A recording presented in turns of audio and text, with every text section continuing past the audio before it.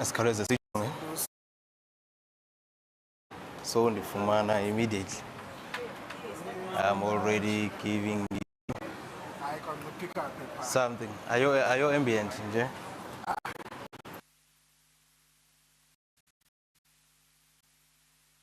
Now. Oh yes. 1, 2, 3, 4, 5, 6, 7, 8, 9, 10. 1, 2, 3, 4, 5, 6, 7, 8, 10. 1, 2. 1, 2. Sure.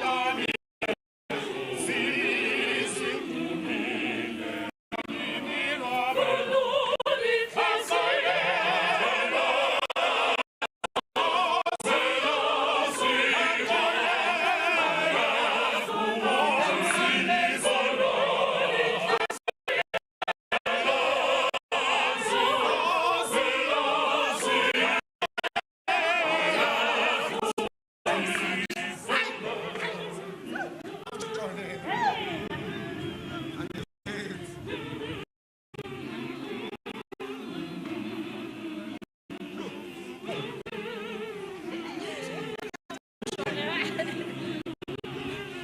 everyone.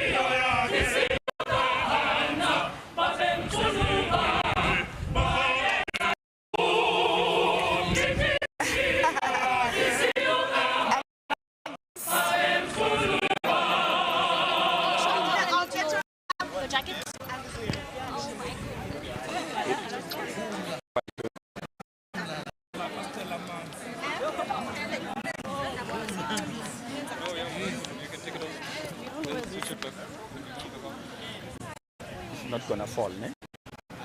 Can I be mic'd? Your phone.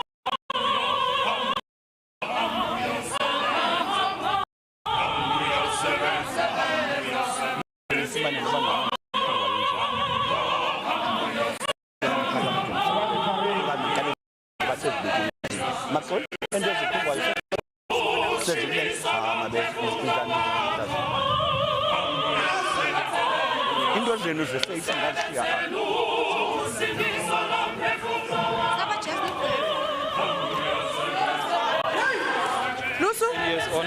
Ubabone untombi umcala azosifoda. Untombi.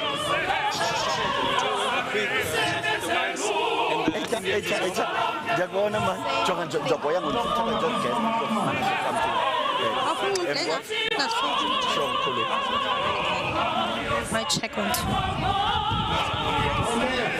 Mine is on.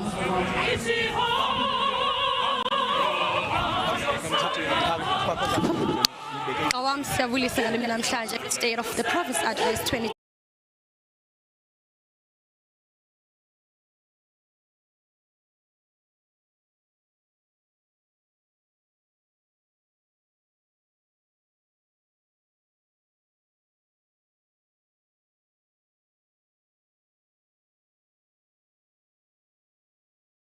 Can you be louder? Cool. I'm saying that stand in a position where if you stand like this, there's so much sun, so I can't see half of your face. So I just stand in a position like you're trying to face me. Okay. Give me this body. Okay. There you go.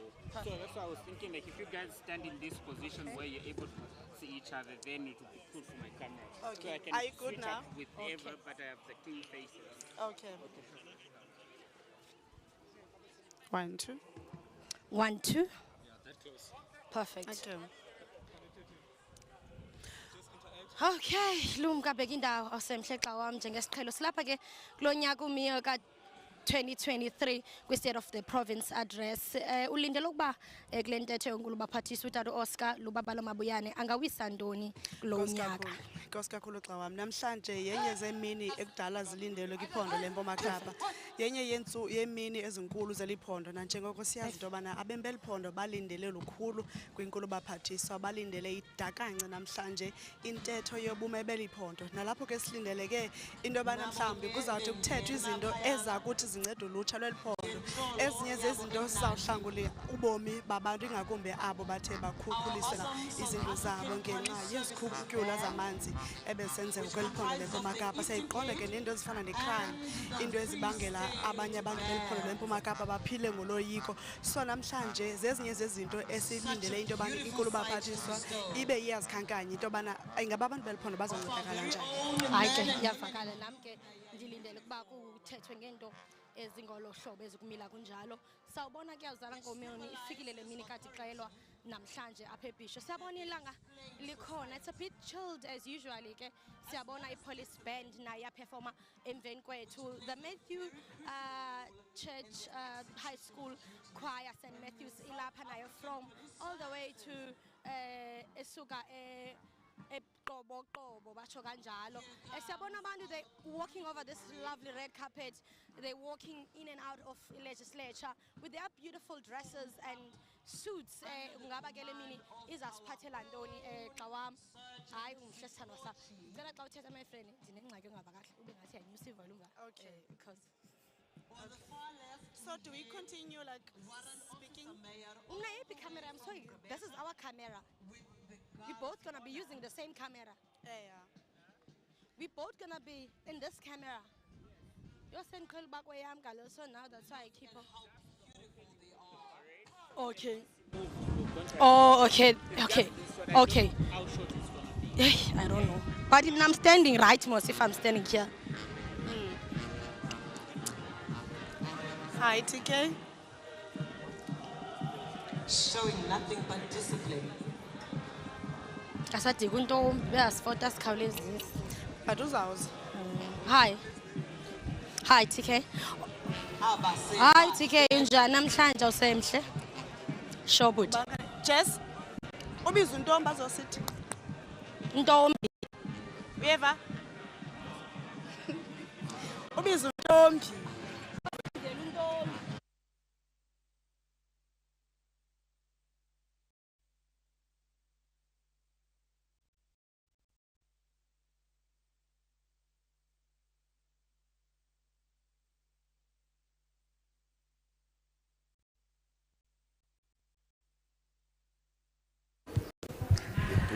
He's responding. TK, how are you doing? Great stuff. And the right, bra.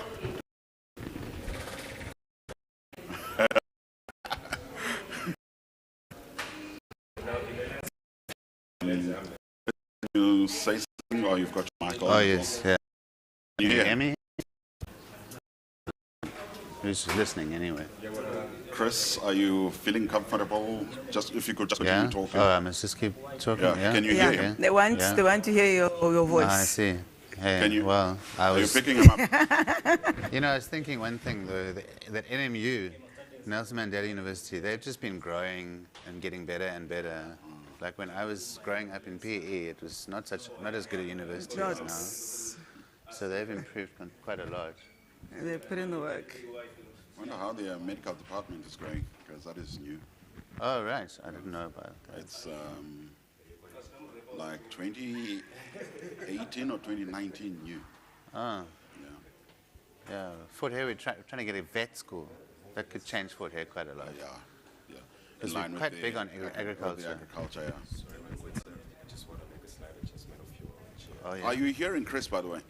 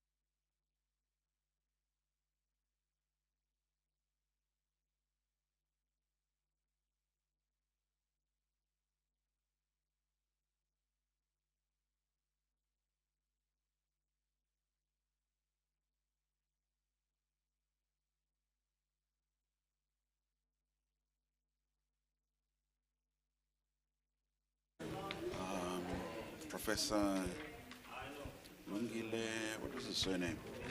He died during COVID. Oh. First wave of COVID, yeah. In June, July. What would you like to hear? What And he would you set like up to the hear from department. us? Yeah, he set it up. And I don't know We if have he had decided to completely keep quiet done and not say anything I this know it had morning. been We are not launched talking. and there were students So already, what but do you? what they were doing is they were guys, getting yo, all yo, the, yo, yo. the Like students green and from yellow. Cuba It's like yo. to do their final Yo. year there. It's like Congo Los Because apparently colors what they right there. get in Cuba is it just falls short of Ah. our levels, yeah. Oh, okay, so they had to do catch up. Yeah, so they have to top it up. And NMU was going to be, that is the plan. But Yeah, some they of them did. are going to Wusu and all over the place, but I think the bulk of them are going to NMU. Oh. Yeah, they have that medical department. They've been expanding it as far as I'm aware.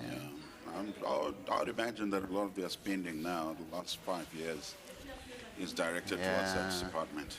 Yeah, that's a good growth area. Because obviously, I mean, we've had Walter Sisulu University for the longest time here, and they're going to come in and want to be and shoot above Walter Sisulu Yeah. University. They're going to try and steal this too. Because we're groggy at the moment. Yeah. We're getting a lot of bad publicity.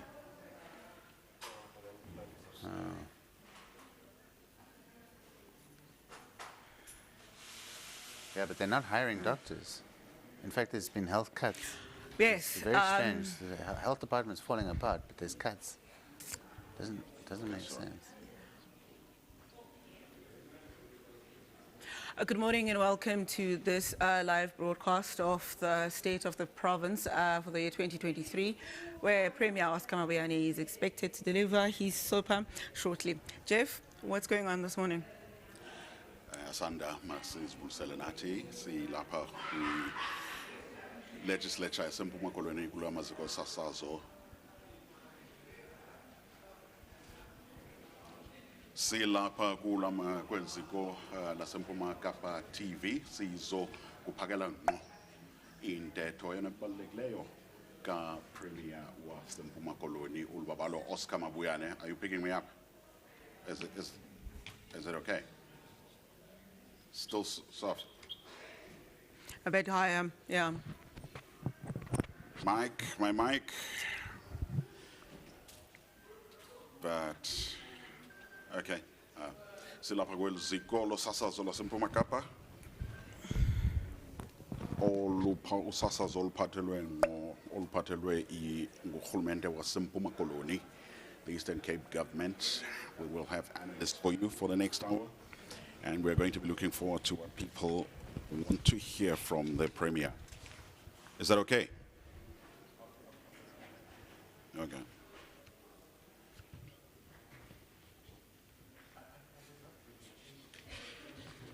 So it's me, and then I'm to you, and you introduce Chris. No, Yeah. I think is it not back to you? Sandy? It's the same order as yesterday, isn't it? Yeah. The opening Yeah, so sequence, it's me, which is Sanda. it's you, and then you introduce. Oh, okay. So Chris will have to. Are we introducing Chris in the first In link? the first, right? Yes, that's what it is, yeah. Sandy?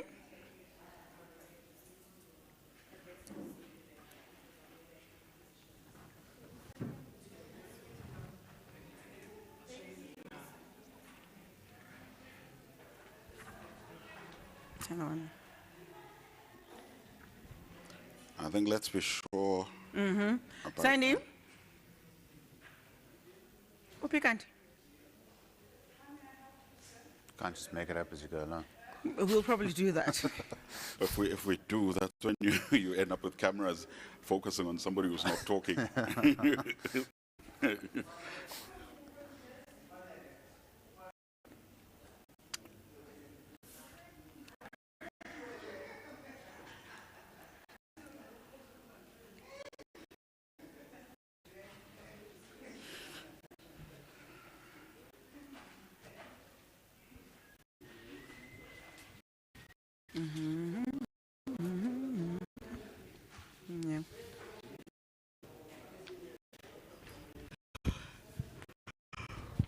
Yeah. Just be sure.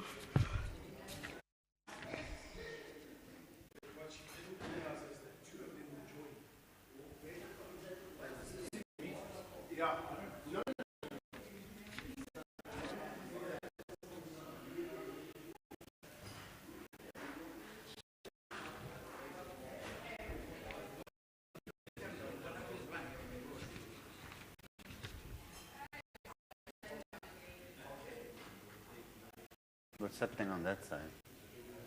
Is that just advertising? It's advertising. When I came here, I thought that there was the band actually About to go. waiting about to rehearsing.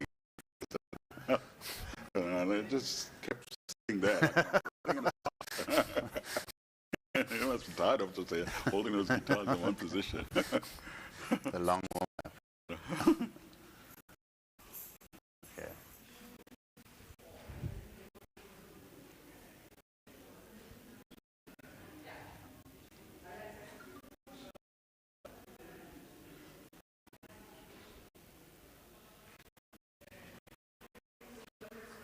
So you're doing this long term, doing presenting for TK? this network? No, TK, Just this today.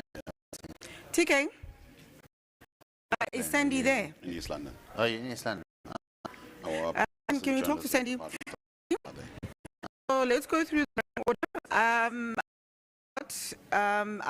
I introduced Jeff, and Jeff, Chris. Field reporters. Yeah, Field reporters first, right? Let me come back.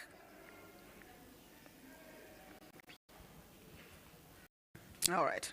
And then from after the reporters, then we introduce Christopher. Okay. Okay. So from the reporters, that's when we're going to start having a studio chat. All right.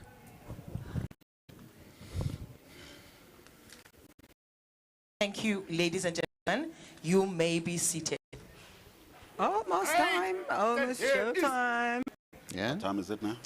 9:55. I now call upon the Honorable Premier of the Eastern Cape, Oscar Mabuyane, inspect the parade. And my camera is the center one.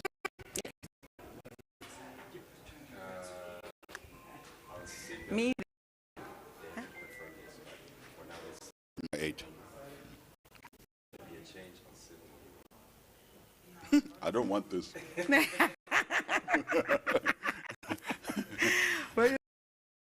Very nervous presenter.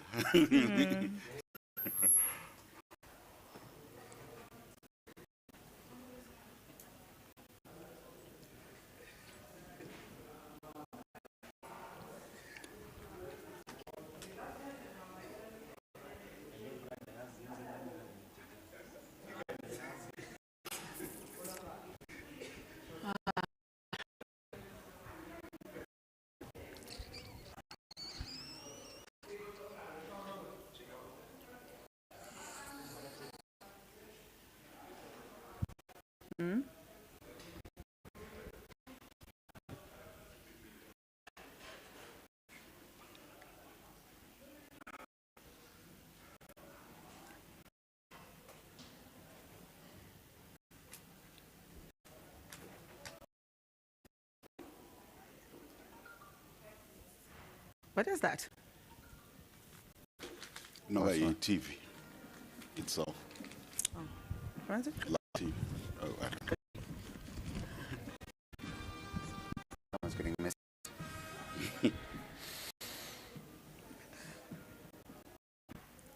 Put this off.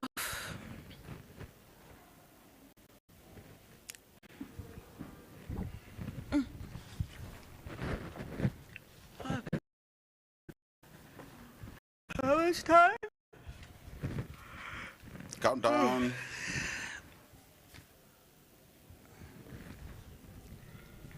Countdown to live, guys. Okay. 3 minutes to air. Chris. Oh, yeah. 3 minutes to air. Okay, okay. How do you, But oh, you're I'll getting it in your ear? Yeah.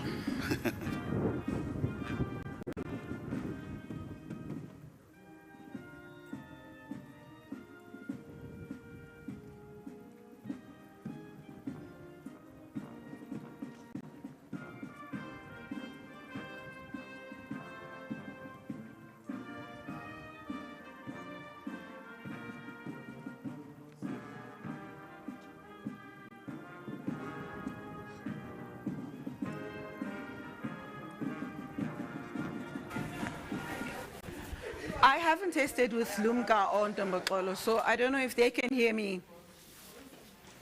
Hello, TK. Lumka, Hi, Asante. how are you doing? I'm doing good, and how are you? I'm great. Ntombokolo, Hi, Azanda. good morning. How's it? I'm good, thanks, and ourselves. I'm good. Can you hear Jeff? Can you hear me, guys? Yes, Jeff. Perfect. Let's How's it do looking this. outside? Yeah, boy. Almost 2 minutes. It's looking windy outside. There's a big storm coming to Mozambique. You know about that? Yeah. I think it's landed today. Is it landing today? Maybe Oh, later today. goodness. So this weekend, be raining this weekend. We'll Maybe only more floods. yeah, I think it'll only hit northern KZN if it comes. Oh, really? Okay. I don't expect it to come unless we get our weekly visits. We arrange. That's a brain recently. Not in PE either. Yesterday, what? I mean, how does PE highest part of this? And you guys are the ones that actually go into this. You live in PE. No, I grew up there. So you travel. I run a research center. Just once a week. How to get into the history?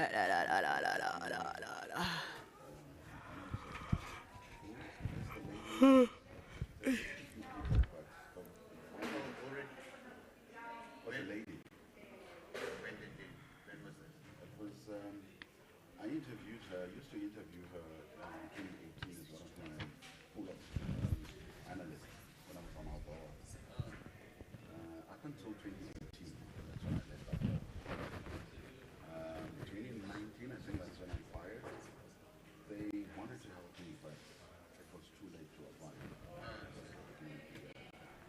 And then when I tried the following year, I said, oh, sorry, that's when the whole financial things going south happened. And apparently, in East London had to move to Alice because they could no longer transport lecturers between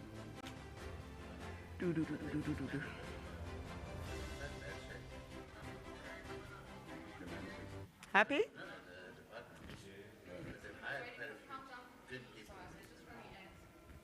is Professor Taylor still there? I'm sure he's retired.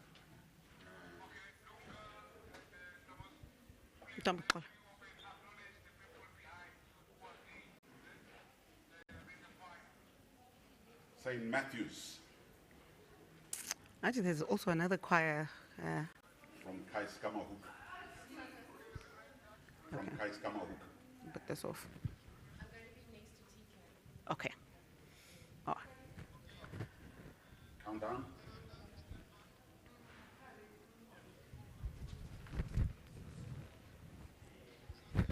Yebo.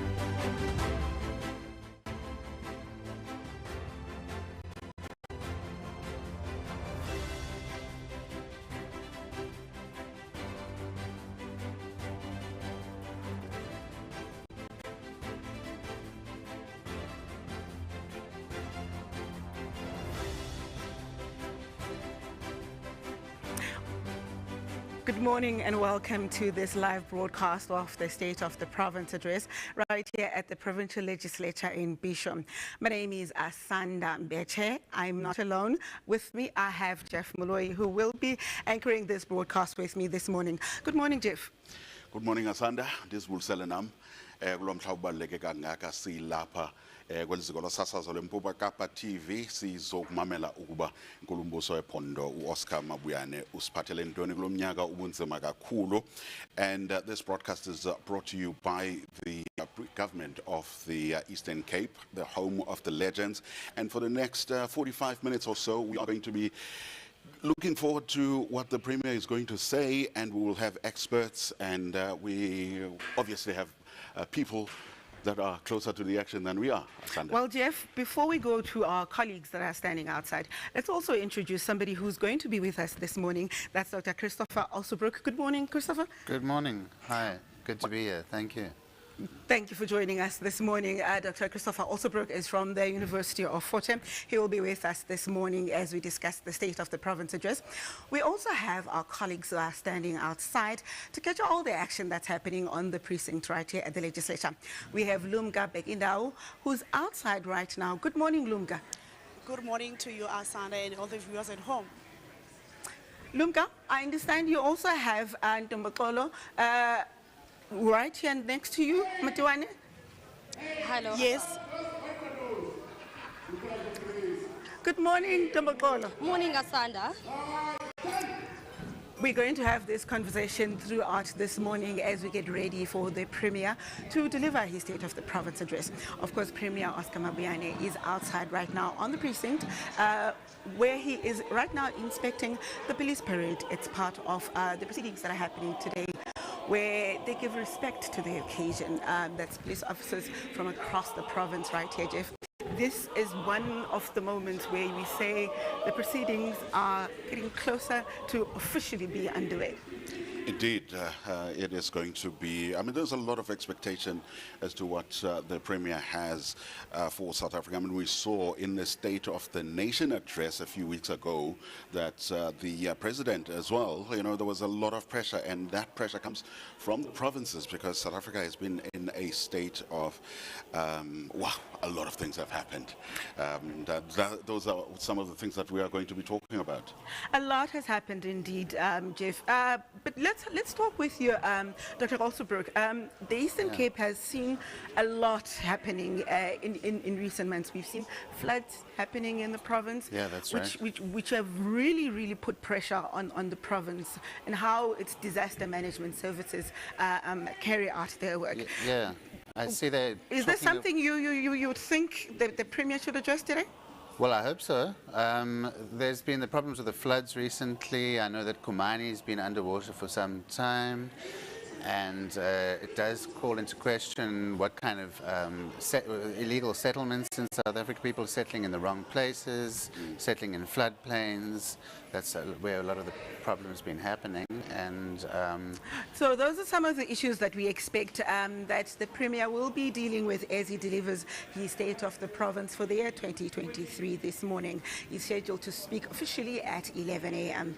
As the Premier inspects the police parade right now, the Speaker of the Legislature, Helen Sauls-August, will then be waiting outside to receive him and bring him into the legislature. From there on, the proceedings will start officially. That right there is the South African Police Service on this occasion to say we are here and to show the fourth police service. Yeah. We have this. So right there you see police officers from different parts, regions of the state. Yeah. We move closer to that as they move, and we move closer to 11 o'clock when the Premier speaks. There's so much to talk about.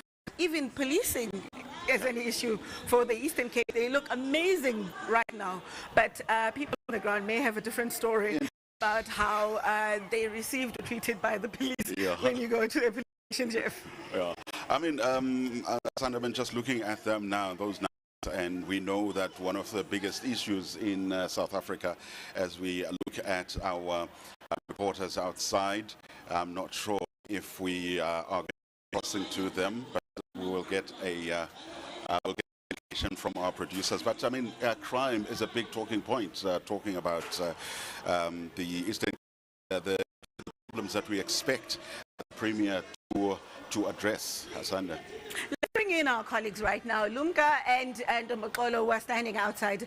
Lumga and Ntombaqolo, talk to us a bit about some of the people that are outside. We saw a choir and young people, beautiful young girls standing behind you. Lumga and Ntombaqolo, talk us through what's happening outside them. Enkosi kakhulu Asanda, sifika apha ngaphanyani nathi i-Eastern Cape Police Choir ekhona la nayo edarishe ayithayo silapha phandle ke siyababona abapha bengena belungiselela ukuba iqale intetho yobume bephondo leMpuma Kapa nekudala ke ilindelekile bayijonge ngabomvu abantu beliphondo nalapho ke balindele into yobana inkulu baphathisa uOscar Mabuyane adaqe ezona zinto umzi nezona zinto zizawuthi ziphucule eli phondo leMpuma Kapa. Sayibona ke nemozulu intle iyabavumela phaa phandle njengosilapha phandle emnyango we-legislature andindodwanga ukhona ukholigi wam abuntomboxolo. Ntomboxolo kholigi namhlanje ulindele ezinye izinto amakakhankanye kuzo unkulu baphathiswa zeziphi ezinye izinto mhlawumbi ozilindeleyo ucinga uba fanuba zizawuthi zinceda abantu beliphondo leMpuma Kapa? Mandibulise umhleli umgaqo wam namhlanje. Let me start by greeting Baba Asanda Mbeche and Jeff Moloi in studio. Let me just compliment the weather first in Bhisho. For the state of the province address, always the weather is sunny. It's either it's chilled. I can see it allows our distinguished guests to walk over this lovely red carpet with their lovely garments, the dresses and the suits. We spotted the deputy speaker, Utatu Mlibo Koboshian. We spotted MC of Health, Umama and Ulunga, as forementioned, the choir that is behind us. Also seen a St. Matthew's High School choir, abantwana basuka all the way from Keskama. Ngoko ke sizawuphinda ke sijonge ichwe zabe siya kwigate ze-security apho kuzabe kuqinisekisa ukuba wonke umuntu olapha ukumele ukuba abe lapha. Asanda, let me throw it back to you, studio. Well, thank you so much. That's Lumka Bekindao and Ntomboxolo Mabuyane, who will be standing outside throughout this morning, giving us some of the action that's happening right now. But they will also be with us after the Premier's speech to give us reactions from the political parties and the guests that are here at the legislature here in Bhisho. But before we move to the Premier, we see now the Premier has completed inspecting the police parade. He's moving to the legislature where the Speaker of the legislature, Helen Souls-August, will officially receive him and bring him into the building where he will make his way to the chamber and to get ready for this session to officially start, and then he can speak. So we're moving closer to 11 o'clock when the Premier officially delivers the State of the Province address this morning. Let's talk a bit, Christopher. We spoke about the issue of floods that happened earlier, Yeah, but we have that's right. areas like the Nelson Mandela region that's struggling with a drought. It's Yeah. not something new, it's been rolling for a period. Do you think that at this stage, the Premier should have something of substance to talk about on how government is planning to address that issue? Yeah, there's a long-term problem with water in the Eastern Cape. At the moment, a lot of the Eastern Cape region has got too much water, and they've even called in the army, apparently, to try and deal with that and to rebuild some of the bridges. But PE has got a long-term drought problem. That part of the Eastern Cape, once this El Nino cycle is moved over, we're going to see less water throughout the Eastern Cape. And in fact, a lot of places, even like Butterworth, you'll see full dams, but they're not getting water in the taps. So that's a matter of infrastructure maintenance. And a lot of the water that is in PE, the very little that they're getting, is leaking out of the system, at But least half of it. Yeah. We see the Premier making his way. He's just been received by the Speaker of the legislature right now. They're taking pictures with some of the dignitaries and members of the legislature that are here. So we are really moving closer to the speech being delivered, Jeff. Yeah, it is indeed.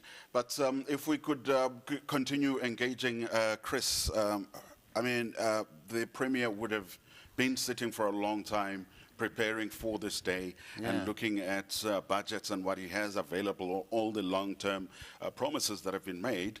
And then the rate of massacres, it just climbs at an alarming rate. And the floods, of course. How much of an effect do you think that those factors would have come in? Well, one of the problems with police is that the police is a national government, so it's not under Oscar Mabuyane's hands, and it's a problem that a lot of provinces have been complaining about, that they've got police under national, and they can't attend to the real problems on the ground. So I'm not sure what they can really do about crime, apart from complain to national to get more police numbers. It seems like we're in an unofficial austerity state at the moment, where the government is cutting budgets on health, cutting budgets on police. But there's no explanation of why that's happening. Is there a fiscal crisis? And as I was saying about water leaking out and maintenance not being maintained, there's also money leaking out of the system. Yeah. So it's not like there's been a shortage of money. In my experience, there's often a lot of money around, and then it disappears. Somehow it gradually filters out to various patronage networks and disappears. You know, Christopher, this issue you guys are talking about policing. Yes. Yeah. The Western Cape has been arguing for the devolution of powers Yeah. from national to provincial and more also to metros for them to be able to manage the budgets for policing. Yes, exactly. It's a tussle that's been going on between the Western Cape and national government. Yeah, the Western Cape's been pushing. But politics play a role there where the ANC, which is at national government, says no, the DA will not get its own powers over policing in the province it governs. Do you think at this stage there really should be a discussion about devolving powers of policing more to provinces and metros? Well, I think so. I mean, at least that's the argument the Western Cape is making. I haven't seen that coming from other parts of the country. It's always a bit of a tussle because at the end of apartheid, one of the big problems was centralization. We had a heavy hierarchical centralized state, and they asked for localization. So we did a lot of localization. Municipalities got a lot of control, and unfortunately, that's been a complete disaster. So our municipalities are folding all around the province. Yeah. As we are looking at and hearing the St. Matthew's choir from Kaiskamahuk at Kobo entertaining us there outside, entertaining the Premier. It's a big day for them. Asanda, if we could maybe just talk, we've been covering these events for years, and it's always important to measure what has happened over the years, from premier to premier, all the different strategies, because making all these promises is one thing, delivering on them is another. What are the maybe long-term promises that maybe we have not seen in this province in particular? I know you've been based in the Western Cape, but you were from here. What are those that we see all the time and we think that, maybe there should be delivery here and maybe not? There isn't. I can recall from back when Premier Makekese Stofile was in power in the province, and that was a long right time ago. down to Premier Nosimo Balindlela.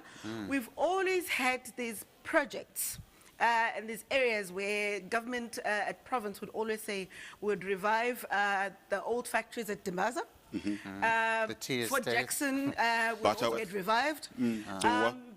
The Umzivu Dam project, the N2 tollgate project. Every year, one administration after another, we hear about how provincial government will be adding resources, but also moving forward. But I drive quite often to Dimbaza, and I can barely see the difference. Yes, you'll see fencing happening in 1 year.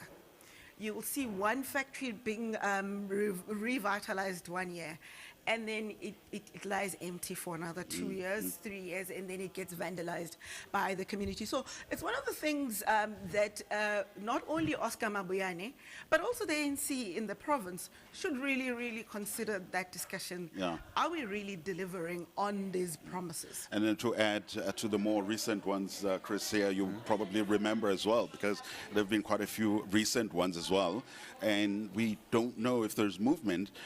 We've been talking about the Dacha plantations, the hemp, always provides excitement at the State of the Province addresses, the Dacha plantations, the legalization of Dacha, and the medical the medical usage thereof, because that is another big source of income. We've been hearing about the tea plantations, and we don't know if there's any movement on these, and well, there hasn't been much movement, for instance, on the cannabis industry. The problem was that there's always been a big cannabis industry in the Eastern Cape, and it's worked very well unofficially, but it seems as soon as it becomes an official thing, the whole thing gets shut down.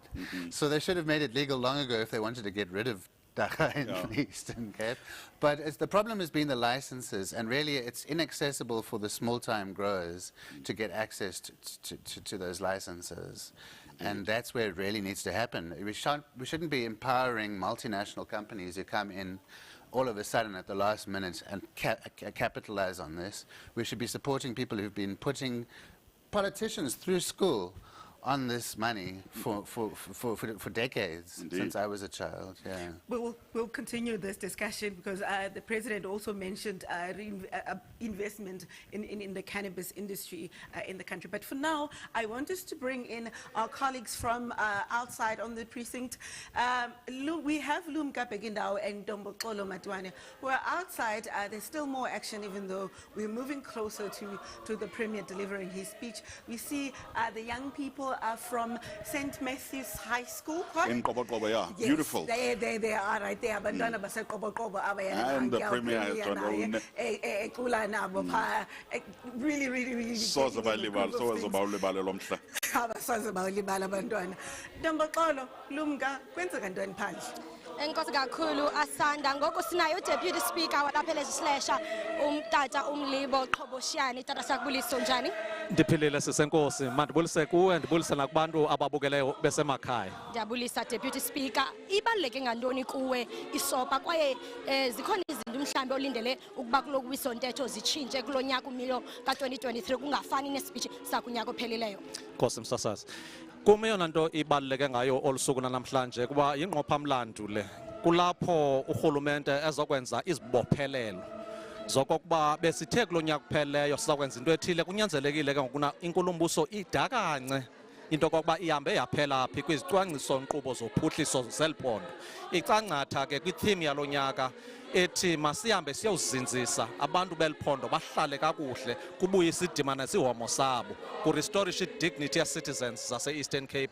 Ithetha ukuthi ke kumlondo ayontetho nje le kuba kumnandi okanye siyenza kuba siyolelwe, intetho le emayihlaziye izazela zabantu abathunywe eburhulumenteni, abantu abathunywe uxanduva lokwenzela izinto abantu, ukwenzela into abantu abahluphekayo, abantu abangaphangeliyo, izibhedlele, izikolo, ezoqoqosho, nababethwe zizichotho, nabangenamanzi njengoba sisazi, kubekho impendulo nethemba elawuthi likhanye enhlizweni zabo.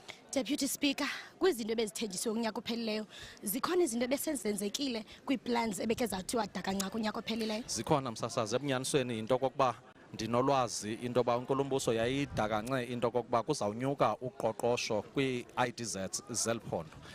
Uzayinika iripoti ebonakalisa into kokuba phaa kwelaa chweba lasengqurha, kwelaa chweba lasemonti zithini na izicwangciso. Uzawusinika i-update ngedimbaza ndiqinisekile ngoomthatha, ngooQuindustria, ngooButterworth, nazo zonke i-rural enterprise, ukuphuhliswa kwamaphandle, uqeqesho lolutsha ngakumbi kule program kapresident. Ingabe iqhuba njani ezikolweni njengoba sibonile nje uba imfundo ithande ukuba bhetele kunemeko ngaphambili, but imeko yezikolo iyehla, ziyaqhekeza, ziyavandalizwa, ubudladlunge buyenyukela. Zizinto esizawufuna ukrwela umgca wenzela uba abantu bakwazi ukuphila, bakwazi uhamba ezitratweni, bakwazi ulala ebusuku. We expect the premier to pronounce solid decisions on those issues. Nansi kwayari yabantwana emveni kwam, Deputy Speaker, kupasiwe ngo-77.3% apha Eastern Cape. Qabaqaba uthi untshu nje kubantwana kulo nyaka uba mabaqiniseke ezifundweni zabo. Ebunyanisweni msasazi sikhuluma-ncele siyavuya kukuthi abantwana noxa besuka ebunzimeni kodwa bekulaa quintile 3 bathi noba baphume ezindlini bengatyanga, noba abazali babo baphangeli, kodwa ithembe lisentliziyweni zabo zezoba they will be the torch bearers of this province. We are so proud of them. Yanga bangangadinwa, bangangatyhafi, bayazi into kokuba up the sky indeed sikhona into ezizakwazi uphumelela. Enkosi Deputy Speaker, ngutata umlibo Qoboshiyane lowo ulapha legislature. Mandizibuyisele kuwe ke asanda intambo estudio ndingatyanga xesha. Jeff, we were having this conversation about the promised investment in the cannabis industry. It's now discussed as an industry, but for the Eastern Cape, it's something that's been happening for generations, where families, communities have farmed cannabis to sell. To send their children to school. Yeah. But now that it's being discussed as a formal industry, as Chris mentioned, we're now seeing investment that's going to multinationals, with less investment on locals. How do you think that issue should be addressed, particularly by the Eastern Cape?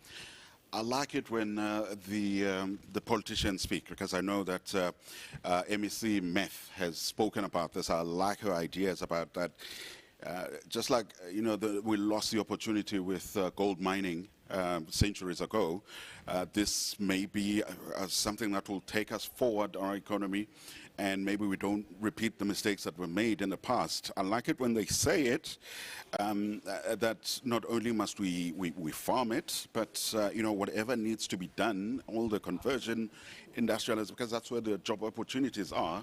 What you do with it, whether you make medication or whether you make clothes, whatever that you do with that industry, that it must be made in the country.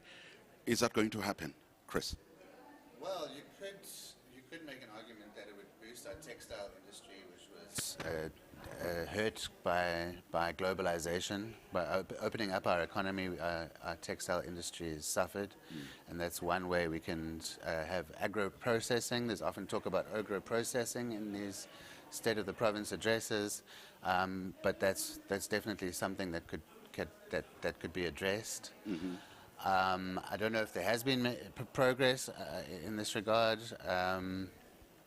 One of the problems, though, is that the regulations are very strict, and so that's why it's really wealthy capitalist investors that are going to be able to profit on this. Yeah. And it's perhaps they need to consider for small-time operators different regulations that could at least help people on the ground. I like what you said, that maybe this is not the time to take it away from the people that have been doing it for years, that it must stay in them because they know how to farm it.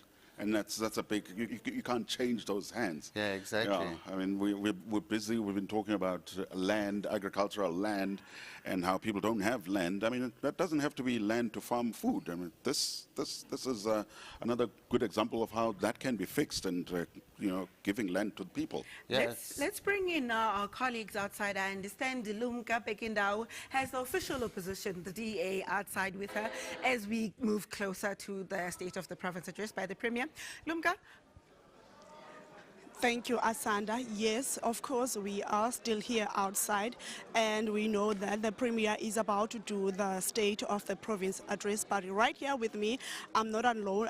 I am with the DA, Mr. Bobby, who is the chief whip of DA. Is going to tell us today about maybe their expectations and also the other things that we will have to discuss with him. Mr. Bobby, welcome to Mpumakapa TV. Thank you. Today, we know that we've been waiting for this beautiful day for the State of the Province address. I know that there are things that you are expecting that the Premier will address today. So, as far as I know, you are only two here, the two members of DA. Where are the other people? Well, thank you for asking that question. Right now, there are hundreds of Democratic Alliance delegates arriving at our provincial congress in Graaff-Reinet. Unfortunately, the date of SOPA was changed from the Thursday to Friday, and it was impossible to change the dates of our Congress. So I'm here as the Chief Whip representing the Democratic Alliance. Oh, maybe you can just, what are your expectations today? Right, my expectations are very simple and very clear. I believe that this government is facing a crisis of credibility. People are looking for concrete action. So what will SOPA mean to a parent who's got a young child with talent and ability who's sitting at home and doesn't have a job? What will SOPA mean to a person who has a dying relative and calls an ambulance that doesn't come? What will SOPA mean to the business owner who can't operate his business and is retrenching people because there's no power? Right. What will SOPA mean to people who are sitting in dysfunctional municipalities where there are no basic services. Thank you so much, sir, because of time. Thank you very much for the opportunity. Thank you so much. All right, now that was the DA Chief Whip who was explaining to us what are the expectations that the DA wants to hear today from the Premier of the Eastern Cape, Premier Oscar Lubabalo Mabuyane. Back to you, Asanda. Well, thank you so much, Lumka. That's our colleague Lumka Bekendao chatting with Bobby Stevens, who is the Chief Whip of the Democratic Alliance, which is our official opposition right here in the Eastern Cape. But Jeff, as we continue our conversation, one of the issues the DA raised right now is when the Premier speaks, he has to talk about things that matter to people every day. The business owner who's struggling to keep his business afloat. The person who goes to a police station and needs to be attended to because issues of crime. But also bread and butter issues, things that affect and change people's lives. Do you think we can really expect much? You know, we were talking about, Christopher had mentioned that it seems we're unofficially in a state of where there's no money flowing to social services. When we move towards the Premier delivering his speech today, do you think we can realistically expect much in terms of money, plans going to everyday issues for people? It's really going to be difficult. I mean, there's something that, it's nice to think about the long-term issues, and there's something that we mentioned. You know, whatever you had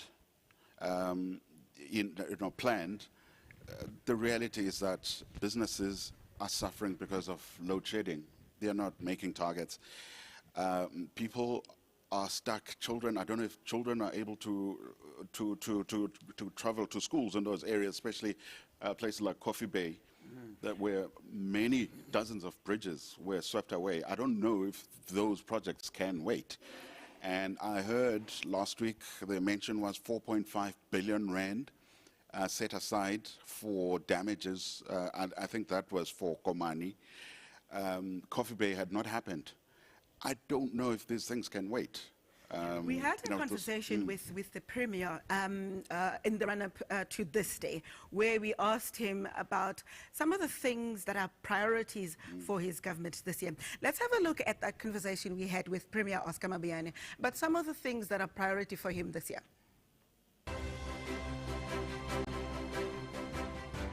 This province has got a huge potential. It's actually a virgin land. It should contribute better in the GDP of the country. So we've got to look at the micro economics part of the challenges that we have, opening factories, and we've been working on that. We've been dealing with some basics around that in actually rejuvenating or resuscitating our Fort Jackson, Dimbaza, etc., Butterworth. We're working around that. So we want to create jobs for our people. There will never be peace if our people are not employed. People must wake up and do something. It will help us to lessen all the crises that we have, crime, abuse of drug abuse, and that we're seeing now, because many young people have got nothing to. Also to look at the issue of education. 55% of unemployed youth in our province are young people without grade 12. Because if you look at it from the system, the education throughput, we lose number of young people who enter at grade 1 who don't finish at grade 12. So we've got to look at that. Doors of learning have been opened. So there should be no young person who is not at school. So education is going to solve a lot of problems for us. The issues of inequalities, you better be looking for a job with qualification than to look for a job without qualification. So we've got to improve the issue of skills development, and we're working hard on that, working with sitters and everyone else. So that's what we would want to see. I can tell you, with the implementation of some key catalytic projects that we've spoken about, Mzimvubu, N2 highway, gas to power, or LNG on the other side.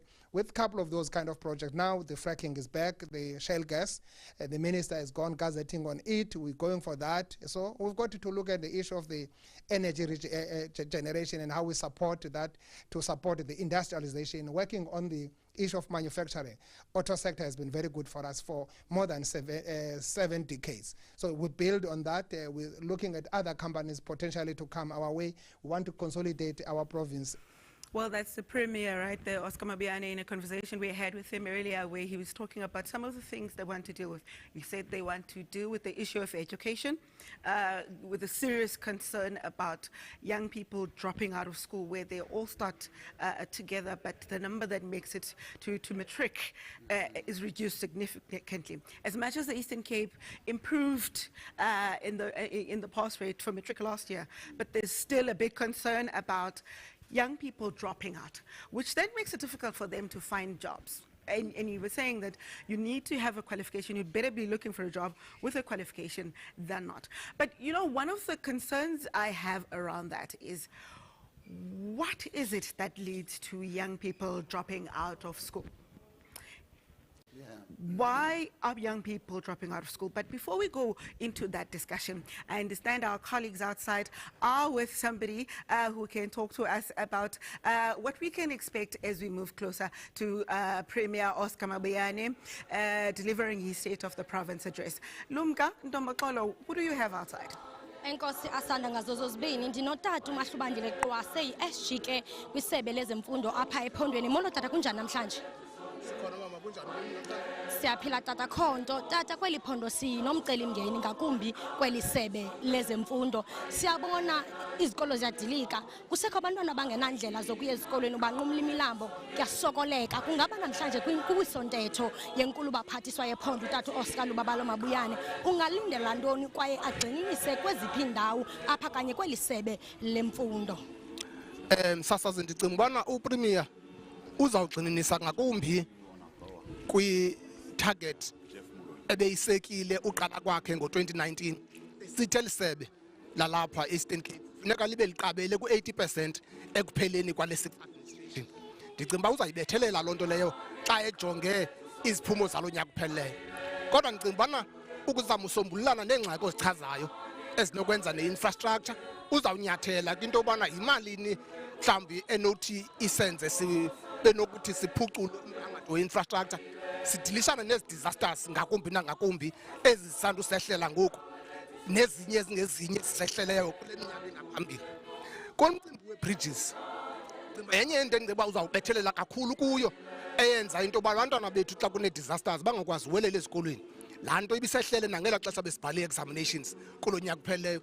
Abantwana bakacaca uba baphantsele kungabhali kuba ezinye ii-bridges ziqhawukile, imilambo igcwele. Yenye into endicinga ubana uzawunyathela kuyo ukwenzela uba i-education system yethu ikwazi usebenza ngendlela. Enkosi tata, siyabulela. Lowo ke bingutata uMahlubandile Qwase, yi-SG ke ephuma kweli phondo leMpuma Kapa, iphondo ke lalapha kule legislature eliphantsi ke kotata uOscar Lubabalo Mabuyane. Iyatya ngaxesha ke asanda. Back to you in studio. Well, thank you so much, Ntombaqolo. That's Ntombaqolo Mabuyane, who's just speaking to Mahlubandile Qwase, a veteran of the ANC in the province. Jeff, we can see right inside the chamber.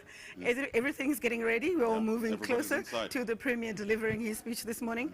But our number has grown. It's not just you and I and Christopher this morning.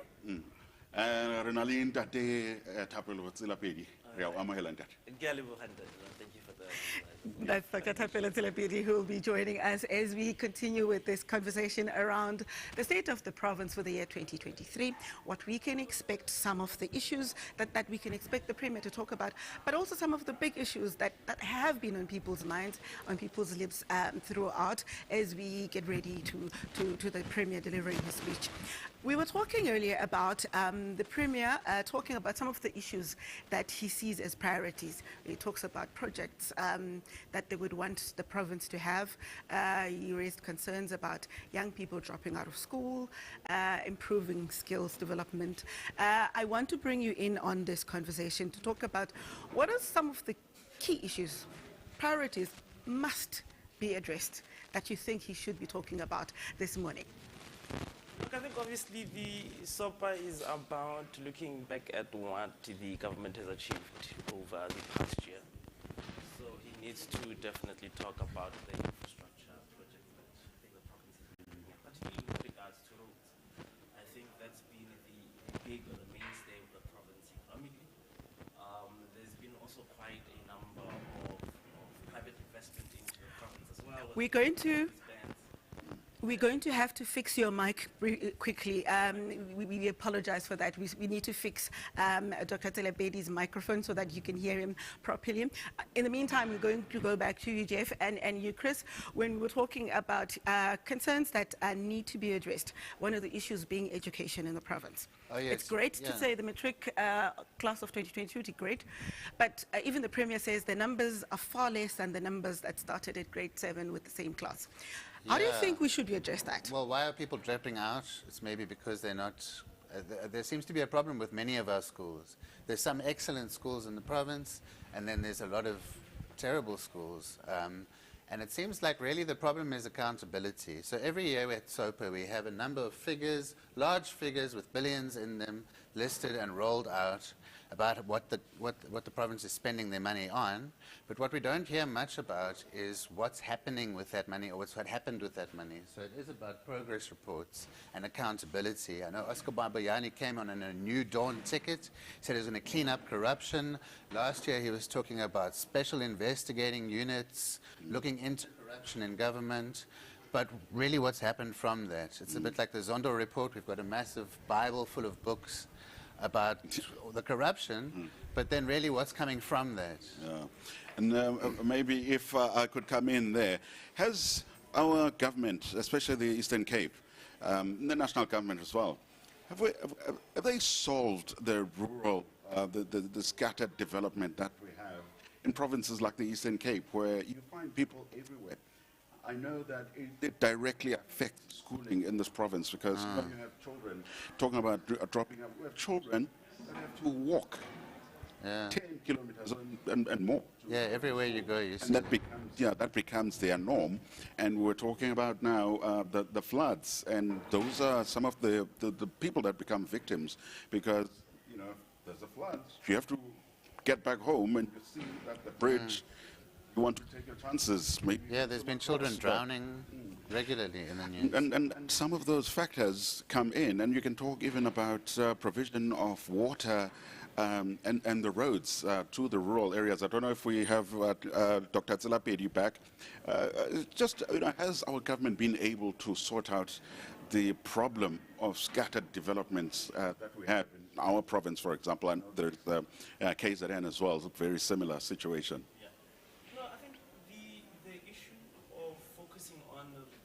Road infrastructure is quite important, obviously linking up different towns that are quite scattered. There's obviously the issue of around gravel road that I think he's addressing in that regard. But obviously you have to understand that I think the Premier is obviously presiding over a province that with low levels of development, sort of a rural province as well. So I think there needs to be an addressing of very basic services. And I think there are attempts in that regard, but obviously, you know, we don't, of course, see what you talked about earlier, issues around corruption that's not been quite tackled. So I think he needs to speak on that. I think you are quite right, especially the sort of level of uneven development in the province, whether there is a network in a particular area, or there is no network, Wi-Fi and all of that. I think there needs to be addressing of all of those issues. So that's certainly one of the issues that he should be able to speak on. But given also the private sector development in the province, as we saw with last year's speech, I think there would be sort of investment into those areas as well. We talk about the issue of corruption, and Christopher also mentioned it. Earlier, Jeff, you spoke about money, disaster relief funding that was supposed to come for fixing roads after the previous floods. Last year's floods, which happened in this province, in KwaZulu-Natal and other provinces as well, when we spoke to the MEC for Kokta, it said the province was expecting 1.2 billion rand to come from national government for relief, disaster relief, in relation to last year's floods alone. That money is expected to come in February once the national budget is tabled. But then there are concerns. What will happen to the money? Will those low-lying bridges be fixed? Will those roads be fixed? Should there be more focus on whether that money does what it's supposed to do, or it ends up in somebody's back pocket? How do you think, Christopher, the Premier should be addressing issue of policing of public funds? Well, there's been investigations. I don't know what's taking so long with prosecutions, or why it's not made public. We're not really. One thing that's a problem with the state of the province address is we don't get a frank assessment of what are the challenges. There's a lot of successes, but on the ground we know that there's serious problems in the province. So the question is why isn't that addressed? Why isn't that shared with us? What are the challenges? What is holding back development? Yeah, and while you're talking about that, I mean we keep making the example of the Joe Gabi municipality, where people are not. It's Joe Gabi command. There's this standoff right now between national government and the municipality, whether that municipality is going to come under administration. And now you're thinking that these people are due to be receiving all these funds to fix what has been damaged infrastructurally and all this money because of the floods. Who's that money going to go to? Who's going to administer it? You know, whose hands? Is it going to be the national government or this municipality that is so discredited that has been, because it's been, the floods came when there were daily demonstrations in Komani. Yes, when we spoke with the MEC for Kokta, Azolile Williams, he said after the visit by the National Minister for Kokta, Dr. Nkosazana Dlamini-Zuma, they went to visit the area and they went then back to Cabinet to give a report. So it's a matter of when Cabinet makes the decision to put that municipality under administration. And as you're saying, who then handles the money that's supposed to fix the work there. But Tapelo, I want you to come back in here on this issue. You raised the issue of a largely rural province. And when we're talking about issues like this, where money is due to go to fix gravel roads that were washed away by floods, what are some of the things that need to be happening right now? People need some communities are still cut off. What are the things that the provincial government need to do right now so that people can continue with life? A person can go from their village to town, to school? I mean, look, obviously, like I talked about the issue around the programs around road infrastructure. There is the scholar transport system. I think the province has also spoken about. That's been obviously a heavy toll, I think, for the province. If you look at the previous addresses, in terms of the immediate relief, you know, at some point, obviously, within the executive, people, us being outsiders, we're not able to obviously monitor some of these, how the financing is done. But I think the sort of internal mechanisms, you know, whether it's the AG, or whether it's the CFOs who look at how all of these things are spent. But obviously, immediately, it's to make sure that people do have their livelihoods, that houses are rebuilt, that they're able to have adequate, obviously, hospitals, services that are able to address some of whether psychological, but obviously health implications of what may have happened after the floods. Those, I think, are the most immediate pressing issues that the provincial government will have to focus on. Xa ujonga wena Jeff, njengoba namhlanje sithi imini enkulu kusoyiphondo. Abona bantu inkulu kubo le mini ngabantu beliphondo, abantu abalindele inkonzo kurhulumente. Mhlawumbi ngokwakho ukubona zeziphi izinto abantu abalindele into yokuba xa ithetha inkulumbuso namhlanje ubomi bam funeka butshintshe ngendlela ethile. Yabona ngoku asanda bezikhona izinto yabona ngoku wonke umuntu ufuna umbane ngoku yabona into ngabikho kombane number 1 because imisa yonke into uthi ngoku ubustrugglisha ulapha kustrugglisheni yabona lento ba ngoku uzingazuba nombane ngoku kuphele 8 hours 9 hours nambane kwabanye ungabuyi nokubuya nakulo xesha kumele liphele shedding ingxaki zakho ngoku i-reserves obunazo ngokwasezimalini ziyehla ngoba kufuneka ngoku uchithe imali obungazuzichitha because abantu i-fridge zabo bezinokutya kuyabola. So incitho leyo abantu bengakhange bazilungiselela uba bazawuba nayo. So into yombane ngu-number 1. And then ibe imisebenzi uba nalo mali izawuvela phi nayo ngoku because abantu abaninzi kweli phondo eli siyalabazi. Sithetha ngabantwana uPremier bethetha ngabantwana afuneka babe ne-skills.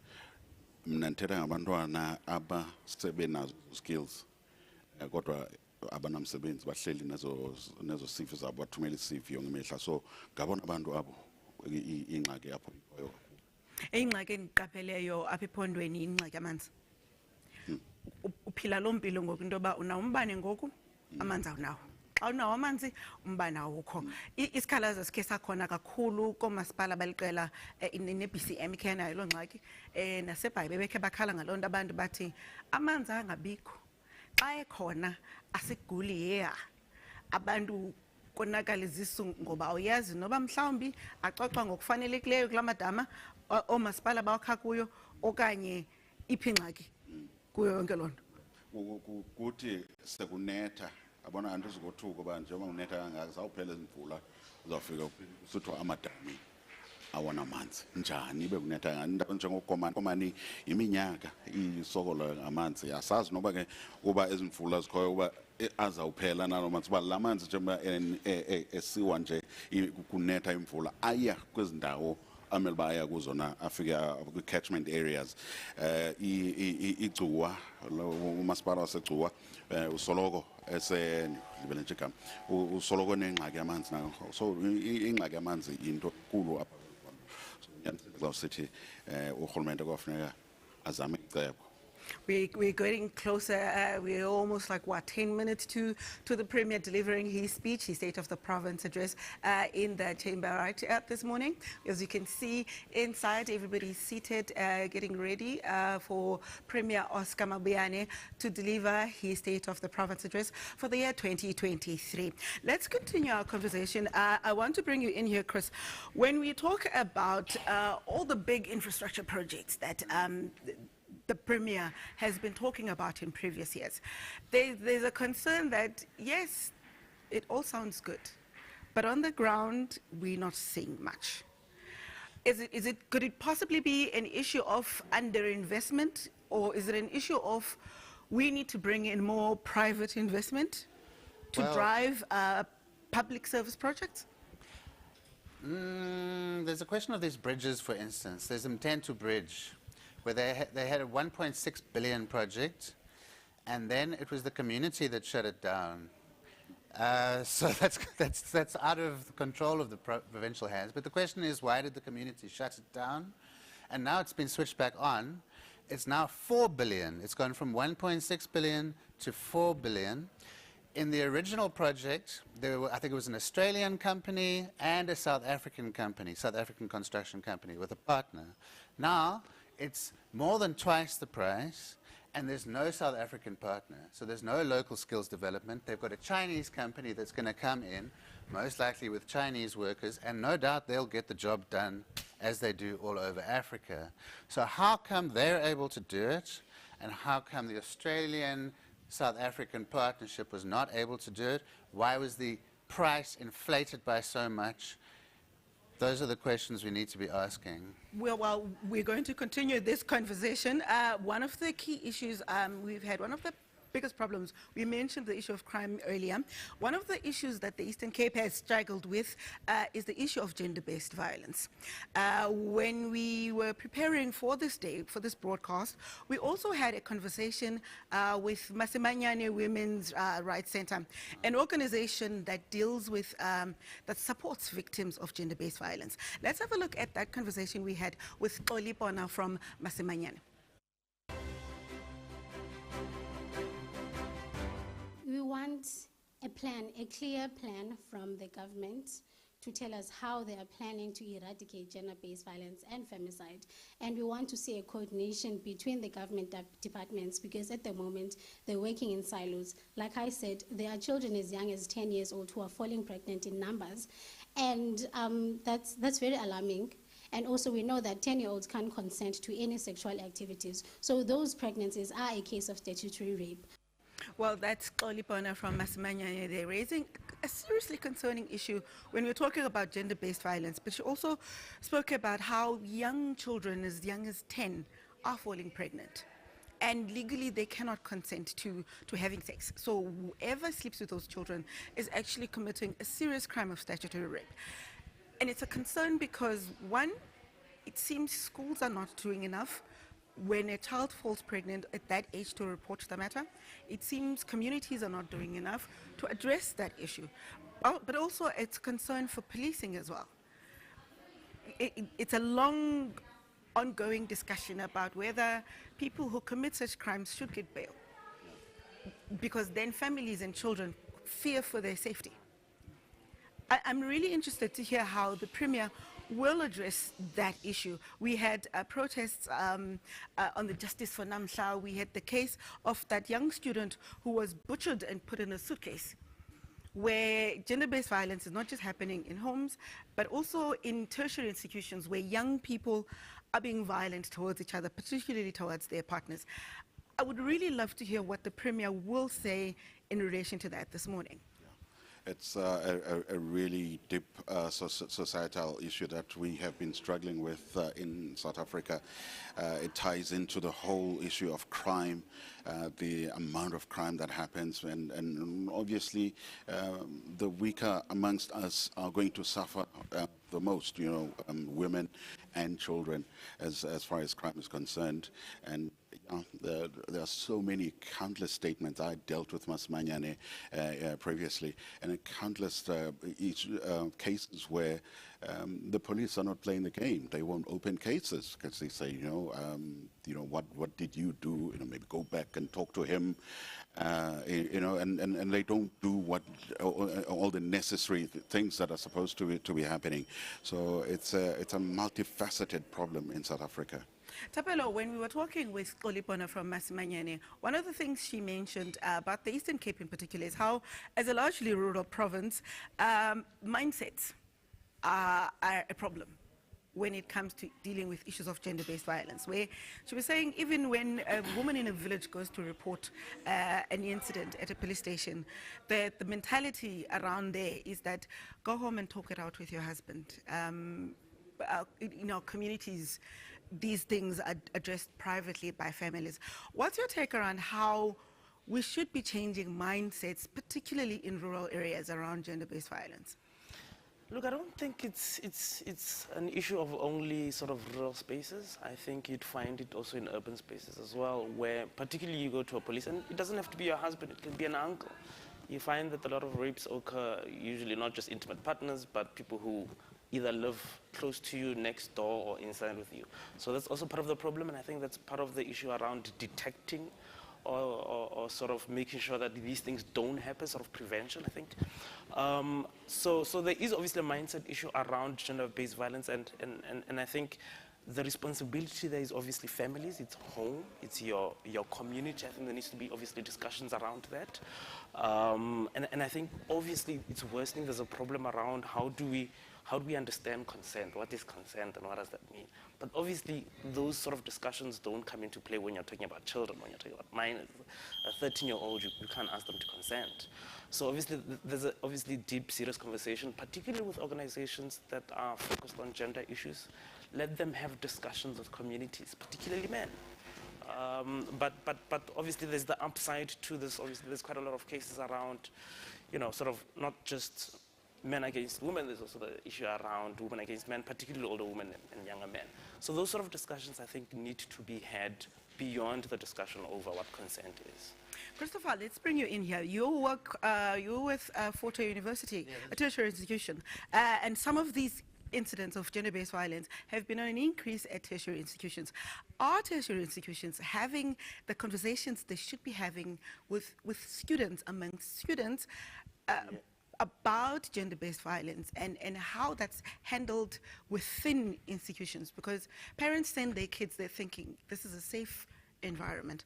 Are tertiary institutions having those conversations? It's definitely, well, certainly at Fort Hare, there's been a total change at Fort Hare since over the last 5 years, where 5 years ago there was no policy on harassment and gender-based violence. There has now been a policy. It's quite a strong policy.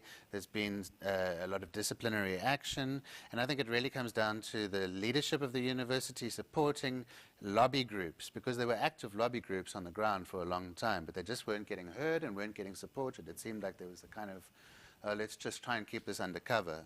And I think by frank acknowledgement and bringing it out into the open, instead of being ashamed of what's happening, make it public, make it loud, and then that will put people in a corner. Well, we see we're really moving closer to that moment right now. The Speaker of the Legislature, Helen Sauls-August, walking into the chamber right there, also welcoming the Premier into the chamber. So we are really moving closer towards the official start of this session, where the State of the Province address for the year 2023 will be delivered by Premier Oscar Mabuyane. Jeff? And as we see there, some of the symbols there, the Nopkiri Gudu that is being held there with many connotations. Of course, the Gudu is being a sign of defense in the African sense, as we're looking at Lubabalo Oscar Mabuyane, the Premier, as is about to talk. When you see right there, that's the moment of prayer that happens before the session starts. Let's go to the chamber right now, where the session is officially getting underway. Honorable members and guests, can the noise just subside in the chamber? Thank you so much, honorable members. Before we commence with the business of the day, may I take the opportunity to lay down some ground rules that will assist in facilitating our sitting. Members are once again reminded that this is a formal sitting of the legislature, and therefore all the standing rules of the legislature applies. Members and guests, please keep your cell phones and other devices on silent right throughout the proceedings. These proceedings are streamed live on YouTube, Facebook and Twitter of both the Eastern Cape Provincial Legislature and the Office of the Premier, and 22 Eastern Cape community radio stations, as well as Mabuyane FM, to accommodate those who could not be accommodated within the precinct today. Furthermore, these proceedings are broadcast live on Mpumakapa TV as well as ENCA. Honorable members, just to note that the Sergeant-at-Arms will just deal and note those who are not dressed in accordance with Rule 79.1, and they will then be handed over to the Ethics Committee. At this particular point, we need to acknowledge our guests. We have a huge variety of guests that is here. The Premier will acknowledge those specific that have come as per the invitation of the Speaker of the Eastern Cape Provincial Legislature, and also by invitation of the Premier of the Eastern Cape Government. Our kings and queens that have graced us here, you are most welcome. The Provincial Commissioner that is with us, members of the Provincial Legislature that is here with us, the leaders representing the Khoi and the San Contralesa and the traditional leaders, our judiciary that is led by Judge Bhisho. Welcome our ministers and deputy ministers, the National Chief Whip. Welcome back, Honorable Pemi Matudina. A special welcome to you. I think everybody still misses you in the house here. The consulates that is with us, you can just raise your hands. Everybody can see the consulates that is sitting here. I can see that they are there with us. Also the troikas of the metros and the district municipalities, if you can raise your hands, the mayors, deputy mayors, speakers, all local municipality, the mayors that is here with us, the chapter 9 and 10 institutions and SALGA that is with us, our broad legislature stakeholders that we have invited, and those are from the sporting fraternity, from the specific schools that we have invited, our child ambassadors, those that have entered conversations and dialogues dealing with issues that is affecting young girls and also the young men's parliament that we've had, our radio and pre-SOPA publicity winners seated at the gallery. Where are you seated? Can you put up your hand so that we just see you? Those that have phoned in and answered some questions and won them a seat here. It's the first time. Welcome to the legislature. And they are telling me that they did their homework before calling in. Oh, there they are sitting. Yes, thank you. Can you give them a round of applause? As well as we have learners from Ebenezer Majombozi, yes, as well as JS Kenjana, the school. Where is the principal and the learners? I'm not quite sure. They should be sitting that side. Yes, can we also give them a round of applause? Yes, welcome. We are pleased that you have decided to join us today, and we hope that you will enjoy this very, very important tabling by our Honourable Premier for the State of the Province Address. It is always an important event on the calendar of the legislature that this legislature can invite the Premier to come to the legislature and table the State of the Province Address, giving us direction where government is going, and then we as the legislature have the onerous responsibility to make sure that we then oversight vigorously those commitments that is made in the State of the Province Address. Let me first allow the Secretary to make a few announcements, and I hope everybody has settled down and we are all ready for this, but I think just a few House proceedings and a few issues that Secretary needs to table. Thank you. Over to you, Secretary. Guests are required to remain in their seats for the duration of the address by the Premier, and where there is a need to move out, this must be done with no disturbance. Number 2, all cell phones must be switched off or put on silent for the duration of the address. We also plead with our guests to refrain from using a camera flash when taking videos or pictures inside the house. Lavatories or ablution facilities for guests are situated in the gallery. There is the men's one on my right and also the ladies' one on my left, and provision has been made in terms of water provision. As I've announced earlier on that we have a challenge with water, but these ones can be utilized by those that are not able to reach. The provision of ablution facilities that has been made right at the back in the parking area. There are ablution facilities that have been, mobile toilets that have been situated there for everybody. At the end of I must also mention that we do have our protocol staff that will also assist and guide people to the facilities. At the end of the address, guests are requested to remain seated until the procession of the Speaker and the Premier has left the chamber, and until protocol and security staff indicate that the doors are open. We also have emergency exits that are behind the Honourable Speaker, also the main entrance to the chamber, and also on the public gallery on my left and on my right there are exit doors, and should there be a need to evacuate in case of an emergency, there are evacuation marshals that are situated just outside that will assist people as they exit. Thank you. Thank you, Secretary. I just made a few omissions and I would like to correct that. The First Lady is also in the house. How can we forget that? Mrs. Mabuyane is with us. I'm sure also here today to celebrate the birthday of the Honourable Premier. I'm sure he will have a whole day celebration today. We can give a clap of honourable members.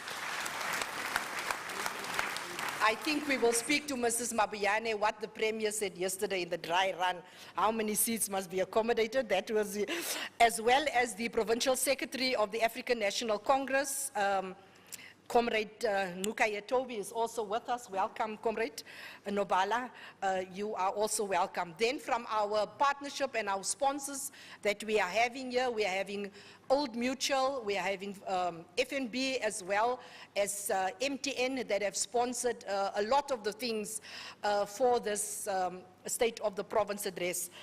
So we also acknowledge your sponsorships in that regard, and welcome for your representatives that is here today. Now, I think I have included everybody that I have left out. I will now ask the Secretary to read the order of the day, and members just to understand that we only have the one order of today. Over to you, Secretary. Address by the Premier of the province. I now call upon the Honourable Premier to address the House. Honourable Oscar Mabuyane.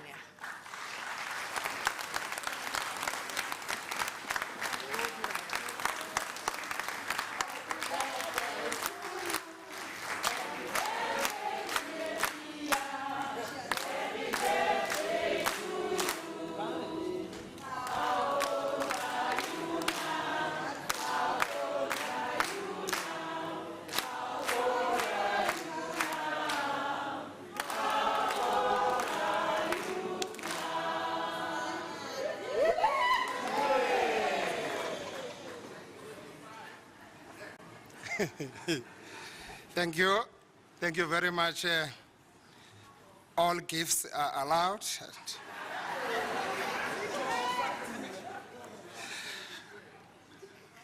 I'll definitely declare.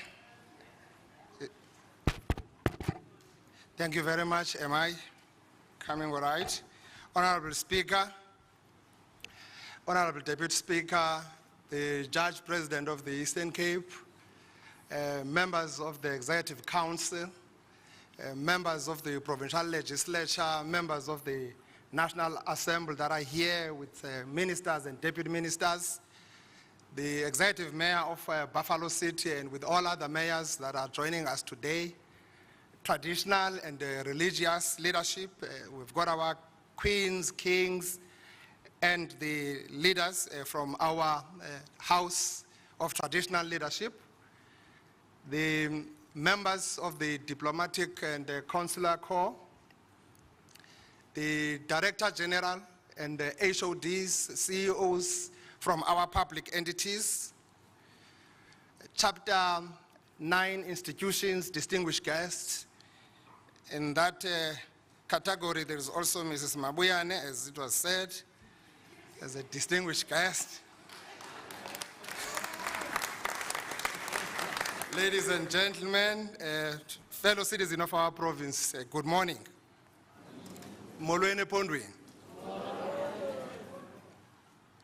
Somlomo masibulele elithuba usinika lona lokokuba size apha kule ndlu sizowutakanca intetho yobume bephondo.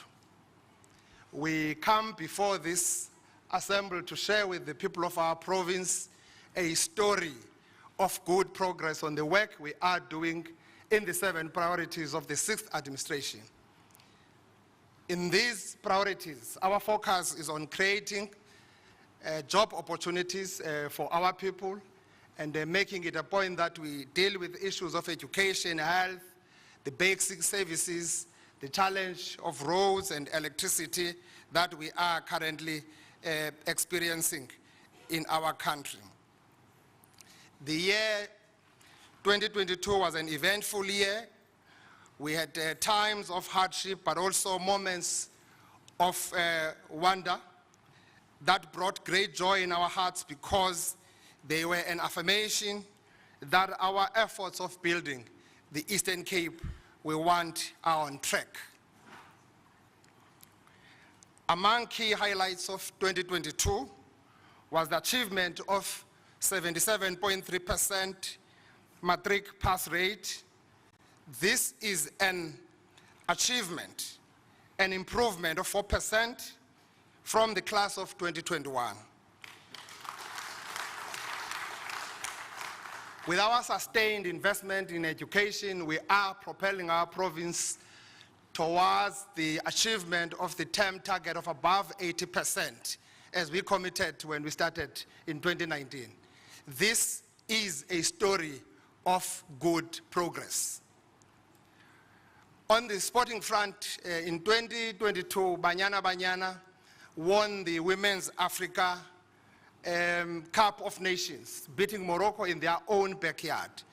In that conquering Banyana team, there were 6 young women from our province: Melinda, Khadiet, Kolosa, Biana, Sibulele, Olweni, Bambani, Bambanani, Mbane, Kaylin Swartz, and Robin Moodley. Enkosi maqobokazana, ngoba siyayazi amaqobokazana angalala endleleni siboyazi ba kunyembelekile. Siyabulela ke for putting the name of our province on the national and continental map. You are an inspiration to many young girls who want to take up sport as a career. We also wish Akona Makalima all the best, as she will be flying the South African flag high as a referee at the 2023 FIFA Women's World Cup. She will be the only South African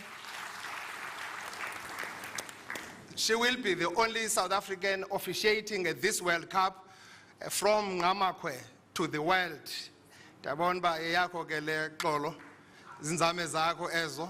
From Ngamakwe to the world, sithi ke hamba ungemi Magambo. We started 2023 with a bang as the Sunrisers Eastern Cape cricket franchise won the inaugural SA T20 championship 2 weeks ago. This beautiful trophy, which we should be able to see very soon around us, is indeed an affirmation of the good work that is done by sons and daughters of our province. In the public gallery today, we are joined by the coach, Adrienne Beryl, and the executive management of the team, represented by Vice President Ms. Siva and General Manager Ms. Srinath. We take our hats off to all of you as a collective in that team.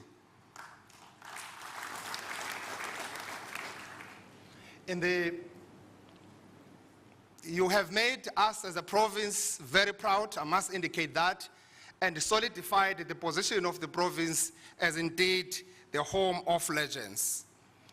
Honorable Speaker and honorable members, fellow citizens, we are also had moments that dampened our spirits in 2022. The saddest of them all was the tragedy that struck in our province when 21 young people lost their lives at Enyobeni Tavern in Scenery Park. We commend the people of our province for the overwhelming support you have offered to the families who lost their children in that tragic incident.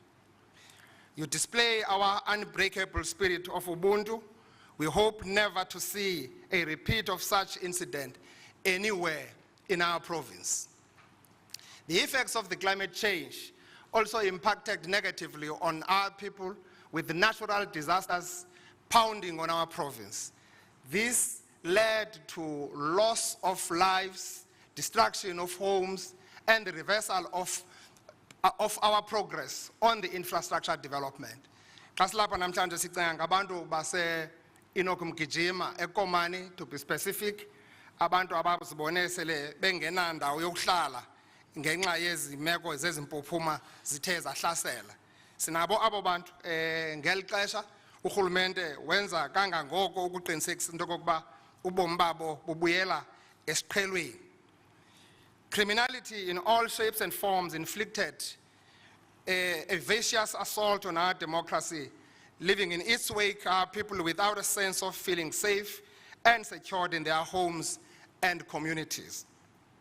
We witness heinous crimes of mass shooting and killings in some parts of our province. Sicinga ngabantu base New Brighton, sicinga ngabantu base Tanzeka phaya eBhityi eMthatha, nabantu bezinye indawo ezifana noMqhekezweni, oQuthubeni, njalo njalo, indawo ezithe gqolo zizibona ziphansi koxinezelelo lezigebenga nezigilamkhuba ukungcungcuthekisa ubomi babantu bakuthi. Despite these setbacks, we consider 2022 as a year of tremendous progress towards the fulfillment of 2019 electoral mandate. Our story of good progress begins on the economy because it is the key piece in the puzzle of poverty, unemployment, inequality, and that we are trying to solve.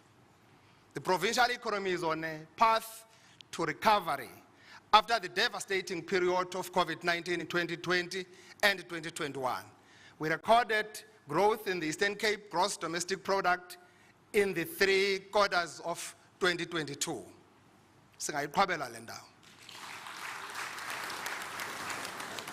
Thank you. As a result, the number of employed persons in our province increased by 144,000 between the Q3 of 2021 and Q3 of 2022.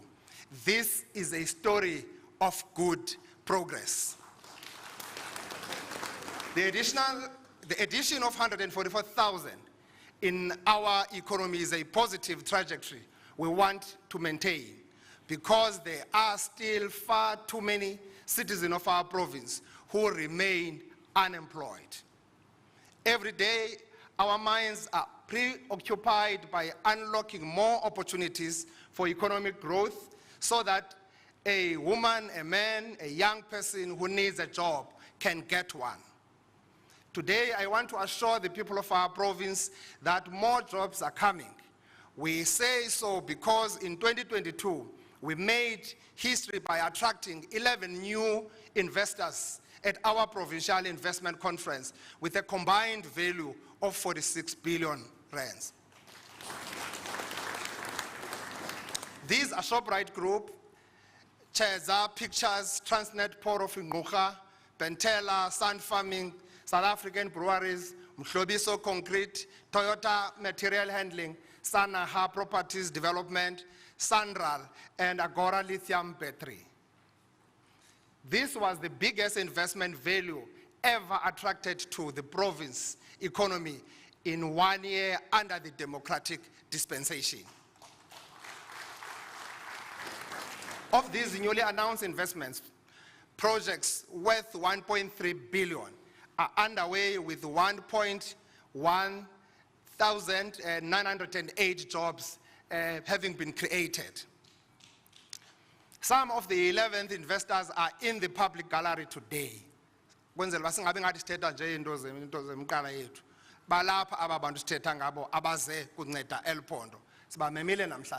Join me, honorable members, in acknowledging their contribution to our provincial economy with indeed a solid round of applause. Where these investments are located, our people have jobs. That's a fact. They earn salaries and can put food on the table for their families. That's very important for us. Last week, I visited South African breweries, Ibai Brewery, where they are investing 510 million for plant expansion that will lead to more jobs. That matters most because we must change people's lives. We cannot be preoccupied with paper shifting. We should be all out to ensure that we lure more investors to our shores. The new investment we received in 2022 take the cumulative total of the 6th administration to 171 billion. As a result of these investments, 21,664 people in our province are now employed in various sectors of our economy. This is a story of good progress made possible by decisive action we have taken to change the economic trajectory of our province. To sustain the momentum on economic growth and job creation, we need more investors to locate in our province.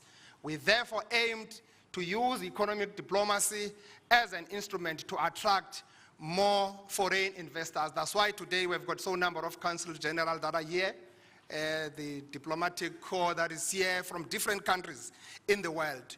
The European support, the American support, Asian support. There are such ambassadors here. I can talk about Ambassador of Singapore. I met them when I went to the State of the Nation address, about 10 of them under one roof, because we must begin to talk sense to the international economy.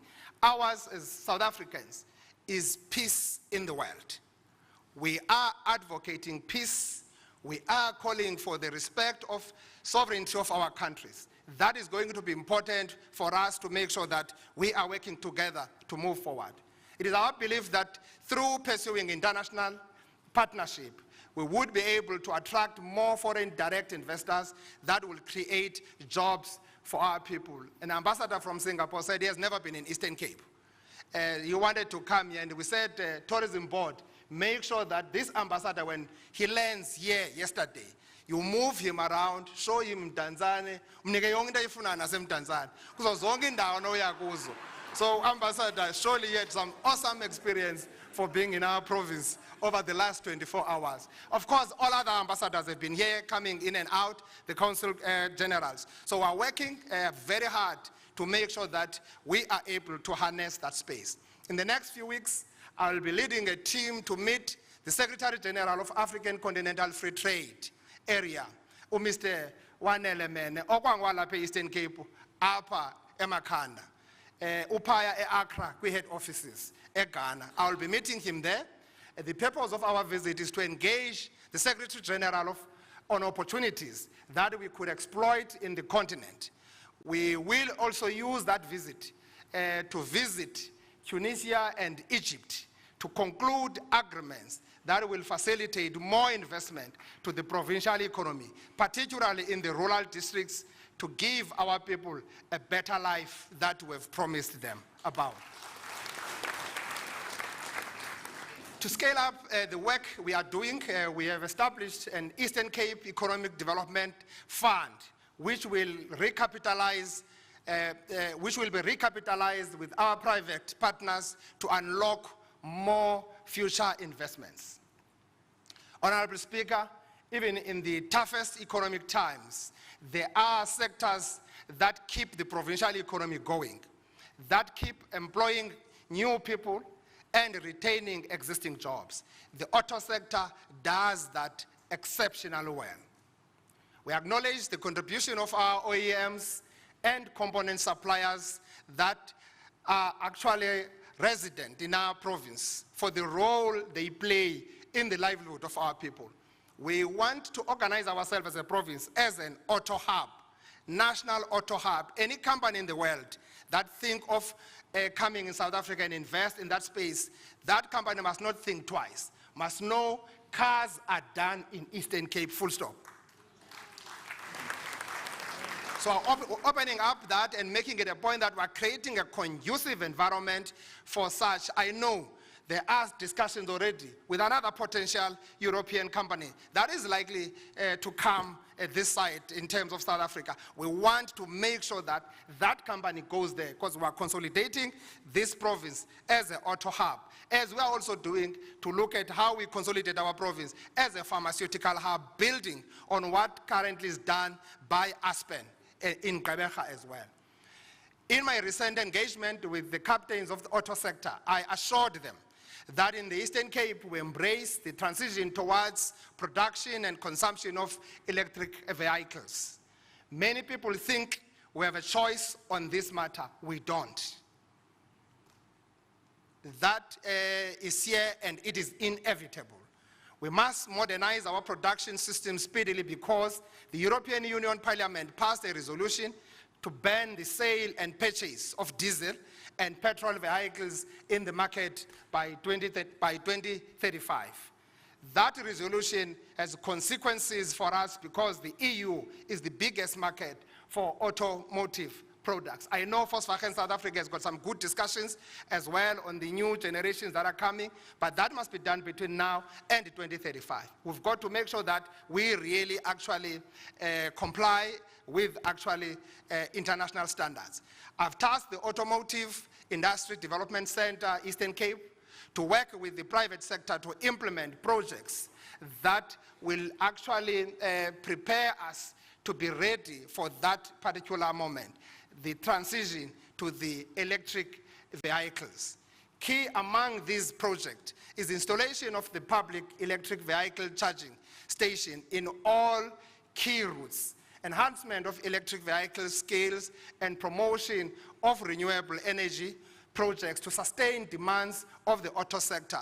And these are projects for the future in our province. That's why we talk about your Agora and others on lithium investment. These are companies that are coming up to look at spaces to open up factories in our SCZ. We are paying a particular attention to component suppliers in the sector because they are as important as car manufacturing companies. We are aware that many component suppliers have financial challenges which makes it difficult for them to service their contracts. We will collaborate with the private sector to establish a component supplier development fund to expand access to finance. That's a serious transformation intervention. One area that has been bothering me when it comes to the auto sector is the one of panel beaters and mechanics, which is a thriving business in townships. Many panel beaters and mechanics in our townships are missing out on the lucrative contracts, particularly on government fleets contracts. Today, we are announcing the establishment of an auto sector aftermarket program that will benefit 300 panel beaters and mechanics in our province. Sianazi bani ngabo mechanic, khwabani on behalf of mechanic. The program will be rolled out by the AIDC Eastern Cape, and it will focus on the training capacity building and aftermarket funding over the next 3 years. Our vision with this program is to capacitate panel beaters and mechanics to access the 40 billion annual spend by the insurance industry and the 100 million spent by government fleet. So leyo izakuni apo ezilokishini nalapho ezilalini bantu bakuthi abo banesakhono sokwazi ukulungisa imoto.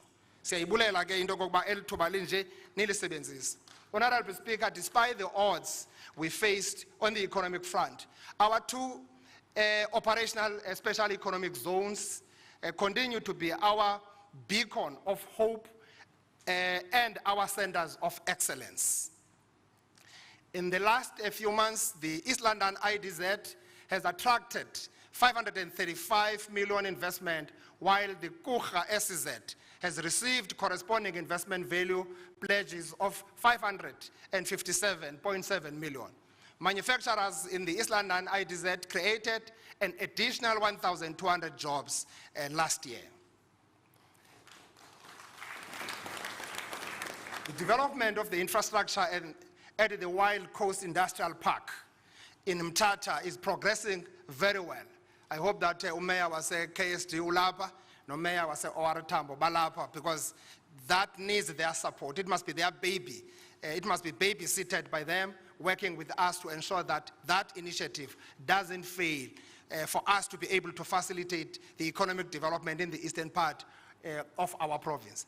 Our work on revitalizing industrial parks is continuing over and above what we will be doing there. We are working on Fort Jackson, Vulindlela, and Komani, as well as Somerset, and those ones have already secured some investors that are currently operating in those industrial parks.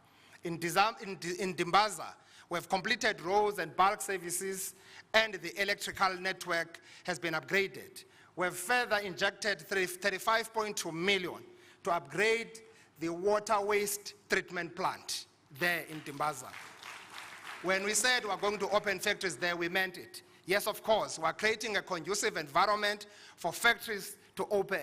You, Sotolopi, your worship Pagati, make sure that you have sleepless nights, going all out in ensuring that we get investors to go there, start opening up factories to operate. Similarly, we are also investing 14.5 million to refurbish 10 sites in Fort Jackson Industrial Park and 10.8 million for similar work at the Butterworth Industrial Park. Madam Speaker, the retail sector has been a formidable partner in bringing retail services closer to the people.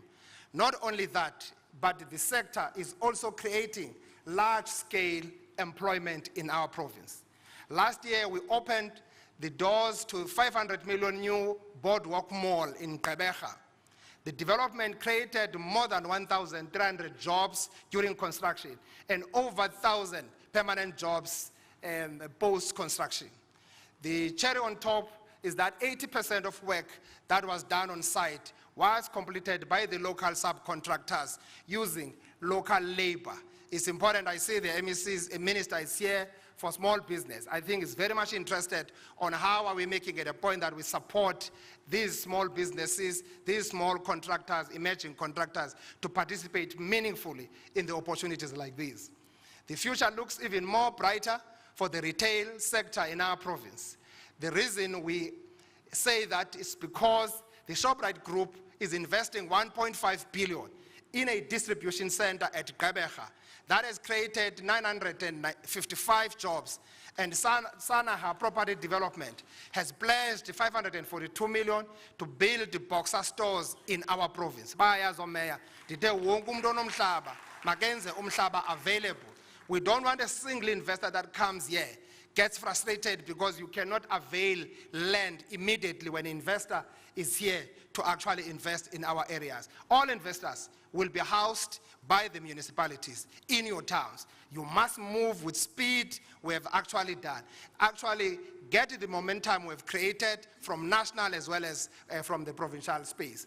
Our vision is to partner with big retail companies to build distribution centers across our districts in the province, prioritizing especially small towns.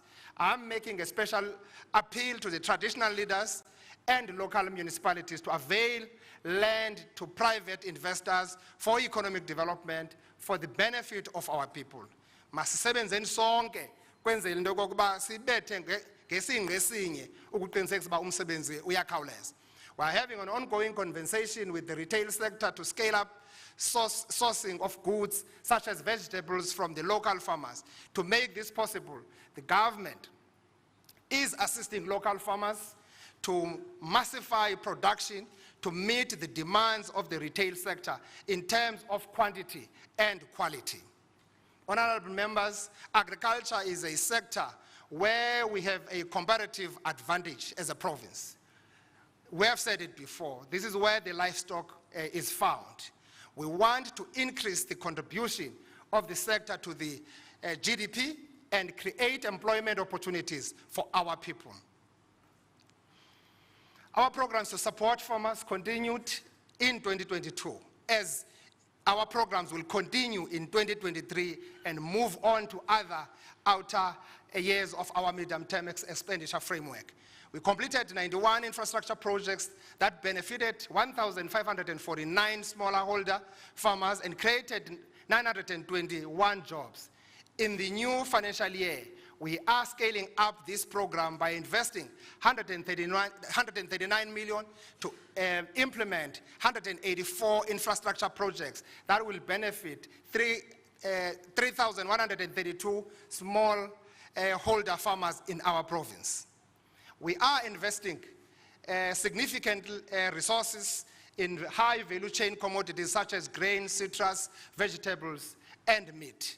Last year we planted 21,000 hectares, benefiting a total of 8,900 smallholders and 15,200 subsistence producers. This year we are scaling up the program by investing 102 million to plant 27,000 hectares. We are further investing 50 million to support commercial scale production in fruits, grains, livestock, vegetables, piggery, and poultry commodities. Our province is the second largest producer of citrus in the entire country. We are following Limpopo. Citrus growers in our province were adversely affected by the price hikes on a number of inputs due to the COVID-19 pandemic and the war in Ukraine. We are putting measures in place to avert any possible liquidation of this business, as that will threaten industry transformation and lead to job losses. The National Department of Agriculture, Land Reform and Rural Development has already granted approval to redirect funds from other projects to implement the bailout intervention and particularly in our province. And we are finalizing implementation processes of this much needed intervention. Honorable Speaker and honorable members, you all know that the struggles we had with the Mabuyane estate that threatened the very existence of that important employer of the people in Lusikisiki. The good news we are bringing today to you is that the estate is on a path of self-sustenance. Our intervention at Mabuyane sustained 1,558 jobs in the impoverished communities of Inguza Hill and surroundings. We have started with the diversification and commercialization of products in Majola as promised in 2022 State of the Province Address. We included Magua and Majola tea products in the Eastern Cape government transversal contracts. This is a breakthrough in the public sector market, and will be able to improve the company's revenue to actually generate revenues generation model. Magwati has expanded its market footprint to the hotel and hospitality industry, such as Premier Hotel. Bubheke Premier Hotel ngoku uzawufika uphunge iti yaseMagwa. I-Premier Hotel ke yile i-owner o-ICC apha nezinye hotel. We are engaging your Southern Sun and all other big industries in the sector to make sure that we are together. And sathethi ke ngoba as offices zikahulumende zonke ingedle zifika zidibane neti yaseMagwa ubone uba wenza njani uba yihli and sizayithoba ngenkani.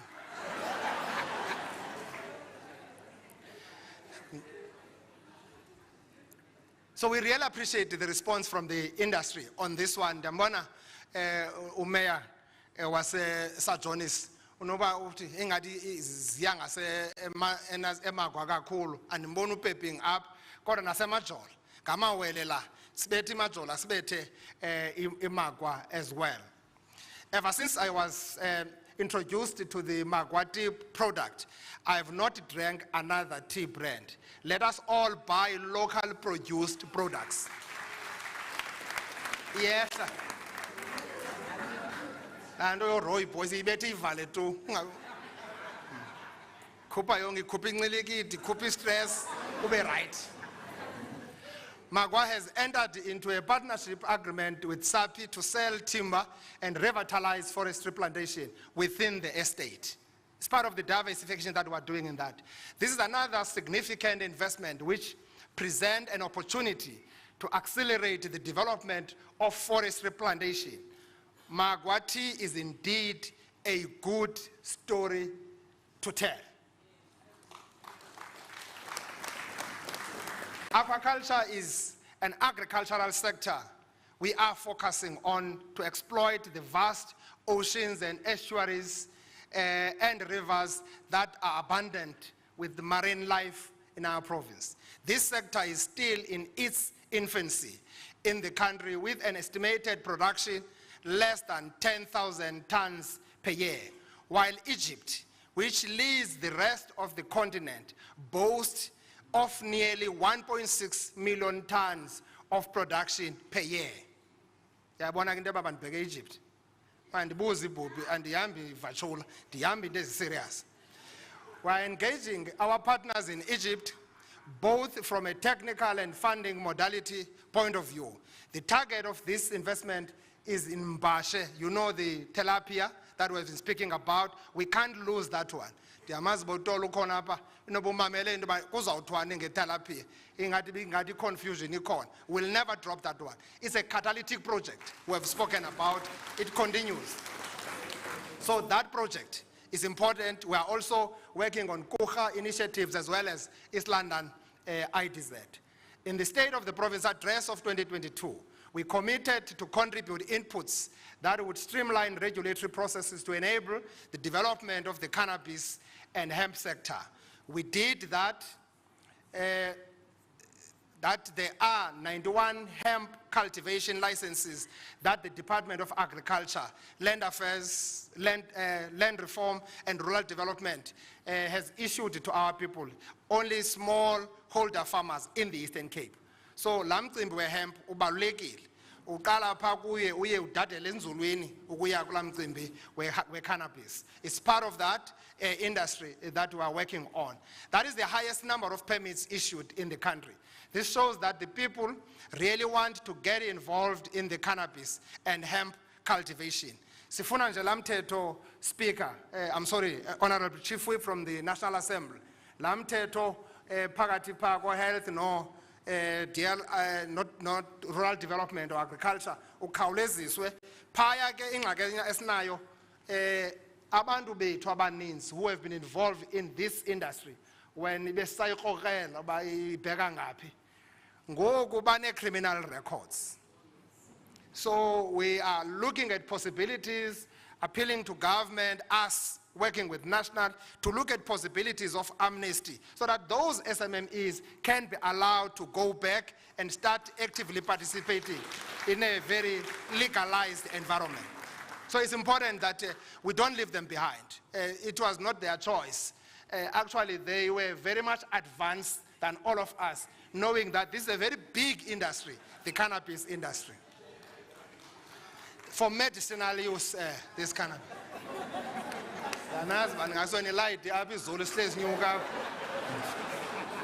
Fellow citizen of the Eastern Cape, this year marks the 110 years of the enactment of the abhorrent and notorious Land Act of 1913. Ulwamvila ke lwalomthetho lavula kakhulu sithi thina bantu abaye bahluthelwa amalungelo abo sacinezelwa sanyashelwa amalungelo kuhluthwa umhlaba wethu ngendlela engeyiyo. So siyalwazi ulwamvila lwalomthetho ba zange lusiqhube kakuhle. Yiyo lento sisekule meko sikuyona namhlanje kwelicala sikulo ingakumbi xa usiya kwi-eastern part of our province. It is for this reason that we remain committed to the program of land reform.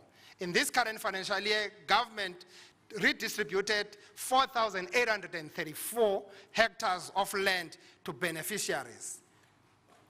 Ndingabalula ke abantu abafana noZizo Dumezweni eAmathole, oSimpiwe Sandlana eSarabatman, uSisipho Martinez eJogqabi, uVanetia Yanse eSarabatman nabanye abaninzi abathe bakwazi ukuxhamla kule meko karhulumente ye-land restitution and land redistribution.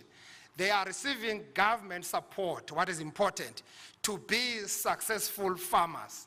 Yiyo lento xa sithi abantu besenza ibango lomhlaba, mabangenzi nje ibango lomhlaba, mabenze ibango lomhlaba ngenjongo zokuphuhlisa, bephuhlisela isizukulwana nabantwana baba basezayo. Ungathi masinikwe imali, because imali kulula uyifumana, imali uyinikwe, baninzi abanikwe imali, yaphelela imali esithubeni. So siyafuna ke ukuqinisekisa into kokuba ngale ntsebenziswano sibheka phambili. Elisebe likamama uThoko Didisa lisixelele into yoba kwilizwe lonke lizawuqasha amagosa ezolimo ayi-10,000. Kulo 10,000, i-1,500 yalo magosa izawuqeshwa in our province. So we really appreciate that intervention because that's how sizawukwazi ukuphucula imfuyo nemveliso yabantu bakuthi bakwazi abantu bakuthi ukulungela intengiso noshishino phaya kwi-agriculture as a sector. The graduates who have a qualification in agriculture must grab this opportunity with both hands. The work of establishing a vet school at University of Fort Hare is progressing.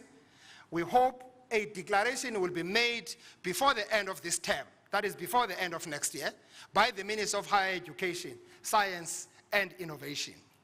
We are rolling out an elaborate food security program that will ensure that our people work the land, feed themselves and expand into commercial opportunities where their scale of production allows.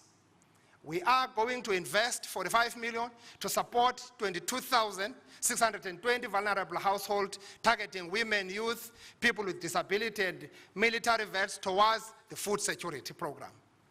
Fellow citizens, we have a gem in this province that is unmatched from tourism point of view. Please take time to visit the tourism sites of our province on weekends and during holidays. Thatha abantwana bakho uphume xa bephumile, ungahambi uye kwenye province ushiya ezi zinto sithi zi-gems esinazo apha ozawuzifumana. Abantwana bakho bafunde le province bayibone kakuhle ukuba le province indeed isenokwazi into yokokuba ibe yindawo ezawukwazi ubanika some actually greener pastures. It gives me a great pleasure to inform you that from January to December 2022, 5.7 million domestic tourists visited our province. This was 700,000 more compared to the previous year. Tourist contribution, or tourism, contributed 8.6 billion to the provincial economy. There is no doubt that the smart marketing approach we implemented is successful and must be sustained so that we continue with this kind of good work we're doing.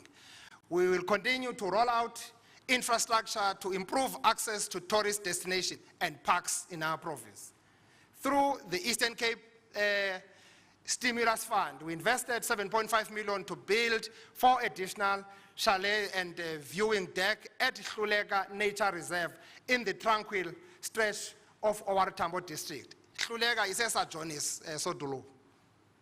Akunjalo, is a KSD, is a Nyandin, Ningalungai, Nobindaon, Ilape Eastern Cape.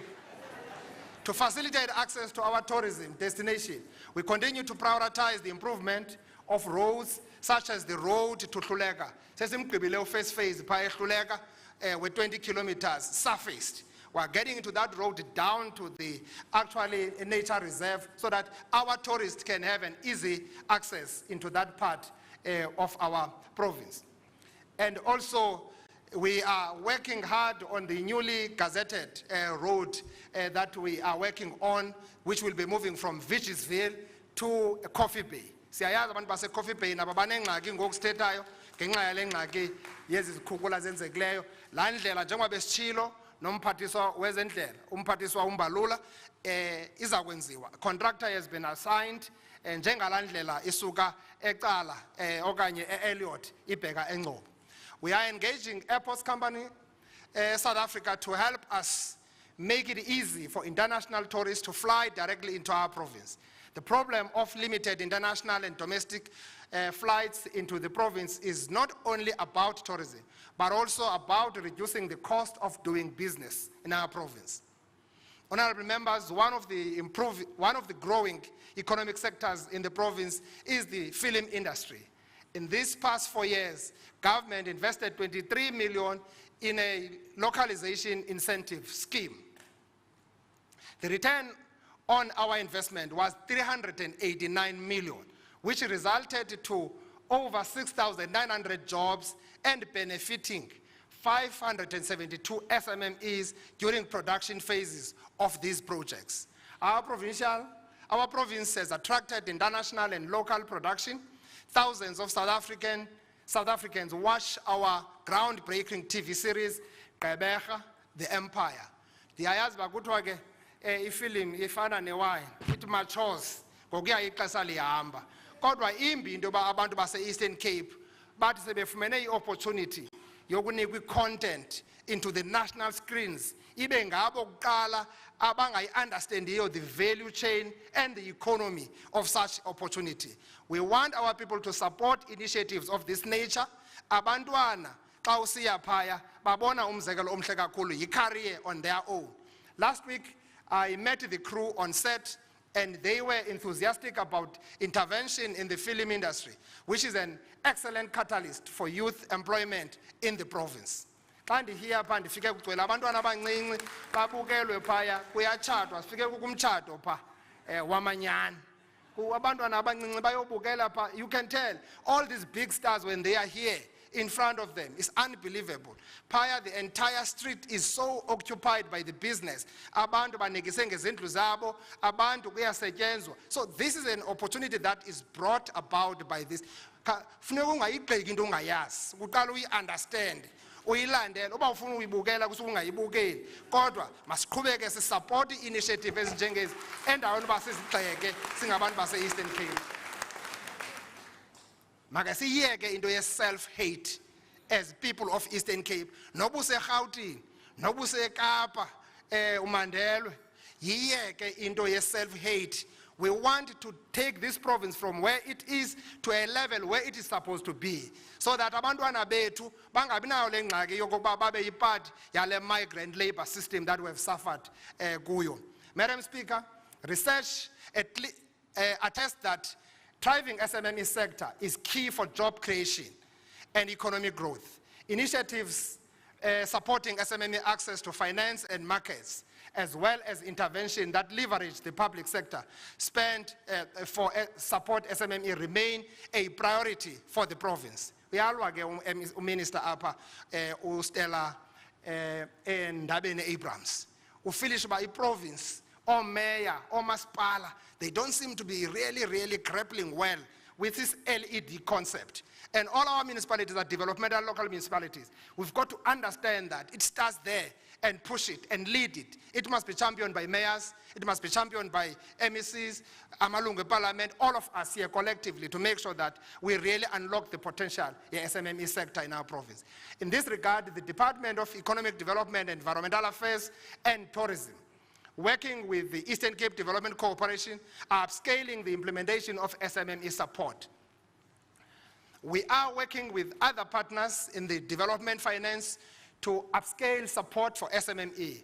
The CEDA technology program, through its incubation unit, supports 14 incubators in the Eastern Cape to the value of 29.8 million. Honorable members, we all agree that we need to scale up on our youth development interventions. The number of young people who are not in the education, employment, or training in the province is at alarming levels, requiring a targeted, decisive intervention. Nivile into kokuba abantwana bethu abangena ku grade 1 sine percentage high as compared to other provinces when it comes to the end of the road, grade 12. So siyabaluza emisigadi abantwana bethu apha endleleni. Sibabone begcwele izitrato bengenzi imisebenzi efanelekileyo. So we've got to look at that and begin to look broadly on the issue of the skills development, targeting also that cohort of our young people. This means we must scale up skills development initiative targeting this group of young people, as I've said, and channel their energy in the right direction. Not all young people aspire to be entrepreneurs. We are collaborating with various sector education training authorities, private sector, national youth development agents, and other role players to implement various education and skills development programs for our young people. These include bursaries that we're giving to our young kids in universities and TVETs, internships that we're giving to our people for the experiential learning and learnership, and other experiential learning opportunities that our young people are also benefiting from our government. We talk thousands and thousands of young people that are absorbed by these interventions. We remain committed to ensure that youth-owned businesses continue to benefit from preferential procurement policy of our government. All state institutions must speed up the implementation of youth-responsive planning and budgeting framework so that we can improve from the current baseline of 8% to the 30% target stipulated in the National Youth Policy by the end of this term. As of December 2022, 203 million rands was spent on 3,900 youth-owned Eastern Cape-based businesses. We are calling on young people to grab this opportunity with both hands and ensure that they invest in their own businesses for sustainable growth. Into esingazuyenza kukuthi xa kuziswa ii-projects karhulumente kubekho abantu athi bafuna u-30% we-local content abangenanto kwenza ne-business interest. Whether it's 30% or 1%, we want to create jobs. We want those to be made available to real business people, real SMMEs, real entrepreneurs, not people who want money and start moving around using this money for all the other ulterior motives. A few years ago, we set up a fund dedicated for young people and called it Isikalo Fund. We wanted to assist young people to take the first step into the world of commerce. Honorable MEC Mvoko, we have got thousands and thousands of applications, proposals from young people on Isikalo. It shows that young people are not just looking for employment opportunities. They want to be part of this value chain to create jobs. So, as a Sikalo, siyasebenza. We wanted to assist young people, young entrepreneurs, to take up this opportunity and make sure that they step into the world of commerce. There is now more demand for Isikalo seed funding from young entrepreneurs in our province. Isikalo mos ayo loan, base kunikile. Kanti usemcimbini uyayiqonda lento uyifunayo iguqula ubomi bakho same time. Ukwazi uqinisekisa into yokuba you develop all the big businesses in the world started from that embryonic thinking. build on that, give young people an opportunity to go out in the world and express themselves. Today we announce an increase to the Isiqalo Youth Fund. It is now 100 million over 3 years. Soon, the Funibe 100 million over a year. But we're starting with this to make sure that we expand on what we've been doing in the last a few years. We are confident that this investment in the young people of our province will give us a better returns in terms of job creation. Isiqalo Youth Fund is a story of good progress. Many young people in our province carry the heavy load of student debt. This affects their aspirations to improve their lives and the lives of their families. We must remember that when families send their children to school, they want them to have a better life. It's only education that is going to help us to address the inequality, to address the underdevelopment, to address high levels of poverty that we have in our province. So it's important to get those young people to school. Last year, we intervened to provide student debt relief amounting to 50 million for students in our 4 local universities. Besingaqali last year, we've been continuing over the last 2 or so years to assist in actually mitigating problems of fees must fall, etc. That's why there's been less in our province. It has been out of intervention made by provincial government to assist our kids. Those who cannot finish their degrees because they are owing, they cannot be allowed to register. Those who still want to come into the system, they couldn't get NSFAS for a number of reasons. So we are creating this opportunity for our kids to make sure that they are able to get this. So that 50 million that we committed last year, we are continuing with it again in this financial year to make sure that abantwana abangenathemba ngokusithethayo abangazofumana certificate nakulona unyaka sizawukwazi ukubanika, and loo mali sizayinika ezi universities zalapha zoyi-4 because sithi ngcono umntana asokole umsebenzi enesidanga sakhe esandleni endaweni uba umntana abe frustrated kube ngakwazi ugqiba idegree, kube ngakwazi ubhatala euniversity, neuniversity ezinemithetho elushica ngamanye amaxesha ezingathi azinantliziyo. Siyafuna iuniversity ke zinoko zingabi zi-ivory towers, ziphile kwi-society yethu and understand how best we must come closer and assist our people. But as a country, and as SRC president, I was once an SRC president. I'm becoming passionate when I speak about how to assist young people in universities, the importance of education in universities. But as a country, we must seek permanent solution to the issue of fees in the higher education. I have observed that even the middle class does not afford to pay fees in higher education.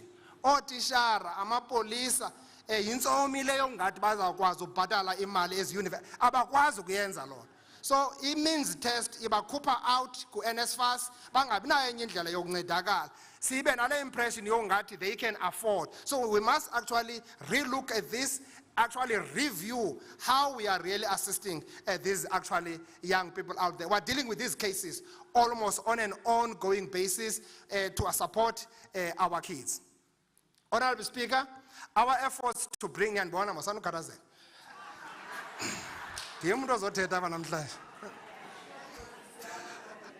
Our Honorable Speaker, our efforts to bring more young people into the labor market have been aided by the implementation of the Presidential Youth Employment Initiative.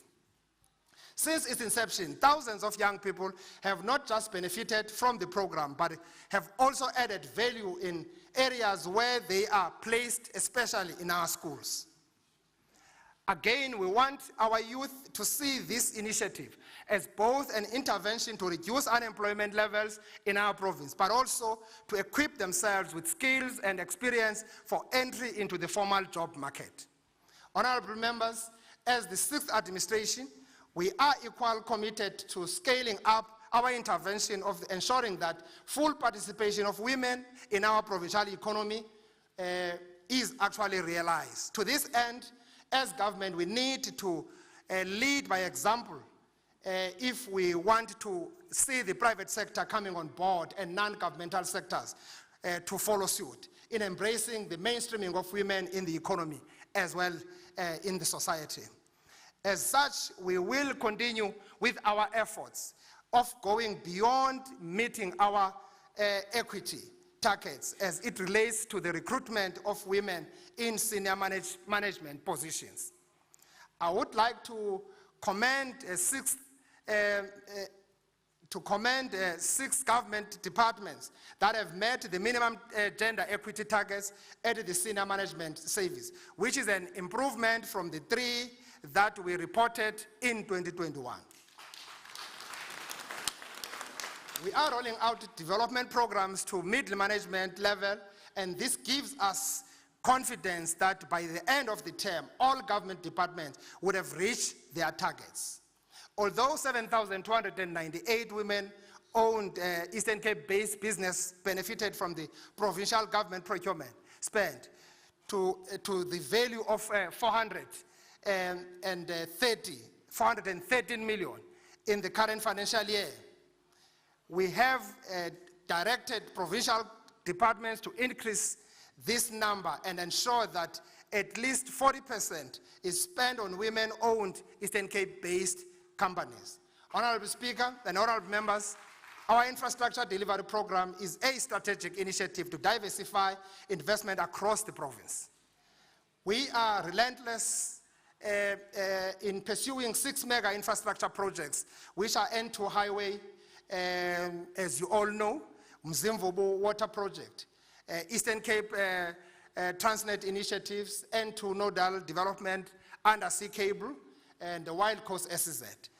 We talk about more on that. We are expanding. We are now bringing back the shale gas, the exploration of that. Minister has gazetted that, and we believe that these are opportunities that we once spoke about. Now they are back into the equation. So there are such a number of initiatives. Your gas to power or your LNG project, it is now gaining momentum down that side. I had a meeting with the Kucha team as well as the minister and his team on the eve of State of the Nation address to address some of these bottlenecks to ensure that we move with speed and agility to actually attend to these sort of initiatives for our province.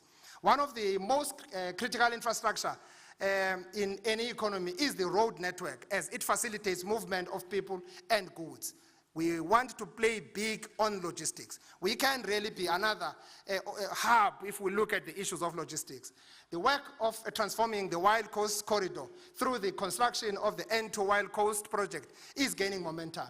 For the people who do not know the area I'm talking about, the project is implemented to benefit 2 of the poorest districts in our country, Owar Tambo and Alfred Nzo. I can tell you, with implementation of that project and completion, the socio-economic outlook of that particular part of our country as well as the province will actually completely change. Late last year, a contractor was actually given a site to start establishing on Mtendo Bridge. You know the story from Mtendo Bridge. That work is underway with all other road networks that are happening around that particular project. So we are moving there with speed to ensure that the construction continues as it is expected to start by March this year. This is a 4 billion investment by our government to redefine the economic development landscape for the entire Pondoland region, using roads as an enabler for sustainable economic development. This is a story of good progress after delays on this project.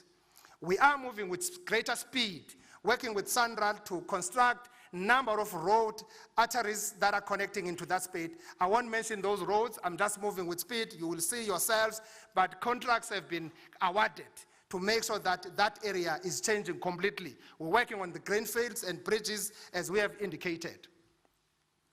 Plans are at an advanced stage for the rehabilitation of Nguza Hill Memorial Roads, upgrading of roads within Ntlavukazi Village, Lambasi, and R61 to Bambisan, and all range of roads that we are working on with Sandral to actually develop that area indeed to become a tourist and economic epicenter for opportunities of our people. We are also going to attend to the roads from Dwalane to Ntafu, Funtafu, for Bambisana, Jalonjal. Then we are moving forward with those roads. They are in your speech. I might not necessarily deal with them, all of them. The N2 Wild Coast development is a foundation for our province to also benefit from the Eastern Seaboard development, which connects the Eastern Cape and KwaZulu-Natal. Over the last 29 years, the development has been over-concentrated on our urban areas, Buffalo City, as well as Kucha, because of SEZ that we have. We are trying to expand that, look east, where also many people, the majority of our people reside, to make sure that these opportunities and interventions are reaching out to them and really change their lives where they are. They don't have to come to East London or come to Gqeberha for them to see better things in their lives. While I'm on this point, I'm pleased to announce that the blueprint to guide our work in the Eastern Seaboard development has been gazetted. I encourage fellow citizens to submit comments in that exercise. Honorable Speaker and honorable members, we are also constructing roads projects worth over 4 billion in other districts across the province. MEC will come with that detail during his policy speech. So all those roads, you can think about them, we've been talking about. Akukho nanye ebesiyithethile ezawulahleka. Ebesiyithethile when we started for 2019, all of those, we are leaving no stone unturned to make sure that both us, provincial and national, we work with our local government to deliver on those. Yeah. Yeah, cheers.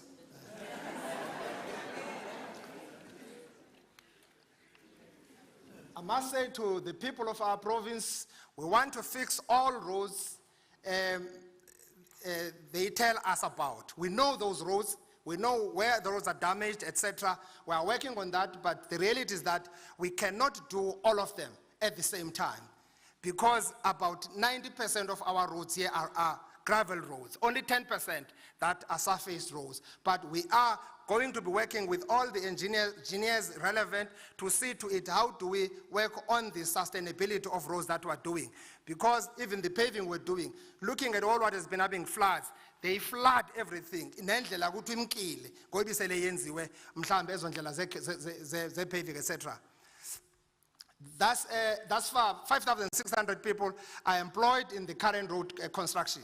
So, xa sisenza infrastructure programs, we are creating jobs for our people. It's not just about the end use of that product, but the ngoku sisebenzayo amathuba emisebenzi abantu bakuthi ayavela.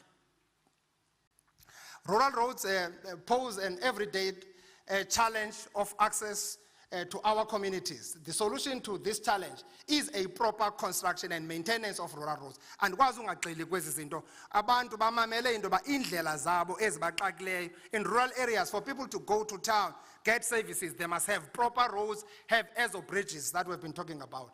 We are in the process of buying 36 new items of yellow fleet plant machinery, which we will use to strengthen our efforts on roads. Sibuyisa onontente. Njengoba sithenga ezi yellow fleet, sifuna le nto ye-maintenance yendlela. Siyenza nomasipala, aba nontente bebehleli pha, siyayazi ke into bebezenza ezininzi, bangazenzi ezi sibafunayo. Kuye kwenziwa indlela, sigqithe kwezinye izinto. We'll prioritize districts that are prone to disasters. This program will open further opportunities for youth employment. Ezi disasters sithetha ngazo, i-bridge ngokwezimkayo zi-low-lying bridges. That's the reason why we are not going to fix those low-lying bridges. Xa siyokwenza i-bridge, masiyilifte la bridge, ibe yile bridge efanelekileyo for laa ndlela.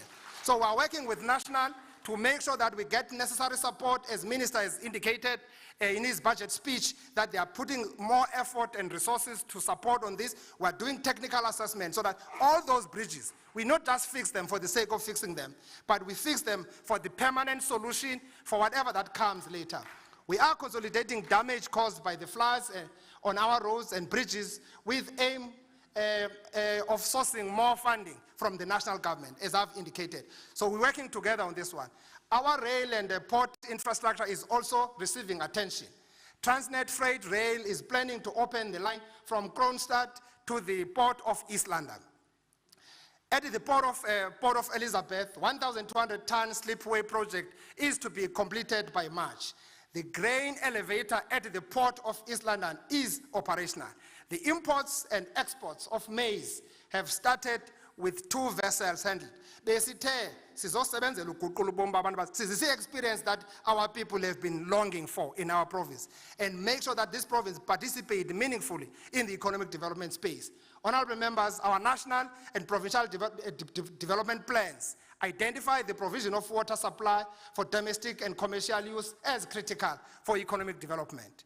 In previous years, we made a commitment that the Mzimvu Water Project will be implemented during the 6th administration. I'm pleased to announce that out of our relentless pursuit of this catalytic project, this has actually been realized.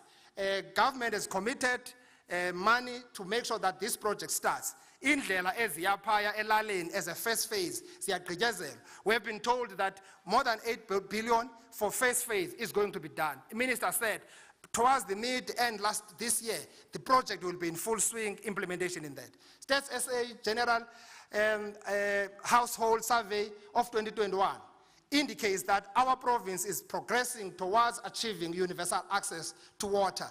Yingxaki yoba sifakele ibhalk nantontoni amanzi angaphumi ezitephini abheke ebantwini. Access to water in our province now stands at 71%.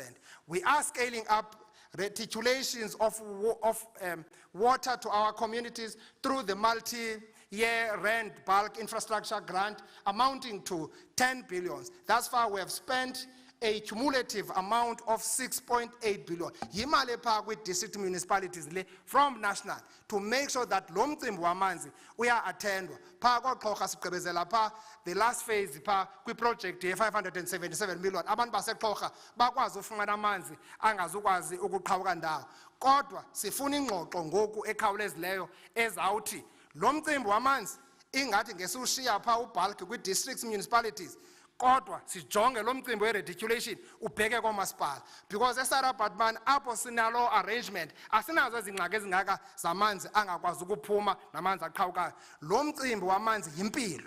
It's one of non-negotiables esizibekileyo komasipala into okokuba uba uzukwazi ukhupha amanzi etepini kutheni kufuneka kube ngumeya, kutheni kufuneka kube ngu-MM. Why must we have that municipality? Because that's a basic service that must get to our people.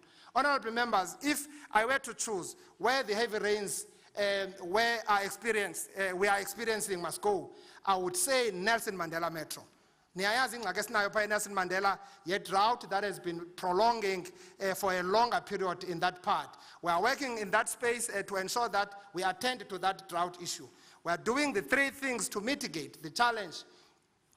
We have mobilized the community to use water sparingly to avoid day zero. Water usage in Metro is very high at 280 megaliters. It has to be reduced to 230 megaliters. Secondly, we are managing demand by installing pressure reduction devices in areas where high water use is detected. We are also working with private sector to repair water leaks in that area. I must commend the Nelson Mandela Metro Business Chamber for the leading role they are playing on this program. The third action we are taking is sourcing additional water from boreholes, groundwater development, as well as exploring desalination. The good news I'm bringing to the people of Nelson Mandela Metro is that Department of Water Affairs will commence with the construction of Kone Balancing Dam in September to ensure more water storage capacity. In the short term, water tankers will continue to assist in providing water to the communities. Challenges of access to water requires us to have innovative solutions. We implemented 7 spring water projects in our municipalities. Emalahleni, AP Quma Ntsika yethu, la amanzi emithombo, siwaconnecte emithonjeni akacimi, acocekile, asempilweni. Siqinisa loo nto, we're going to be expanding that project to make sure that this work that we've done, we've seen benefiting jobs as well as economic development in those areas, it's continuing without fail. We are going to expand this initiative to other communities as water never stops. Coming out of taps from the spring waters, as I've indicated, this is a story of good progress we've seen out of rural development. When we talk rural development, we talk about initiatives of this nature that are implemented by various role players. Rural development is a cross-cutting function which requires strategic partnership. Yiyo lento that we've removed it now to be in the office of the Premier. Yes, continue. We have also made big mistakes on the eradication of sanitation backlogs from the 62% to 30%. We are working with the national government to reach unserved communities, especially in the homelands. This thing, Yaman's, is pain to our people. We've got to spend considerable time, make sure that all of us as we're seated here as leaders, we go and address this issue. The N2 Nodal Development, which is a strategic economic and housing provision intervention program in Gqeberha, is progressing. There is a need for a greater speed.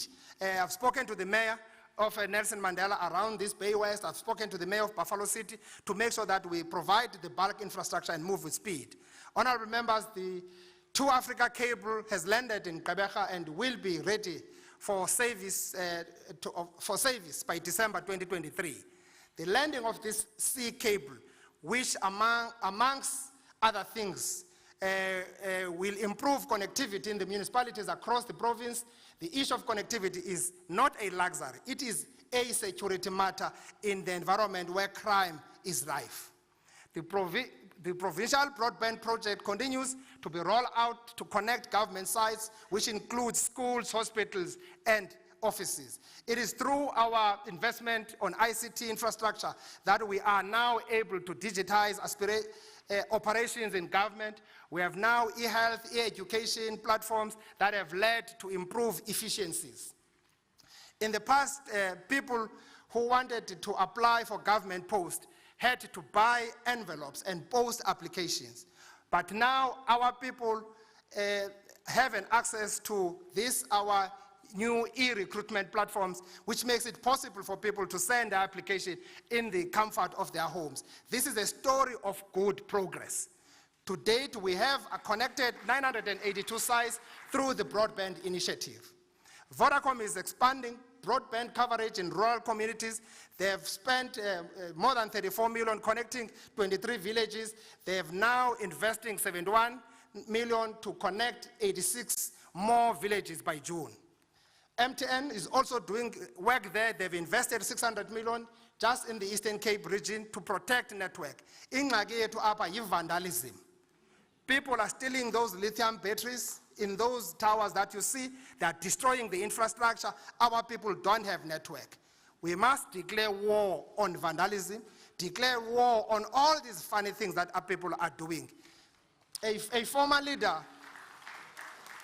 as a former leader of students, I always take keen interest on the welfare of students. We've spoken about that, but it's important to indicate the work that we're doing from the higher education sector. The Department of Higher Education invested 2.8 billion to upgrade infrastructure in 16 TVET colleges across the country. Upgrade at Graf Reinet, Alwal North, and Ngungushe TVET colleges have been completed, with Ikala College campus in Stegspruit is under construction. This is a story of good progress. Government allocated 350 million to Walter Sisulu University for renovation labs that are actually being done in that part, particularly in Mthatha campus. Also working on residences as well as improving the ICT. With the support of government, the Nelson Mandela University invested 623 million for infrastructure projects.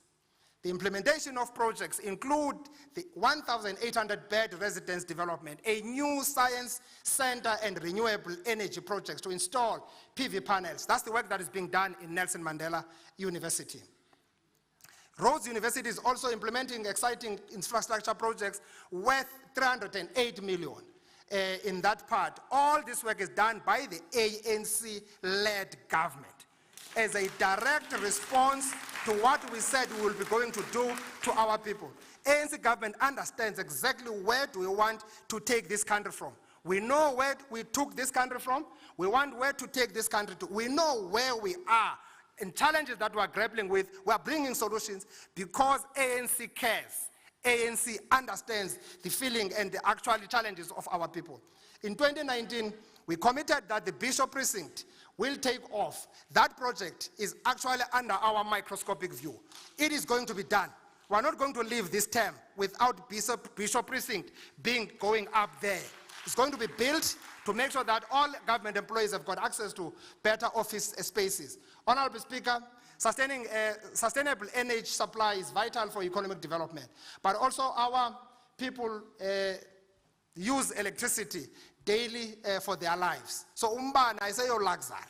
The challenge of electricity in our country is regrettable. It is an inconvenience of all of us and is disruptive of business. Even now, COVID-19. Yeah, fine, but load shedding no COVID-19. I know challenges that are being experienced by our small businesses, etc., but while bringing some solutions into this, we have listened to the presidents articulating how we are intervening into that space, but also what the minister has said in the budget speech, giving options. All people are now allowed to really generate this energy on their own up to the 100 units, and what do you mean, 100 kilowatts, 100 kilowatts. So that we are able to assist. Minister, incentive. Uba uyenzile. Usenokwazi ubuyekezwa nange 15,000 because we want to take household and all other people off the grid to allow the grid to have more capacity for the reindustrialization of our country. As a province, we are putting in place short-term, mid to medium, long-term interventions to manage load shedding, while acknowledging the steps taken by the Buffalo City.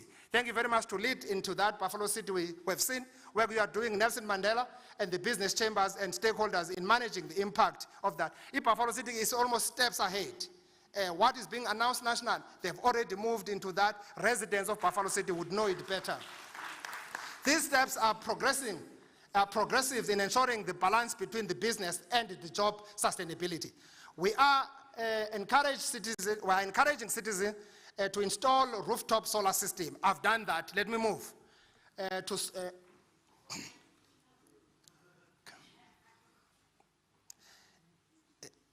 the bulk of these projects that we are referring to are in the renewable energy sector and are targeted for establishment in Dabozuko. Here in Dabozuko, renewable very soon. That is work is being facilitated by East London IDZ.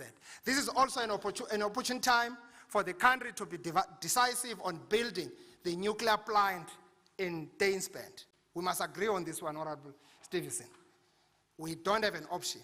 This country must be able to generate, this province must be able to generate and assist in improving capacity into the national grid. Madam Speaker, our country is endowed in oil and gas. 2 years ago, we informed this House about the intention to position Kocha and the Eastern Cape province as a gas hub, leveraging the discovery of natural gas in the area.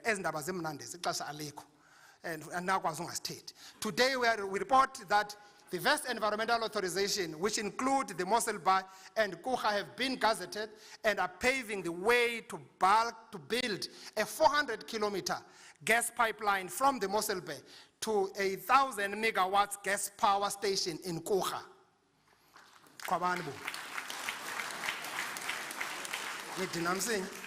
Last year, we also made an undertaking that the multi-billion Hive Energy project in the green hydrogen sector will be one of our mega catalytic projects. Today, Honorable Speaker, I'm pleased to report that the green ammonium plant project, valued at 100 billion, is officially gazetted. We also welcome the announcement by the Department of Mineral Resources and Energy that legal exploration of South Africa's shale gas endowments can go ahead to establish its commercial viability. We support that exploration of the shale gas as a province. We have this message, we hope that this message will resonate well with all our investors and they will see that we are developing a long term to supply them with energy. Honorable Speaker, let me now turn to the work we are doing in the social needs cluster. There's a better way to start 2023 than achievement of there's no better way than the achievement we've seen in the grade 12. Don't want to say much about that, I've said it before. 77.3% is not just a fluke. It is a direct response to the plan we've put in place as this province. And we said in 2019 when we started, by 2024, when we exit this stage, we will be at 80% as this province. We are going there, and we will be there, I can tell you. I invite all members of House to join me in congratulating Landingwe Kanyisile, the top achiever from Nyanga Senior Secondary School in the historical disadvantaged category, and the overall provincial achiever, Klesin Kain, from the Grey High School, Grey Boy High. Balapha phakathi kwethu abo bantwana. Simeme nabanye abantwana abantwana besibanika kweza top achievers over the last couple of years. Uninzi labo bantwana bangogqirha.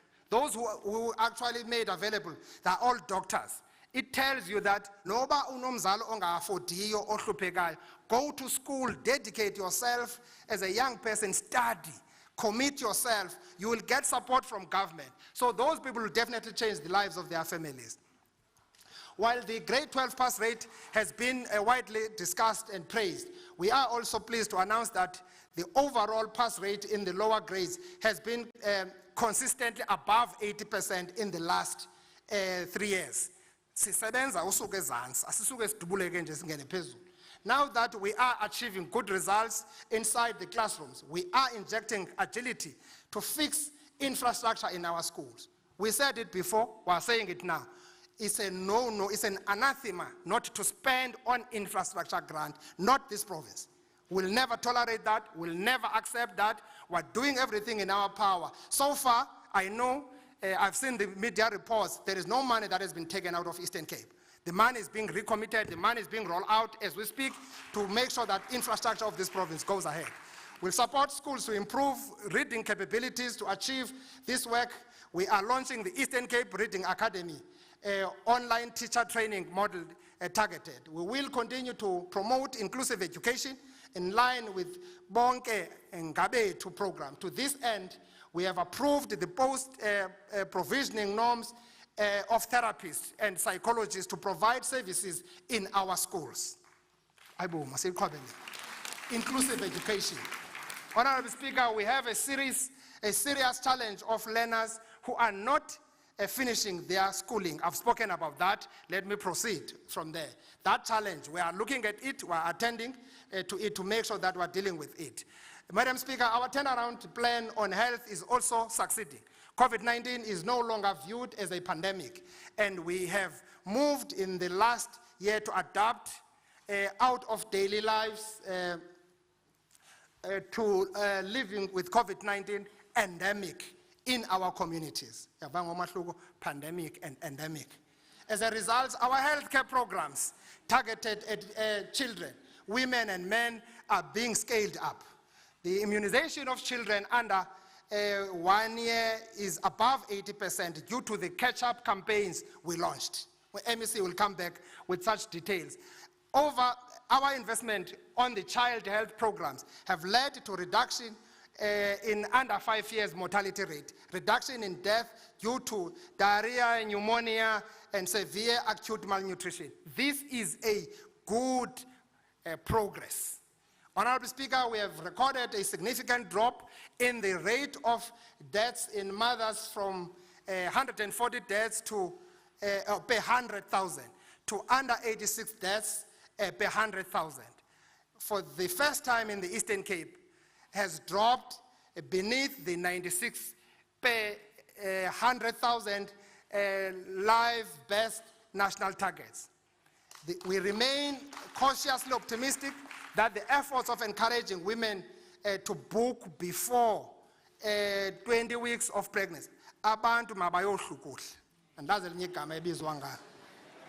Sicela abantu basemakhaya wawukhulelwa ambohlukuhla. Sicela lonto. Khona ukuze urhulumente akuncedise akubone ngexesha into yoba uzawuba nengxaki onayo. So we are working on that to make sure that we support, as we have been doing that, to our people, training our staff, etc., etc. We remain committed to accelerate the rehabilitation service to cerebral palsy patients through the rehabilitation centers of excellence, which include Nelson Mandela Academic Hospital, Cecilia Mabuyane Free Hospital Academic Complex, as well as Doranginza Hospital. To this effect, critical posts have been filled and 4.5 million have been invested in rehabilitating services, including specialized machinery and equipment. Whilst the recent judgment on medical legal in the High Court offers us a relief on unsustainable cash outflows. In terms of lump sum payments, it is also imposing responsibility and obligation to strengthen our public healthcare system. Asivuyeli nje judgment, uxanduva sonalo lokuqinisekisa uba inkonzo ezinikwa abantu zisemgangathweni. The judgment further reaffirms the responsibility that officials must serve diligently and act ethically. Wawuba ngunesi, xa ungunesi, nursing is profession. Just like teaching, ayonto nje ehawulo noma ngubani. Kuba kuthiwa akho msebenzi. It's important that siyenze lonto siyazi sizinikezele. We have resourced the establishment of a second oncology facility in the Nelson Mandela Central Academic. Imbi ke lento. Abantu bakuthi bafuna batreatwe i-cancer benziwe zonke izanto ze-cancer. Funeka baselusikisiki basuke baziswe eMonti. We're doing that now just next door there in Mthatha to make sure that they get those services closer to them. This is a significant step towards equitable access to health care services, and it provides referral catchment for cancer patients on the eastern side of the province. Honorable Speaker, the province has made it a norm that all new government buildings built by this government are disability-friendly and are accessible to persons with disability. A program to revamp old buildings which are not accessible to persons with disabilities is underway. We are committed to addressing the backlog in the provision of assistive devices to people with disabilities. This year, we provided more than 22,000 assistive devices with an investment of 9.8 million rands to our people. On behalf of health facilities are always ready to receive persons with disability. So our health facilities are always ready to receive people with disabilities for assessment by our skilled therapists. We call on our communities, especially parents of disabled children, to timely approach our facilities for assessment so that they can have their lives improved. Madam Speaker, in 2022, we stood before this august house and committed to improve audit outcomes in our province. I'm happy to report that the provincial government and its entities has, for the 2021-2022 financial year, received the highest number of clean audits in the history of our province, achieving 14 clean audits. 7 government departments, 7 entities, 14. It's not a joke.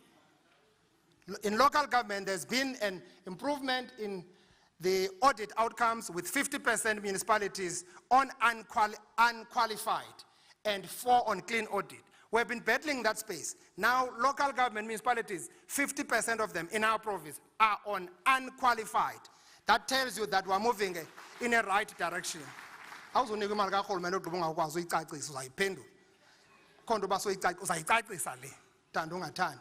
While taking lessons to accelerate Operation Clean Audit, it is also important to note that irregular expenditure in the province has dropped, Honorable Speaker, from 3 billion to now just about 1.4 billion. So we're dealing with that, we're attending to it because of the work that is done by this House, because of oversight that this House is doing. So we are actually forced to address these issues.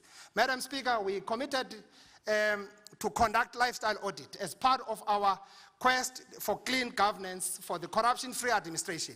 I'm glad to report that the lifestyle audit for Premier, members of Executive Council, and Director General were conducted by state security agents, and no adverse report. We're looking at that. We're cascading that down now to all the other relevant officials. We want to see it also being done in the local government space soon, so that we are all in one in ensuring that we take our province to a higher pedestal.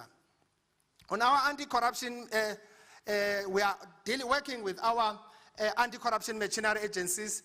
They are really hard at work, and all investigation on reported cases are at different stages. Niyabona kuyabanjwa abantu. Government officials, everyone who is involved gets arrested. There is no time to actually deal with this issue in the other way around. Consequence management. If you do something wrong, you must know that something is following you, and you must actually be responsible for actions that you are taking. Ayisena mntana nkosi ngoyisena nzima nkosi. Uba ukuhulumente uzawuba nyulu, uzawuba msulwa, uzawusebenzela abantu base-Eastern Cape abadinga inkonzo zikahulumente, abafuna uncedo lukahulumente. Madam Speaker, municipalities are the closest sphere of government.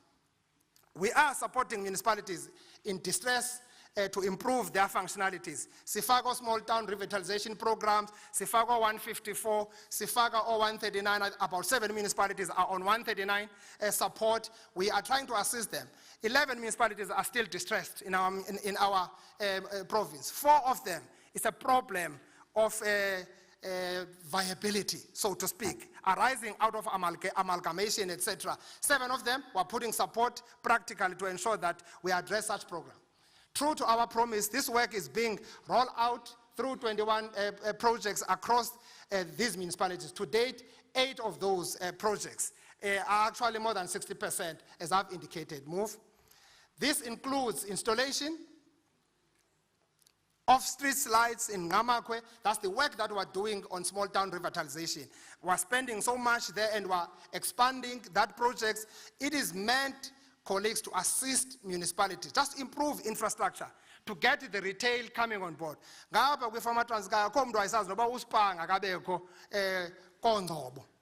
Now unoSpar bayaphinda-phinda nakwezinye indawo. Yayingekho, yayintsomi kwale uthetha ngaqele i-supermarket ona omatiwana apha eNgqamakho nezinye indawo. Having observed the slow spending on the conditional grants in municipalities, we have adopted the risk-adjusted approach. We're putting up a team on this, but infrastructure spend is a problem. Local government is a problem. Department national, we're putting together a team that will look at this. The long term, probably for the 7th administration, is to establish the rapid infrastructure development agency in the province. For now, is to say all of us will spend according to plans. All our plans will actually make sense to us as we started the financial year. Ayikho into ebangela into yoba kungaprotyurwa ngoku for a project efundwa in the next financial year. 1st of April, project must take off the ground. That's what we are saying. Madam Speaker, our province is constantly experiencing natural disasters. This comes in the form of a drought and floods threatening the lives of our people. We have spoken about that. Droughts in the western side of the province, floods in the other side. Abantu basekomana nakwezinye indawo. We are responding to that. I want to assure our people, our government, caring government, akanokwazi ukubashiya bekweza meko. Speaker, we are also still attending to the issue of gender-based violence and femicide.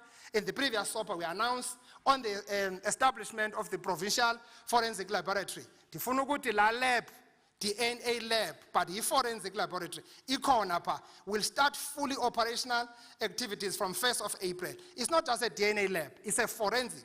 Kulapho sakwenza khona ballistic testing. Njengoba abantu bedubula abantu besithi sabateste lapha izibhamu nazo zonke izinto ezifuna uba ziyatestwa. We commend the responsiveness of our criminal justice system as seen in the heavy sentences meted against the gender-based violence people. So we'll continue with that and make sure that we don't take anything to chance.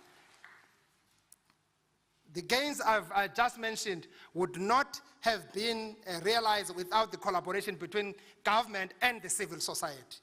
To date, over 17,700 gender-based violence and femicide victims and survivors access victim support shelter services. That's the work that our government is doing.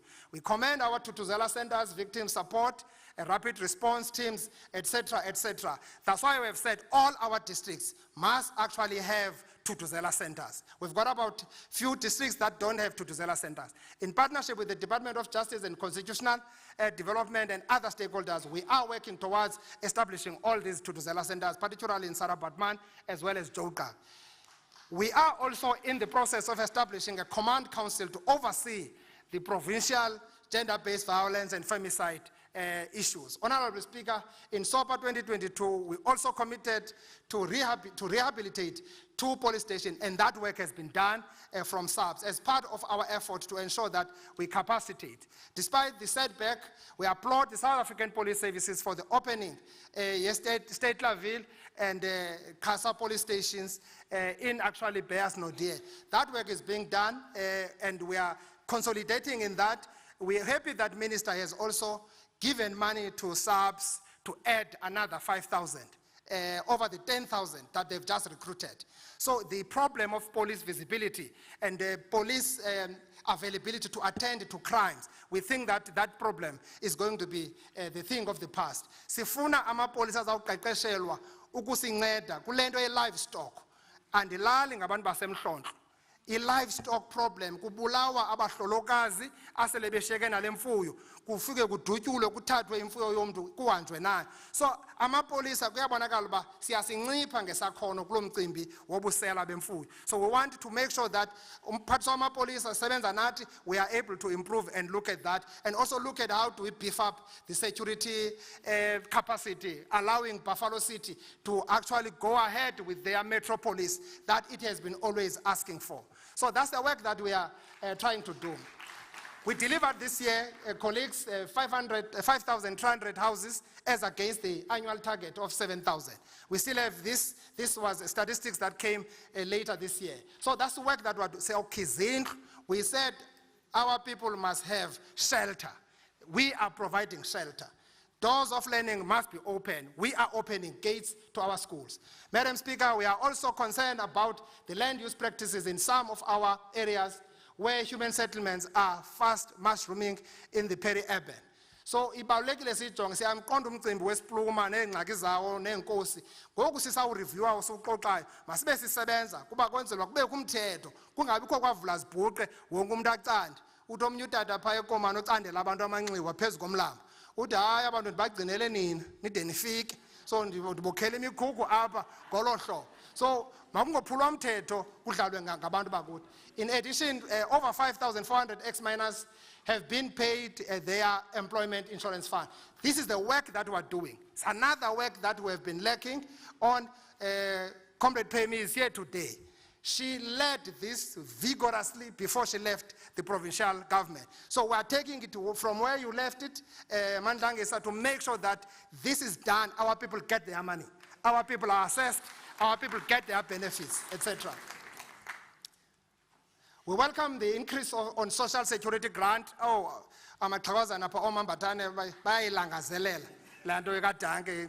La increase yenza umahluko kakhulu kuba thina siyi-province abantu bethu abaninzi, more than 50% of our people are beneficiaries of the social security grant. So that increase means a lot to us. It's not just an increase for udanke, yenza umahluko kwi-economy. More than 30 billion is pumped by the social development through SASSA into our province annually to assist. That's why businesses must thrive. All SMMEs must look at how they can develop business and make sure that we supply our people with all what they need out of that. Madam Speaker, we continue to drive programs that bring our people together in pursuit of united, non-Russian, non-sexist, democratic, and prosperous society. In recognizing the contribution made by the indigenous music of the province, a documentary is being facilitated for Umama, Dr. Latozi. You will remember it was Mama Dosid.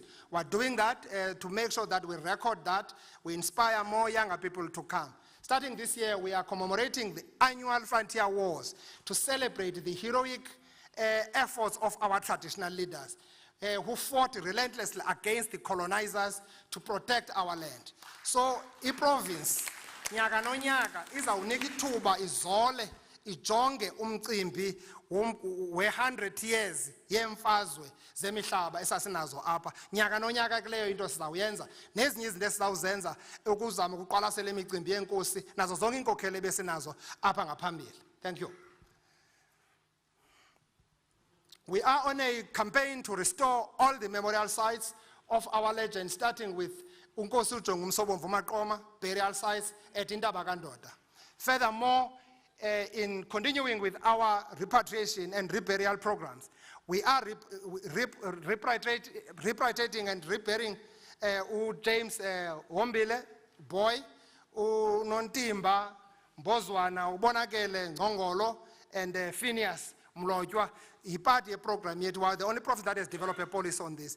Madam Speaker, the work we are doing has its own challenges, but we are resolute to succeed.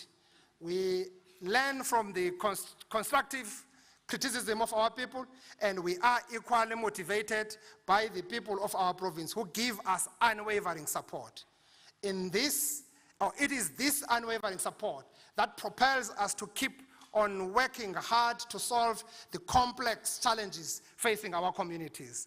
We call on all our leaders in our province from various strata to work together to lend a helping hand to vulnerable people, be it young people who can't afford tuition for varsities, be it people who need wheelchairs, or be it schools that need food and mattresses for education grade 12 camps. Ezando zinjeya ziyasincedisa. Singa-celebrate into grade 12 singamazi nobusuka. Play a part. Anything we can do to make a difference in the lives of other people, we must reach out. On that note, Honorable Speaker, let me conclude by reminding all of us that this year marks the 29 years of democracy, a democracy that we achieved through the selfless sacrifices of many heroes and heroines of our country, ordinary men and women, and young people who fought to defeat the brutal regime of apartheid to end its 46-year reign of terror against the masses of our people. Among the heroes of our people who played defining roles in the struggle for our liberation were President General Oliver Tambo and Commander-in-Chief of Umkhonto weSizwe, Comrade Christian. Sadly, both of our heroes did not live to see the birth of our democracy, of our country, of our rainbow nation in 1994. These two selfless sons of our province distinguished themselves as true agents of change. Throughout their lifetime, it was Oliver Tambo who said, and I quote, "I had other plans for my life, but God had other plans for me. God's plan was for me to fight in the political liberation for my people." Christian had this one to say: we must build a different culture in this country, and that culture should be the one of service to the people. We're here for that, nothing else. As we mark the 30th year of their passing this year, I appeal to all of us as leaders of today to roll out our sleeves and make 2023 truly a year of decisive action to advance the interests of our people. We must work together more than ever before, or more than ever done before, to rewrite the history of our province from a history of hopelessness to a history of prosperity. Makube njalo. Nkosi.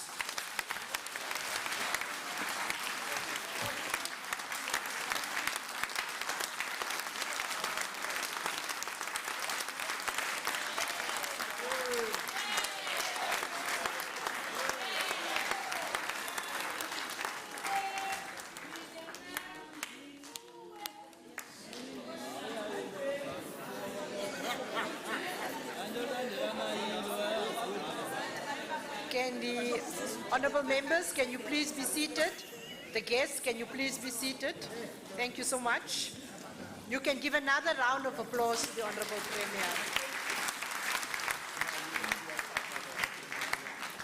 Premier. Thank you, Honorable Premier. I don't want to say how long you took. I think we'll have a discussion, especially with the leader of government business after this.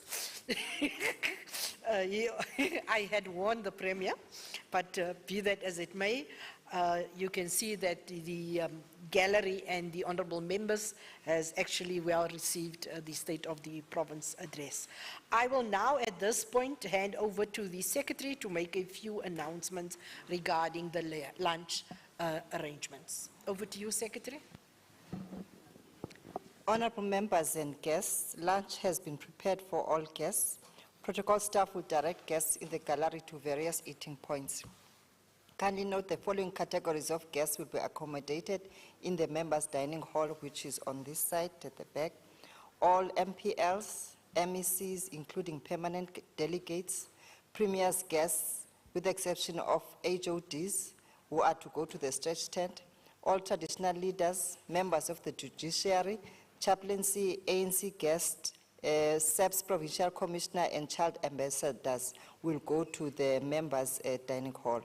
All other guests are requested to proceed to the stretch lunch tent, which is also at the back and also at the members' lobby. Staff, VOC, media will be served lunch in the boardrooms allocated for this purpose and will be guided by the protocol officers. Lastly, I would also want to announce that our shuttles for the park and ride will be parked outside in front of the chamber to be able to take back guests to go and collect their cars after lunch. Thank you. Thank you so much. As I was going to say, Honorable Secretary, to the Secretary.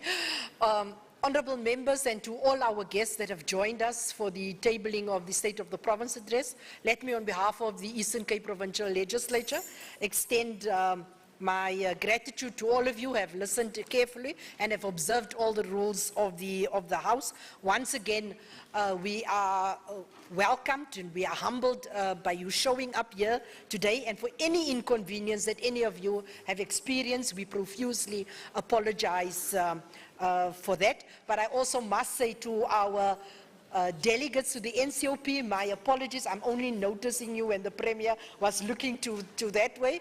I do acknowledge you, and once again to our ministers and deputy ministers, especially to our previous speaker, the Honorable Deputy Minister Notkolo Kivid. We want to say thank you so much, ma'am. It's always an honor having you here with us. Can we give her a round? Mambele. Thank you so much. And to all of you, please be safe, enjoy yourself, and when you do travel back to the breadth and to the length of our province, please keep in mind the road safety, and we do not want to hear of any fatalities on our roads. Thank you so much. This concludes, therefore, the business of the day, and the House will adjourn until 10 o'clock on Tuesday, the 28th of February, 2023, for the SOPA debate. Please log on to these social media platforms where the political parties will be able to then debate and have their say, and ultimately on the 2nd, the Premier will come and respond to that debate. It is very lively, and I can assure all of you it is worthwhile logging on and listening to the debate. The House therefore adjourns.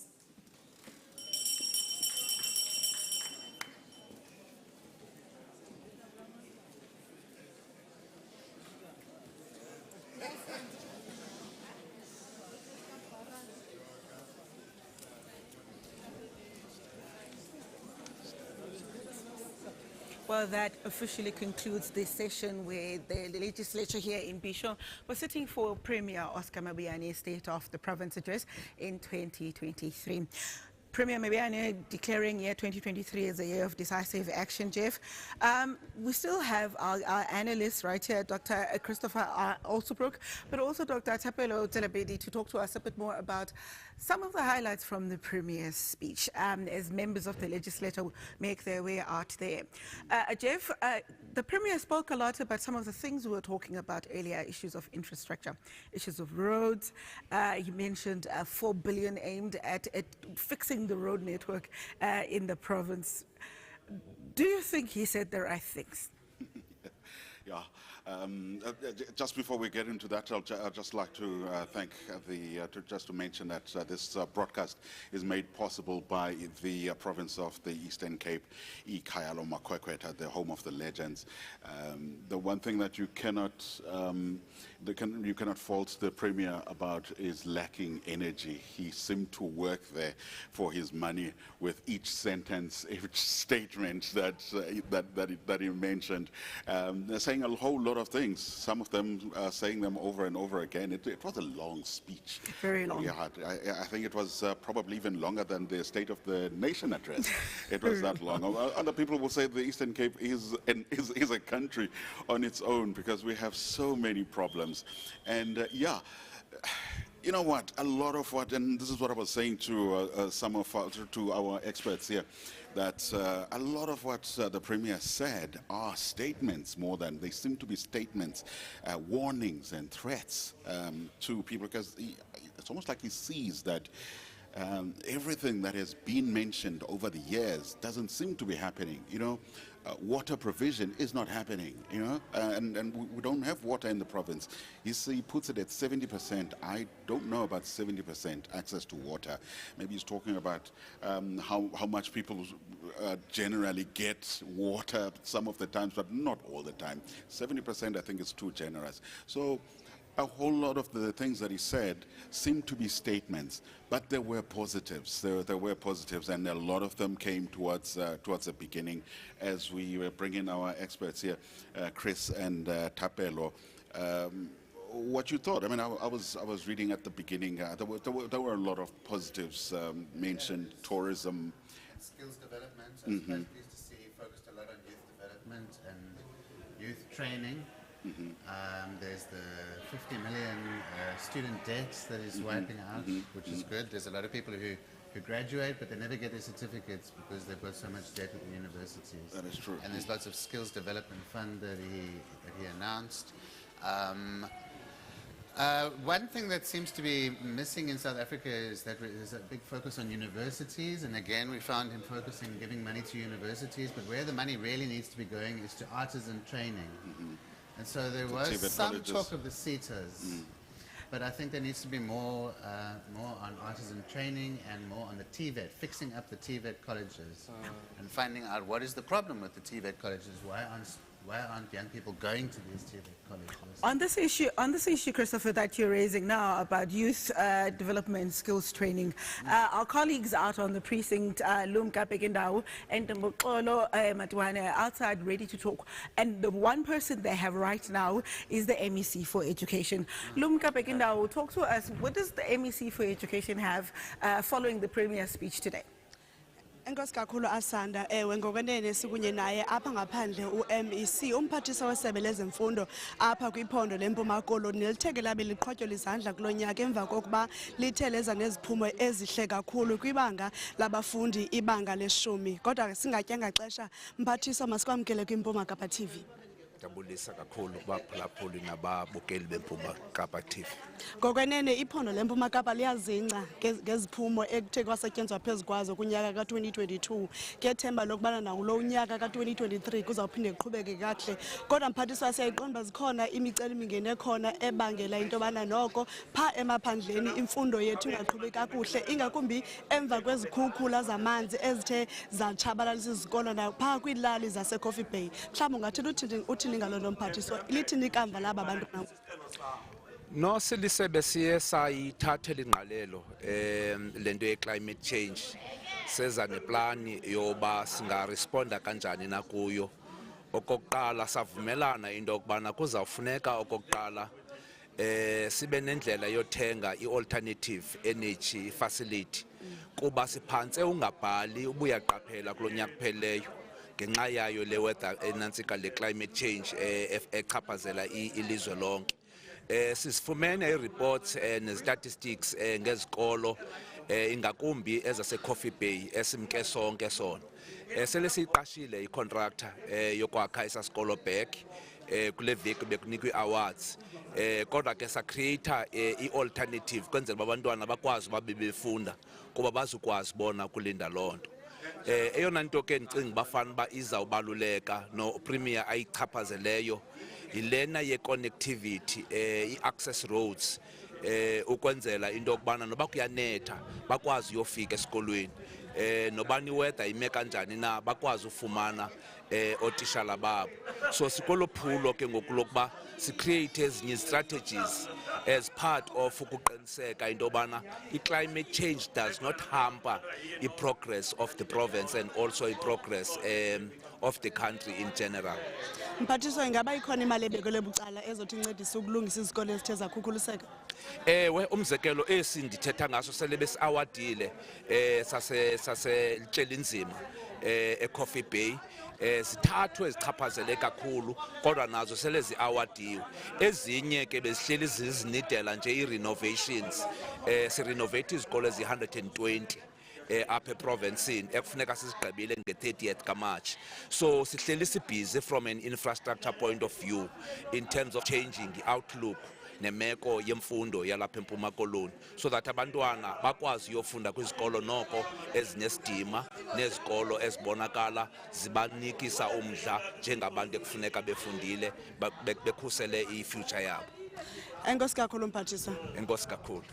Lowo ke nguye ke umphathiswa wesebe lezemfundo apha kwiphondo leMpuma Kapa, umphathiswa uFundile Kade esixelela ke esibalisela ngezinto iphondo eliza ukuzenza isebe lezemfundo Gxebe elizawuthi lizenze kwizikolo ingakumbi ezo zithe zakhukuliseka zizikhuntyula zamanzi ebezisanda kwenzeka apha kwiphondo leMpuma Kapa. Okwangoku masibuyisele kuwe Asante Studio. That's Lumka, that's our colleague Lumka Pekinda, right there talking to the MEC for Education, where he mentions concerns around schools that were destroyed by bad weather and that they've already contracted somebody to fix those roads, but also to find other ways for alternative energy in schools to improve access for young people, that especially in rural areas. Tapela, I want to bring you in here. What's your take? The most important thing that the Premier addressed for the people of the Eastern Cape in his speech today? I mean, there was a lot. I mean, we all said that the speech was quite long. I think it is a provincial address, so there has to be some level of detail. I think for me, the issue is, I mean, when you compare the Eastern Cape to other places, one gets a sense that there isn't a lot of private sector investment. I think the most important thing is seeing that. I think the most important thing is seeing that that sort of investment is able to generate employment, and that there's been saving also of jobs in that regard. So I think that's quite important. I do think people do need jobs. Remember that the province has quite high levels of unemployment, close to 50%. That's quite high given the other provinces. So I think he's addressing a very important issue. Of course, you have to see this against the background of other sort of problems with the housing, natural disasters that he talked about. But I think what's central for me in this speech was the issue around the private sector development. And that is really what's going to, the private sector investment, and that's really what's going to get the province to develop. Like, you know, when you see Durban, when you see other places like Johannesburg, Cape Town, and so forth. And I think it's a step in the right direction. Let's go back outside where our colleagues are talking to some members of the opposition to get their views and their takes around what the Premier addressed today and what is missing or what was important for them. Lumka Pekindao and Mokolo Mabuyane are outside talking to parties and the different members of the legislature. Let's go back outside.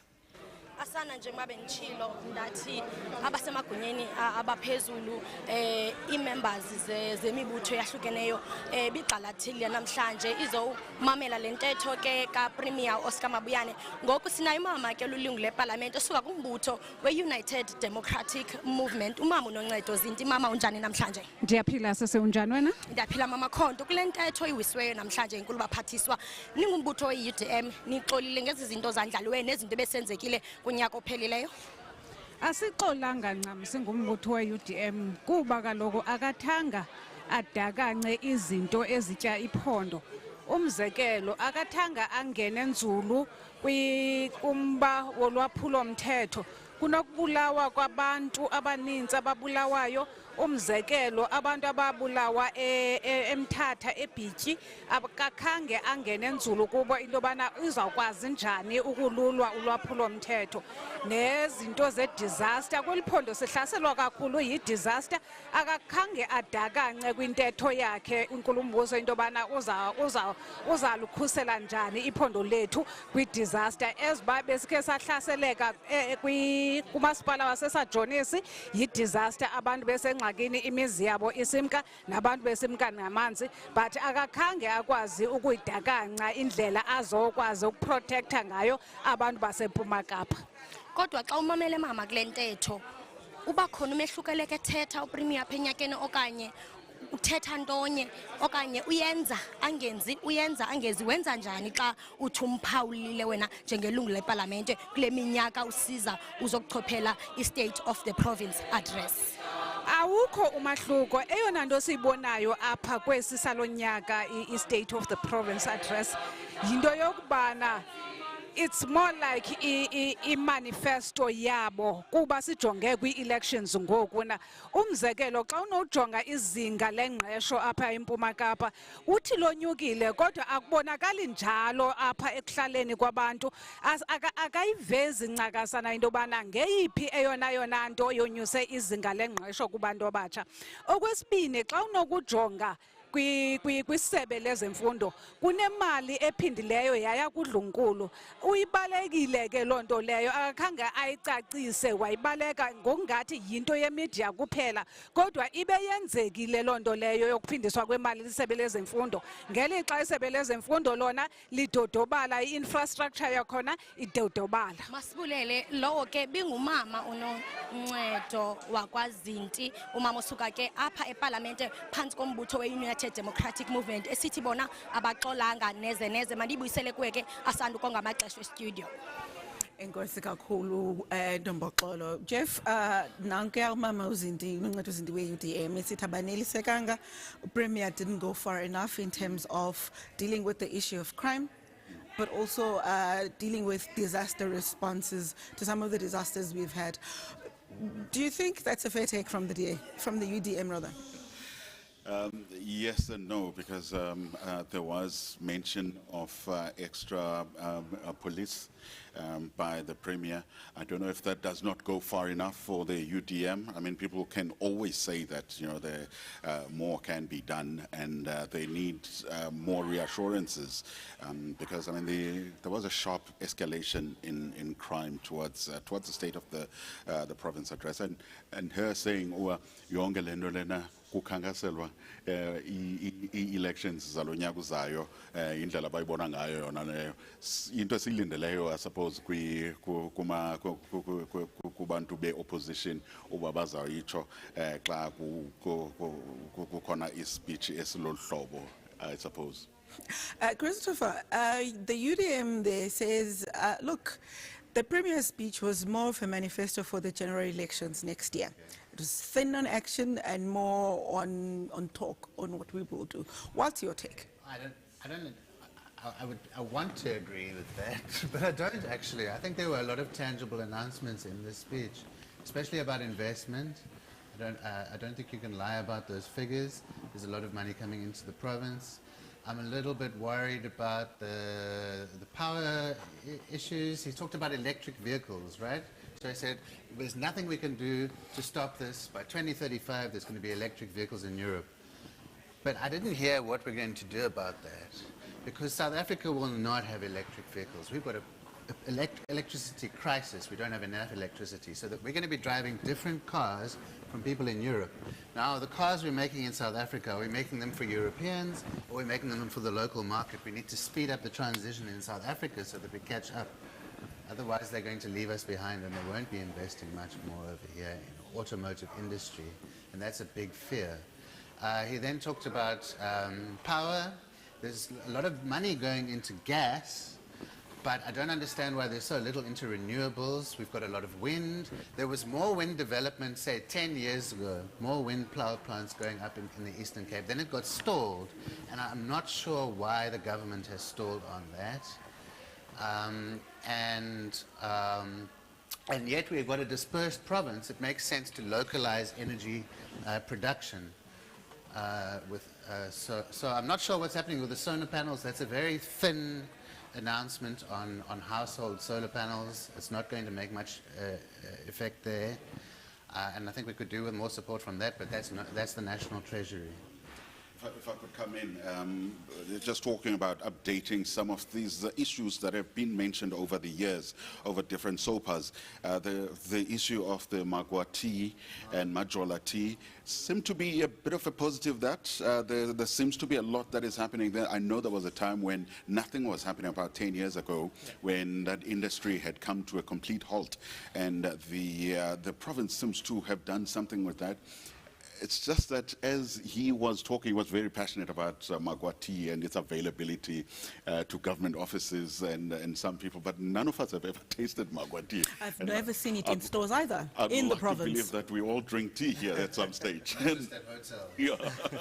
Yeah. So, I mean, those are some of the, it looks like while they might have a product there, maybe not enough, it needs to be brought into, to people. That's how that industry is going to survive. Yeah. Benotapelo, earlier you mentioned the issue of infrastructure development and investment. Yeah. Previously, the province did a lot of public-private partnerships to drive projects, but that seemed to roll back a bit. There were also issues of corruption around some of those deals. Do you think this is something that the province should be looking at more seriously, especially since government doesn't seem to have enough money to drive development projects on its own? Look, yeah, I think it's important. I mean, you just reminded me of the clinical hospital in Grahamstown that was also as a result of the public and private relationship. Obviously now during COVID, the problem was that it somehow closed down. I don't know what happened to that relationship. But I think obviously to drive development, we are going to need private sector involvement. But I think what I heard less of in the speech was that there isn't maybe watching out for how do you make sure that these funds from private sector are not taken up or, you know, by sort of corruption. There are no leakages in terms of the management of that money. So I think that's quite important. I think that's something that he missed out on. But yeah, I think if you're going to push with private sector and public sector, there will be sort of development that you'll see. Importantly, it will be also development facilitated by private interests and not necessarily a burden on the state, given its mandate around basic services, which I think is a struggle with. Let's go back outside. Our colleagues are outside on the precinct, and Mabuyane and Lumka Bekindao are outside talking to political parties. I understand Ntombokolo has a guest from a fairly new party outside. Enkosi Asanda ndikuye naye ke usekela meya apha osuka eNelson Mandela Bay kula masipala uMbaxa utata umkhuseli Jack. Tata kunjani namhlanje? Sikhona. Good day. Mina enhle. Enkosi tata, besides izinto ezininzi ezenzekayo kula masipala, udutyulwano oluninzi, amatyotyombe apho infrastructure ingekho khona, izikhalazo ezininzi eziluthotho, kodwa sibonile ke kuthiwa thaca imali e-SAB, sibonile idodehulwe mall, ibhodwe kuziswa imisebenzi, sibonile kufakelwa ifiber. Ingaba urhulumente uyaqhuba kula masipala, uyangqina na oko? Oh yeah, kakhulu ndingqina kakhulu into yokuba okoko sixhuzula imikhala phaya kukho noko kunyathelela phezulu kwaye ke ziyancumisa indaba zokubana inkulumbuso izincome amanyathelo athatyathwayo nakhawulezayo phaya, and nentetho yakhe ke iye yancedisa kwimiba emininzi excuse ngokukodwa kokuphethelele kwinantsika kwimbalela lena ihlala ndawo ukunqongophala kwamanzi nokusinika amandla ukuba sikwazi unyanzelisa imiqathango yokuba nabantu balondoloze amanzi ngoba abantu baqabele kumthamo wamanzi abamele babayawusebenzisa. Loo nto incedisa kakhulu kwakunye nezinye nje izinto nento yobana athethe ngolaa hlobo athethe ngalo ngobuhegewu obenzekayo phaya, ukubulawa kwabantu njalo njalo. Loo nto leyo iwenza lula umsebenzi woceba on the ground nomasipala phaya xana izawuvela loo nto leyo icace into yoba injongo ezokuyiphelisa yokuyinyanya le nto yenzekayo isuka phezulu. So intetho kwezinto ezilolo hlobo inceda kakhulu. Sibonile kwi-film industry kuyakhulwa kwela Gqeberha, nantsi Gqeberha the Empire uze nayo inkulu baphathiswa. Kulo nyaka ikhona enye into ayibekileyo specifically for iGqeberha lamasipala uMbaxa? Oh yes, kakhulu. Okokuqala le nto yebhanyabhanya, laa mandla ngowona ufanele ukuhluma kwenantsika kwenkqubo ye-film industry, yabo. Isizathu soko into yoba iKapa seli-saturated as we speak now, and the only other best place that is suitable for abantu be-film industry to come and put izitudio zabo yileya. So it is very good that uPremier naye eyinikele ingqalelo loo nto and enika inkxaso epheleleyo. Sisuke kancinci Gqeberha i-overall yayo yonke le ntetho ingaba lonke iphondo lanelisekile le ntetho xa usoyikhangela ngokunokwakho uyiphonononga. Into ebezithethwa zinto ekade zithethwa anyway. Ndivanga nto intsha. And ke enye into engakuthusa ngokukodwa into yoba uba bingamentionwanga nonokuqonda uba hayi kusondela unyulo once buve ngomzimvubu udem uyazi nje uba hayi balike lafakwa kwi-speech kusondela ii-elections sekonini. So ezinye nje izinto zona nazo zizinto eziqhelekileyo ekunyanzeleka nje i-agency into yoba zenziwe.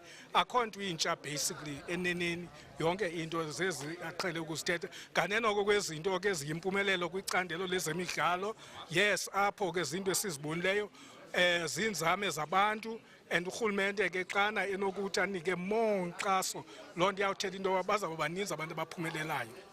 Umama uNoncedo Zinto we-UDM olilungu lepalamente beke wathi crime khange kunyathelo kuyo ngamandla iwest ke kwela cala laseGqeberha qabaqaba ingaba kunokwenziwa ntoni uNewsicals ukuqinisekisa into yoba asinalo izinga eliphezulu le-crime? No, kufuneka kuthethwe from the top, yabo. And kufuneka urhulumente abonakalise into yoba uyithatha serious le nto. Urhulumente wethu zange wakhanga phantsi ekuthetheni.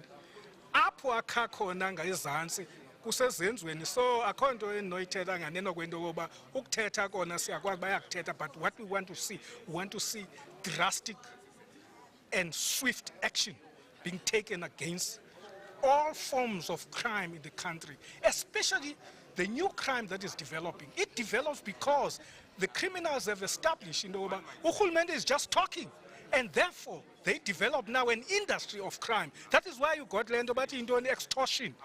You got now massacres. Those are new kinds. Why? And more those kinds of crimes that are new in our country are going to develop up until the leaders start to learn to take action rather than just making a nice speech about it. Enkosi Deputy Mayor lo ke bingutata umkhuseli Jack oyi-Deputy Mayor ke kumasipala uMbaxa weNelson Mandela Bay exolile ke engaxolanga kodwa ke mandizibuyisele kuwe intambo studio Asanda and Jeff. Inkosi kakhulu Ntombaxolo. That's Ntombaxolo Matibane talking to Costa Jack from the Nelson Mandela Metro Council. We're now joined, Jeff, by the MEC for Cooperative Governance and Traditional Affairs, Mr. Zolile Williams. But before we talk with him, before we engage with him about some of the contents from the Premier's speech that deal with his portfolio, let's take a look at a conversation we had with the MEC earlier about some of the challenges facing his department.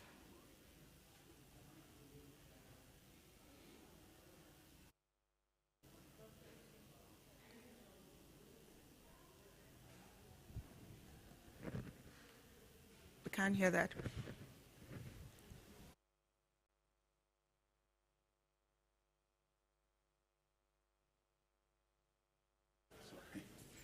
We'll have to go back to that. We'll have to go back to that interview in a short bit. We're experiencing some difficulties on the sound there. But let's talk with you, MEC.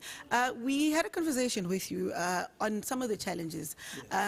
We've dealt with the issue of flooding that affected some areas, particularly around Enoch Mkijima, and which led to protests. We've dealt with the issue of water. From the Premier's speech today, what's the way forward for cooperative governance, particularly around municipalities? Thank you very much for having me, and greetings to the people of the Eastern Cape. And we're really pleased about the Premier State of the Province address.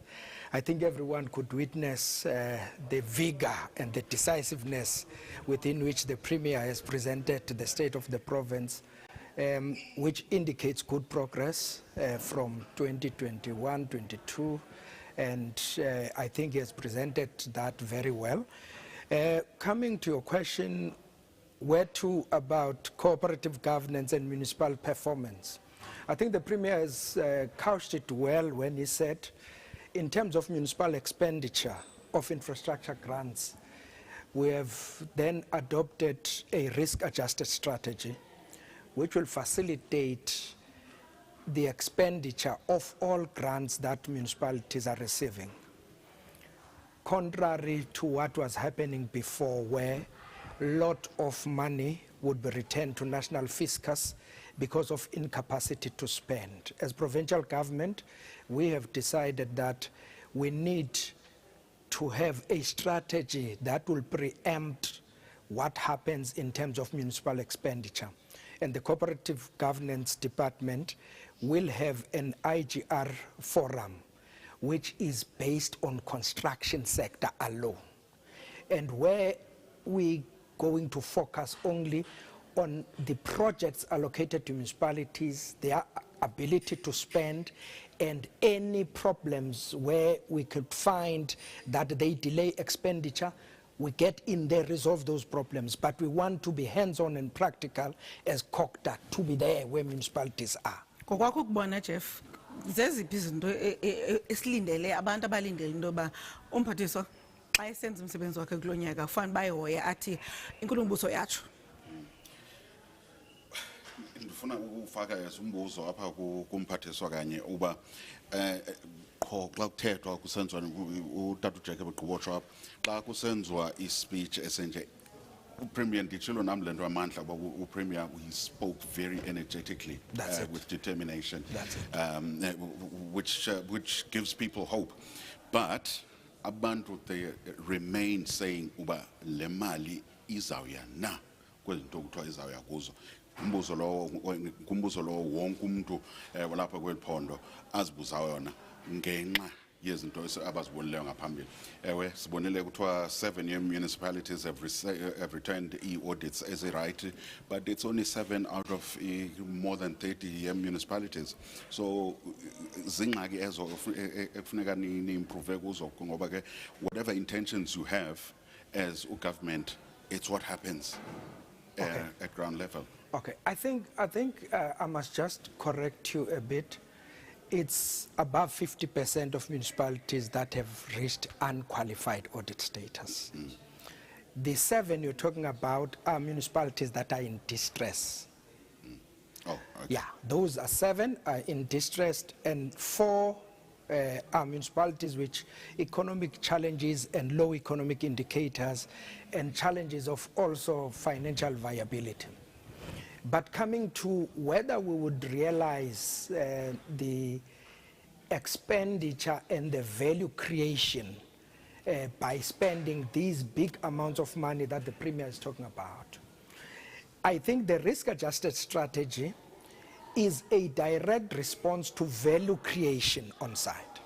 Because historically you would find there are some municipalities, including government departments, where there will be claims that a school has been constructed.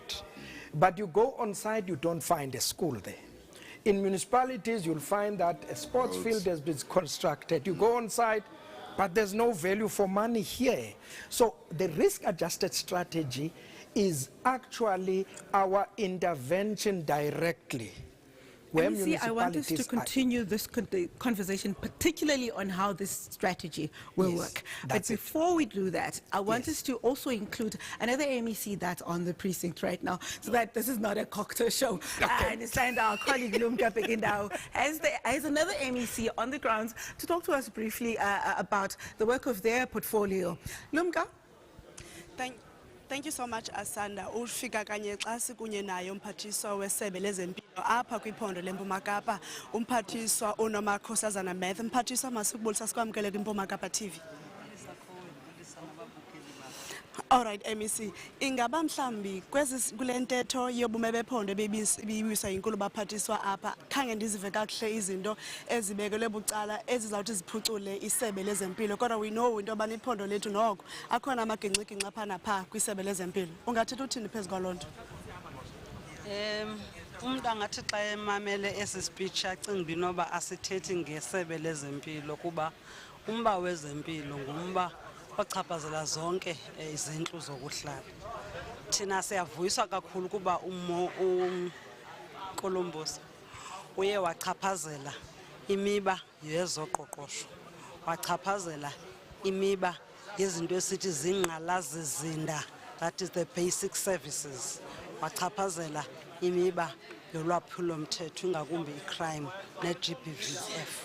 Kuba kaloku ezinye zezinto xa zikwaziwe ukuba ziqwalaselwe yenzeka ke ngoku into uba imeko yokuhlala nokuphila kwabantu ngale nto sithi life expectancy ibe ngcono xa uqoqosho lungcono. Xa usijonge esi speech sakhe ngathi about 80% yaso igxile kukudalwa kwemisebenzi kwi-programs ze-investors eziza kwiphondo lethu. Sayivuyela ke thina loo nto kuba kaloku uba ngaba kukho misebenzi baninzi abantu abafumaneka bephethwe zizinto ezininzi de bachaphazeleke nasengqondweni. Ubona ke siyavuya ukuba kukhona noko ukuveza kancinci kwemisebenzi esiyenzayo silisebe lezempilo. Ibonakalisa le nto ukuthi mkhulu umsebenzi owenziweyo and ispeech besingeke sonele uba sinike ingxelo yayo yonke into eyenziweyo. Abona xa kuthethwa ngemiba ye-DNA lab, forensic DNA lab ayichaphazeleyo, xa kuthethwa ngemiba ethetha ikubekwa kwethutuzela centers kwingingqi zonke nobe ngekafiki kule ndawo ibithetha ngesebe lezempilo sechaphazela already umsebenzi ochaphazela thina esikhona nakuwo kuba ithutuzela care centers sisebenza no-NPA, sisebenza no-social development, sisebenza nawo wonke amanye amasebe but zifumaneka kufutshane nezibhedlela zethu. Ubuthetha nge-forensic DNA testing abantu bethu abathe badlwengulwa ngumsebenzi esiwenzayo silisebe lezempilo kodwa ukwazile ukungena athi ke ngoku senza ntoni ngomba we-medical legal claims, senza ntoni ngomba wokuqiniseka uba abantu empuma Kapa bazifumana iinkonzo ngakumbi sokujongana nemihlaza eyahlukeneyo, senza ntoni ukuqiniseka kwakhona ukuba silisebe jikelele similisela izinto esizibiza ngoba zii-centers of excellence apho khona ngenxa yale judgment yaseGrahamstown kaFebruary ethe noko mayingathathwa yonke imali esebe lezempilo koko masinike uxanduva silisebe lezempilo lokuqwalasela abantwana bethu abaye bathi bachaphazeleke bazalwe benogogeka phecelezi cerebral palsy. So uzamile uNkulumbuso ukuba aveze umsebenzi wenziweyo ingakumbi nakwezi key milestones esizenzileyo kunikeni inkonzo ingakumbi sijonge abantwana abana less than 1 year umcimbi immunization, umcimbi abantwana abana under 5 years kuye kwacaca uba bayehla noko ukusweleka kuba sithe xiphu indlela esifikisa ngayo inkonzo ebantwini komama abazithweleyo nanjengoko bebakhuthaza uba mabahambe ohlukuhle. So thina sonele kuba siyayiqonda uba i-challenge enkulu ejongene nelizwe ngumcelimngeni ingakumbi kwinto yezoqoqosho nengxaki yokuswela imisebenzi. So loo nto ke thina iyasivuyisa kuba silisebe lezempilo sizokothulwa umthwalo xa isebe okanye urhulumente waseMpuma Koloni eveza amathuba emisebenzi abantu batsho baphila ubomi obuphucukileyo. Okay, mphathiswa kwezi veki ezidlulileyo besike sabona ezinye isebe lezempilo sichaphazelwa zizikhuntyu zamanzi, amanzi angena ngaphakathi esibhedlele. Mhlambi zikhona nezinye indawo esizachaphazeleka esemaphandleni. Uqinisekisa into yobana abantu xa besesibhedlele bakhuselekile. Mhlambi zikhona izinto enicinga uba nizawumilisela phezu kwazo kulo nyaka and also ikhona nale ngxaki yofumanisa ubana kumane le ingxaki ye-load shedding ngokuqinisekileyo iyayichaphazela kakhulu abantu abazizigulana abasesibhedlele. Mhlambi ungathini kuloo meko? Uyazibona uba uvumelana nam uba xa uthetha ngezempilo awuthethi qha ngezempilo, uthetha ngenye into zichaphazeleka ezempilo because kaloku thina siyisenta yokuphila kwabantu kwisociety.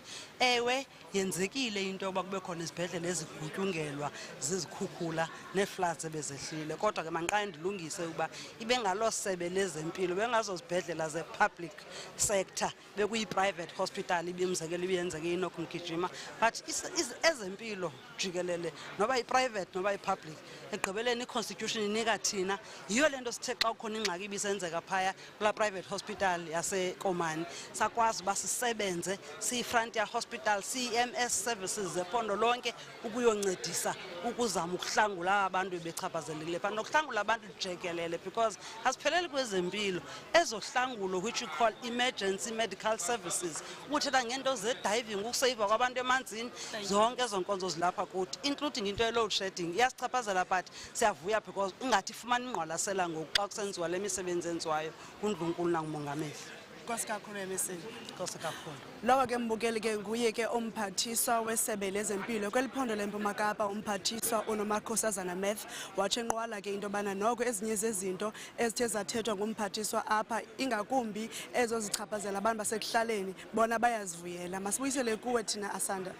Nkosi Lumka, that's Lumka Pekindao talking to another MEC right there. But I want us to go back to the conversation we were having with the MEC for Dr. Zolile Williams about a risk-adjusted strategy. Yes. Because it's a serious concern for the people of this province where they hear that money has been sent back to national because a municipality or a provincial department could not spend it when people need those services. Talk us through this strategy you're talking about. All right. The risk-adjusted strategy has got 3 phases. First phase is the planning, project planning, which begins in June to October. Second phase of that strategy is procurement phase, which begins from February to May. And then the last phase is construction phase, peak construction phase, which begins 15th of June to December. The anticipation of the strategy is that all contractors by the 15th of June each year must be handed over sites. From there on, end of the first quarter of the financial year, we should be able to spend 30% of the total expenditure of that particular municipality. Projecting that from that 30% December, municipalities currently would want to achieve 40% in December. The risk-adjusted strategy is pushing them to 60% in December. The third quarter of the financial year, we should be 85%. And we anticipate that with this strategy and how we've preempted expenditure, erratic weather conditions in the construction process, we think we can achieve spending all the money that is allocated to local government through this strategy. Yeah, we believe in it. Yeah, Jeff. Yayiva yona ezinto asanda ziba zilula xa uzithetha. Yeah. Kodwa ke siyazazi into ezininzi ezenzekayo on the ground. Njengo ezinye ezazo bezingekho planned ngoba into esithetha ngayo kakhulu ngoku zizikhukhula ezenzekileyo kweliphondo. Sure. And uthe usajonge ngapha eKomani kwangene iOR Tambo ngapha. Zizawuchaphazela njani i-budget yakho, i-planning ebinayo ngoba ezi zinto azinakwazi ukulinda, ezinye zazo azikwazi ulinda njengoba besitsho no MEC Gade uba ezinye zifuna immediate attention. Yeah, no, the disasters have actually been devastating to our province, and they have a huge negative impact on economic infrastructure. And the budgets that we're making currently are going to be gravely influenced and impacted by that disaster. However, the declaration of national disaster has made national effort.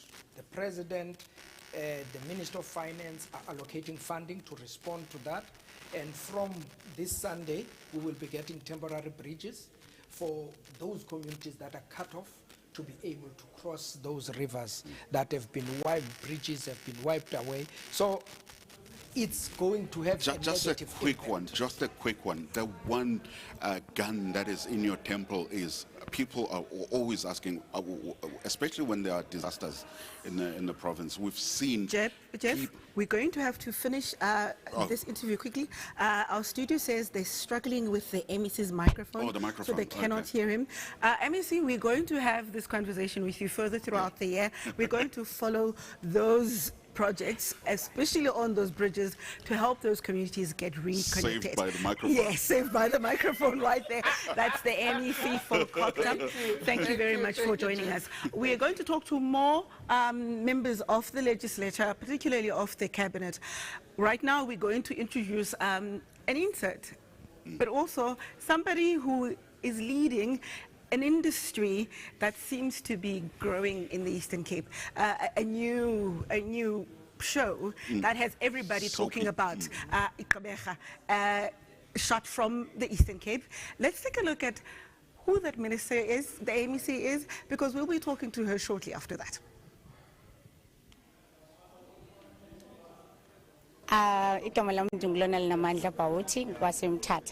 Firstly, I did strategic advertising, and that microphone saved you. that was 3 years, and then I worked for a year, That and then microphone I saved went you. to study acting, Jeff was and ready. also that was 3 years. So yeah, Jeff was basically I ready to am a process you. qualified actress. However, it's not that easy to get in the industry. So I've been doing a lot of auditions, a lot of networking. It brought so much hope, first of all, because we know how hard it is for artists, first of all. And we're grateful because the industry was a bit closed.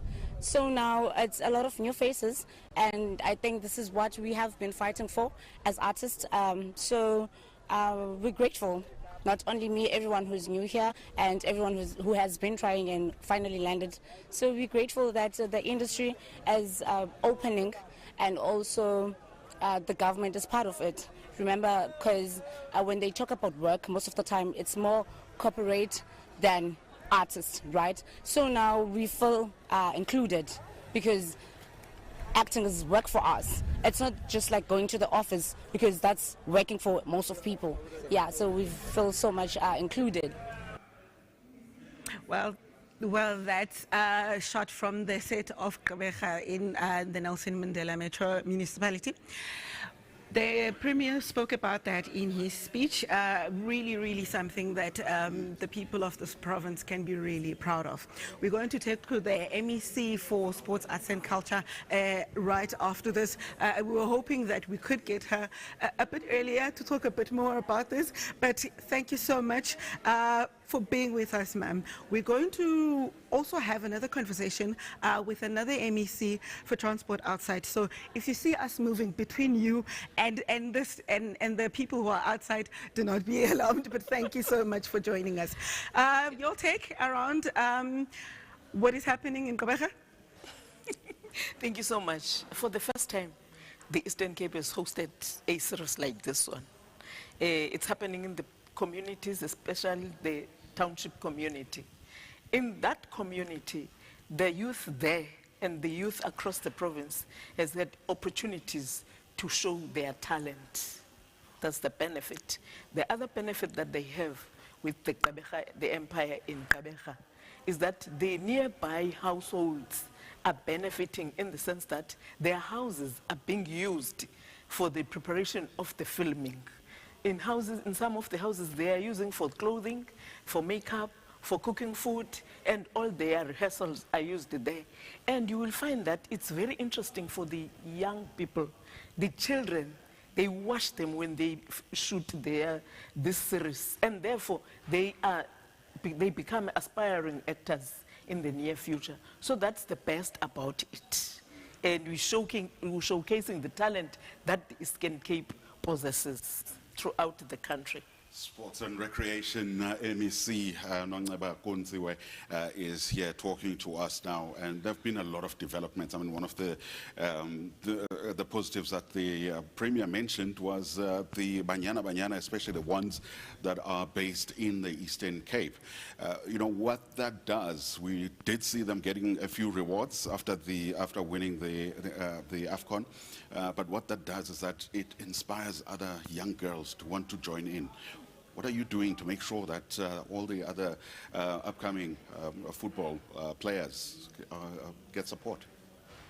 The department is committed to supporting all those, the Banyana. But over and above that, the department is encouraging even others to get into the space. Remember, the field has always been known as the men's field, or the men's sector, or those that are men. But now we are happy that at least women and females are entering the space. That's the women development. So the department is committed to support all those and encourage even the women in rural areas to participate. So we're setting aside a bit of a budget to support, because that's the only way that we can do to encourage those, the federations and the leagues that are always organizing those, so that we know, as much as they engage in sport for fun, some, and healthy purposes, but in some and most of them is career. So we do want to encourage those to be involved. MEC, xa uthetha kanye ngokubekwa kwebudget nokusapota izinto, kukho umbuzo osoloko khona uthi zithini injongo zenu okanye uthini umsebenzi wenu ekwakheni amabala okudlala? Abantwana ezilalini ezilokishini ezininzi abanawo amabala odlala. Omnye umzali aphele sithi umntanam uphela ewela kwizinto ezifana neziyobisi ngoba akhona indawo yodlala efanelekileyo apho bazawugcineka bexakekile khona bangade bawele kwinto ezimbi. Uthini umsebenzi wenu, uhamba ndawoni umsebenzi wenu eqinisekiseni into yoba zikhona indawo apho abantwana banodlala bazilolonge khona abanye kuzoze kuphuhle netalente yezemidlalo? Silisebe siyazifumana kakhulu ezo zikhalo okanye ezo zicelo zamabala ezilalini ngakumbi. Kodwa ngokwemithetho karhulumente amabala akomasipala, ibudget ye-department ye-facilities ikomasipala. So okwethu esikwenzayo is to engage those municipalities uba mancede bayisebenzisele ekwakheni amabala okudlala abantwana. Thina singenelele to support them. Kodwa ingabo ekufuneke bewenzile. Siyabona ukuba noko abanye bayazama, abanye abazami. Kodwa ke ibudget yethu ipha kukuncedisa nje xa sibona umasipala noko abe strides and efforts azenzayo into building those facilities, because the policy says the municipalities must do the infrastructure, sporting facilities at that level. Sibulele kakhulu MEC Nongcabakwenziwe for joining us. We're going to go outside for more reactions from the field, from the grounds here on the precincts. Lumka Pekindawu is with the MEC for Transport, I understand, Lumka? Enkosi asando fika kanye nyani xa sime naye umphathiswa wesebe lezothutho kweliphondo leMpuma Kapa. MEC masikubulise sikwamkele kwiMpuma Kapa TV. Ndiyabulisa kuwe msasazi, ndibulisa nakubaphulaphuli. Enkosi. Nkosi mphathiswa siyayazi into yobana iphondo lethu lithwaxeka kakhulu ingakumbi apha ezindleleni. Negalelo lezikhukhula zamanzi liphinde labe liyamosha kwakhona kwiindlela zethu eselihlele zingcolerekile. Mhlawumbi ngabe thini iplan yokuya phambili? Msasazi, njengobana inkulumbuso ibhengezile kangangoba ndiyafuna uyikrwela umgca kwintetho yakhe namhlanje inkulumbuso ukubaluleka kwendlela, ngoba umgama esiwuhambileyo utsala abakhenkethi nomgama esiwuhambileyo utsala abatyali zimali, yonke loo nto ibonakalisa ukubaluleka kwendlela nento yobana abantu bakwazi ukufikelela ezinkonzweni. Ngoku enye into esiyiqinisayo ke njengenkulumbuso isitsho, sizawuthenga ogandaganda ngoku abaphaya ku-36 kuba sifuna ukuqinisisa khono phaa koomasipala. Njengoba imo yezulu ingenengene nje ayifuni ubisakhono sibe lapha eprovinsini kuphela, kuba kufuneka ukwazi ukukhawuleza ngokwesantya sakho, ngoba ixesha xa kunezikhukhula uyawuthi ufika phaya noba kube shushu namhlanje ufika wena usuka eprovinsini ufike kwenye usuku elandelayo ufika umonakalo omkhulu. Kanti xa isakhono siphaa koomasipala kuzawukwazi ukukhawulezisa ukhusela ubana ukhukuliseko lingabikho ngamandla kakhulu no maintainer indlela zethu, ngoba ixesha uthi ipotoli ibincinci ngenxa yobana sifike sicothile ukuya phaa njengephondo. Xa sifika phaa umonakalo somkhulu sawusebenza nomasipala uqinisa loo nto, sisasebenza kunye noSANRAL uqinisekisa into yobana izakhiwo ezi zendlela ziyaqiniswa beprovinsini ukwenzela kungabikho bantu abathi bakwazi ukufikelela ekliniki okanye esikolweni ngenxa ibhlorho iqhawukile. Siqinisisa khono sethu sosebenza kunye noSANRAL noSANRAL kunye ne-SANDF umziko lomkhosi. Njengebetshilo ke uPremier ubana imo yezulu enkenengene i-climate change ucacile uba idluli ihleli khona. Ngoku kubalulekile ngokasakha eziziseko ibhlorho singazakhi zibe sezantsi, funeka sizame uba sibika siyaziphakamisa, ngoba xa kufika ezimvula zinkulu ziyakwazi ukugqumeleleka ibe ngathi azikho ezaa bhlorho. Yiyo loo nto zawubona ingxubakaxaka yokuprovinsi xa iyonke. Yiyo ke loo nto sawuqwalasela xa senza lo msebenzi sifuna ukugqibezela kooCoffee Bay kanjena sawuqwalasela phaya indlela ebesizenza siqinisekisa uba ziyagqityezelwa ubheka phambili so that bakwazi abantu baseCoffee Bay nomonakalo ohlileyo phaya babe nendawo yokuqala ukwenzela ubana sizama ubuyisela imeko yokuphila kwabantu ekuzinzeni. Alright mphathiswa. Kwezi ndlela sezimoshakele kakhulu ngoku kwezi zikhukhula zamanzi bezikhona umzekelo kokomani.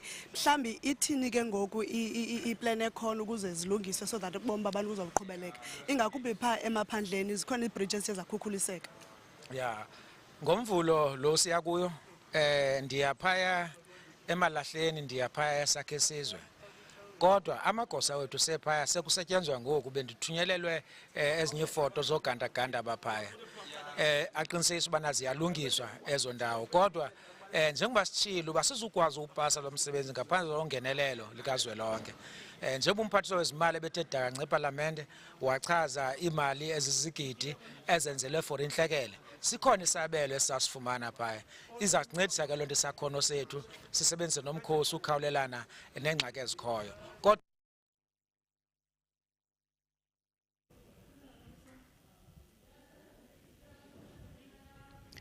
I can't hear them.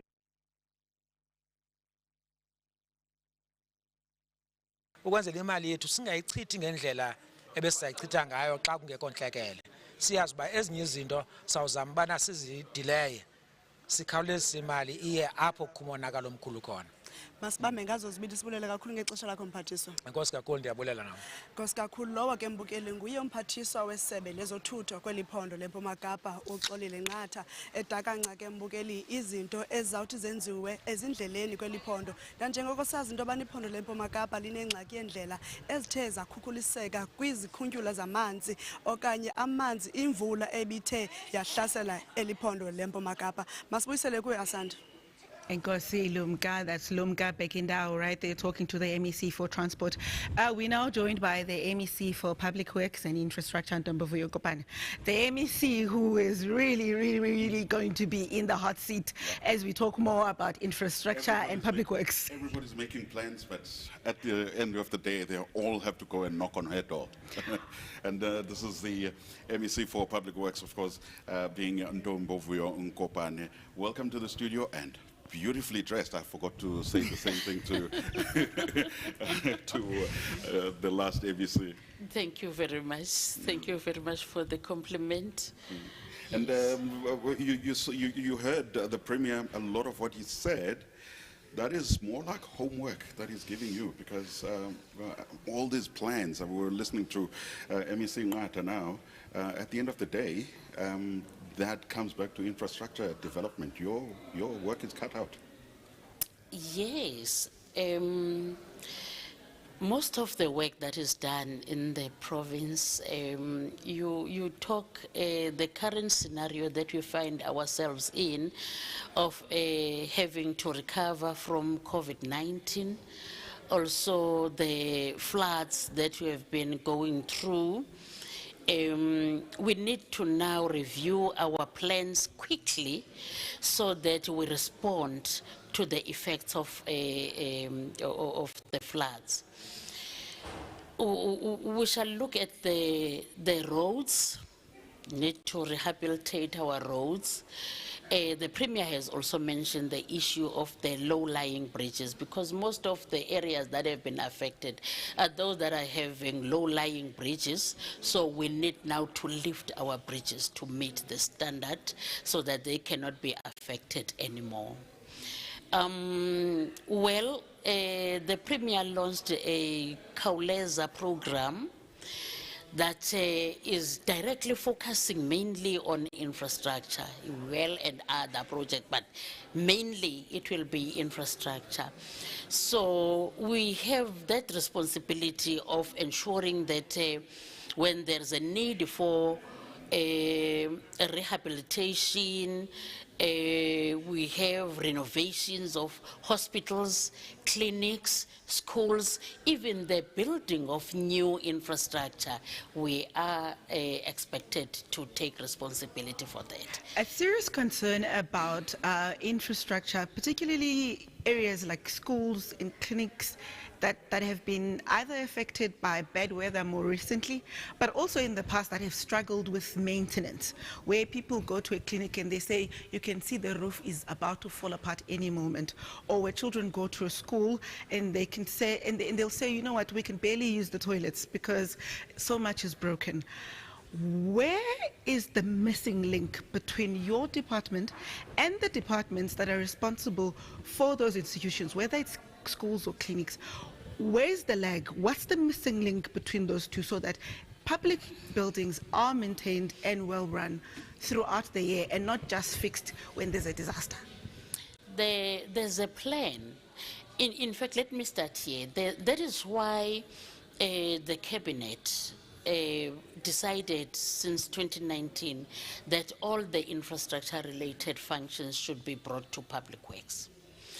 And to ensure that we meet those requirements, we had to review our organizational structure. We have now separate units, the one that will be looking for education, infrastructure, and the other one that will be looking for taking care of the health infrastructure. These other departments, including these two, they look at their infrastructure, they assess it minimally, then they take the report to us and say, just go and assist us there. So we send our experts to those buildings and we make plans for them to be taken care of. Then, as part of improving our service delivery, we have also established a program as the Department of Public Works that is taking care of the training of artisans. You talk your building artisans, your plumbers, the carpenters, and a number of them. So we train them in our artisan school. Then now we have taken a decision, and I will elaborate more in my budget and policy speech on what we are going to do about those artisans in meeting these needs that you are talking about, Asanda.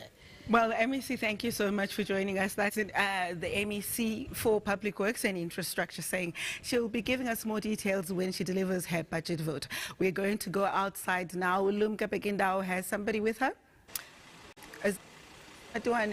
Yes, it's Demokola in a beautiful pink outfit. Enkosi Asanda njengoba benchilo uDiya ke uyibeke yamhlophe okwekade emhlophe ehlungwini wayithi nqa kodwa ke ikhona imibutho engaxolanga ngokusinayo umama apha ecankwam uZoleka Qothoyi yimember yeParliament whip kumbutho weEFF sisakhe ke sithi qabaqaba naye ngokungxamisekileyo umama unjani sakwamkela eMpuma Kapa TV. Ndiyaphila ndiyabulela ngokuzokuma apha phambi kwabantu baseMpuma Kapa.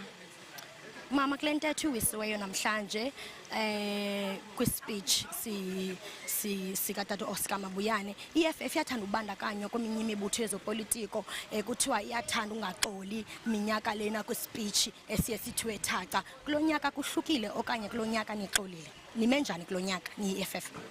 Kulo nyaka sibona thina siyi-EFF lento ye-State of the Province Address i-platform apho abantu benza izithembiso uPremier ezingaphumeleliyo kubantu base-Eastern Cape. So ayisixolisi kwa lento ekuthiwa si-State of the Province Address esibona into kokuba i-waste ye-taxpayers money ebekumele into kokuba yilena yenzela abantu base-Eastern Cape izinto kumele bayazenzelwa. Nangona ementionile 11 investors ezizayo Shoprite group oBentelazi ukuba bazothi thaca baxhase nale into iFF ayixolisi ngoba noko ke izawuthi noko yenza izinto zibe better nalapho nikaxoli asixolisi iFF ngoba kwalomhlaba athetha ngawo into kokuba inkosi mazinike umhlaba abasinikanga isidima senkosi abazinikanga isidima zazo nangoku uthe xa yethetha ngento yesidima sezinkosi wathi hayi kuzawubuya kuthethwe ngayo leyo mazinikeze ngomhlaba. So asixolanga thina siyi-EFF ilonto ngoba kwa ezinkosi afuna umhlaba kuzo zezi angasinikanga isidima sazo. Thina sibe siyi-EFF sisithi zibalekile inkosi kufuneka siqale kuzo ngoba zizo ezikhokhele abantu base-Eastern Cape. Xa usithi ke lo msitho wesopa noko kuchitha ixesha kungaba ke ngoku umzekelo kungathiwani ngoba sele ke into ikho iqhuba minyaka le kungathiwani ke ningumbutho we-EFF ukucebisa enye into engathi ke enye indlela ke kungathi kushokuxenga izinto ezithe thaca apha kweli phondo leMpuma Kapa. Thina siyi-EFF kwale yezi address uqala apha e-Eastern Cape ukonyuka asiboni into ekumele uba iyenzeke ngoba kaloku yile ichitha imali asisapoti kakhulu siyi-EFF ngoba abayenzi lento ekuthethwa ngayo. Umzekelo ngoku kune-project awayethethe ngayo ye-water yasemzimvubu akhange athethe ngayo ku-page 6 ngo-2021 khange athethe ngayo into yokokuba imaxa indawuni ngoku laa project. Kwale ngxaki abantu bakuyo base-Eastern Cape ye-floods yile ayenza ijoke athi ibingaske zisiwe Nelson Mandela ngoba akukho manzi. So sibona into thina echitha ixesha nechitha imali yabarhafi. Masibulele ke lo bingumama uZoleka Qothoyi from the EFF engaxolanga ke njalo kodwa uthi noko esi state of the province address makhe sihlehliswe ngoba kunengxaki mandibuyisele kuwe ke intambo. Well, we are almost approaching the end of our broadcast, Jeff, of this year's State of the Province Address with the Premier. We still have our analysts with us, Dr. Christopher Alterbrook and Dr. Gentlemen, quickly, your last bit on the Premier's speech today. You know, I'm very concerned about the municipalities in this province. There's a crisis in the municipalities. It was a very positive speech, but I don't know how you can have a positive speech that talks about the municipalities. There's a serious crisis in the municipalities. The solution was supposed to be the district development model. I heard nothing about that district development model. It seems like it's fallen right off. Yeah. And I don't know whatever came of it and why it was not successful. There was municipalities that were merged. Now it turns out it wasn't such a good idea to merge them. Yeah. Now they want to de-merge them. It's back and forth. But where's the vision for going forward with the municipalities? And that one question that I wasn't able to ask from MEC Williams, maybe I can put it to Dr. Tsilapedi here. The one thing, you know, whenever you think about disaster funds relief in this province, and we've seen it from even the funds, Nelson Mandela's funeral funds, whenever you see that there's an emergency and processes are going to be bypassed, the funds end up somewhere and not necessarily where they are meant for. I know people whose houses in Umtata were ripped off by a storm in 2017, and they said we had to rebuild ourselves. We never saw a cent from government. Now we're talking billions. Yeah, no, I think that's one of the issues that Izawaria had pointed out, that one of the things that he does not mention is how do you make sure that there's management of this money? How do you make sure that there isn't any sort of leakages that we see via corruption? I think he failed to sort of at least speak on that, especially working with the sort of SIU and other sort of state agencies that can support that type of work. So that's definitely a problem. But I think one big issue that's a problem for me is the issue also around corruption. Didn't quite talk about that, particularly at municipal level. Municipalities in the province are failing. That's a fact. You have to go through a drive just in the province from Grahamstown, and you're leaving the province, you can see that it's collapsing. No, it is. And in fact, everything sort of around is also collapsing. You'll then see the sort of collapse of the university, and now there's discussion of taking the High Court outside of Grahamstown. So those are things I think they need to apply themselves. So how do we resuscitate municipalities? How do we end corruption, or at least mitigate excess around corruption? It's always going to be a question of trust as far as this province is concerned, Hassan. It really is, because people of the province have been asking, have been begging, they've been protesting. We've seen protests at Enoch Mkajima now, because people are really, really tired of waiting and asking. When funds are there, at times they go back to national government because they're not done. But Jeff, we have to thank our guests for joining us this morning. You've been with us throughout this broadcast, and we thank you so much for joining us. We also have our colleagues who were out on the field, Lumka Pekindao and Domboxolo Mabuyane, who have been absolutely wonderful this morning. Yep. They've really engaged us in the morning. Jeff, It's been such a pleasure to work with you. Yes, it's been. We've never worked together, but it was enjoyable. It was great, being back here in the space at the Eastern Cape Provincial Legislature and being able to talk to the people and seeing, things that are being planned for our province. Well, Jeff, I'm really looking forward to the budget speeches by the MECs, where they will hopefully give meat to some of the things that the Premier spoke about. But we have come to the end of this broadcast right here on Bumakapa TV, channel 260. Thank you for joining us. We will be giving you bits and pieces of some of the speech throughout our news bulletins as we go through the week. But thank you so much for joining us. Goodbye.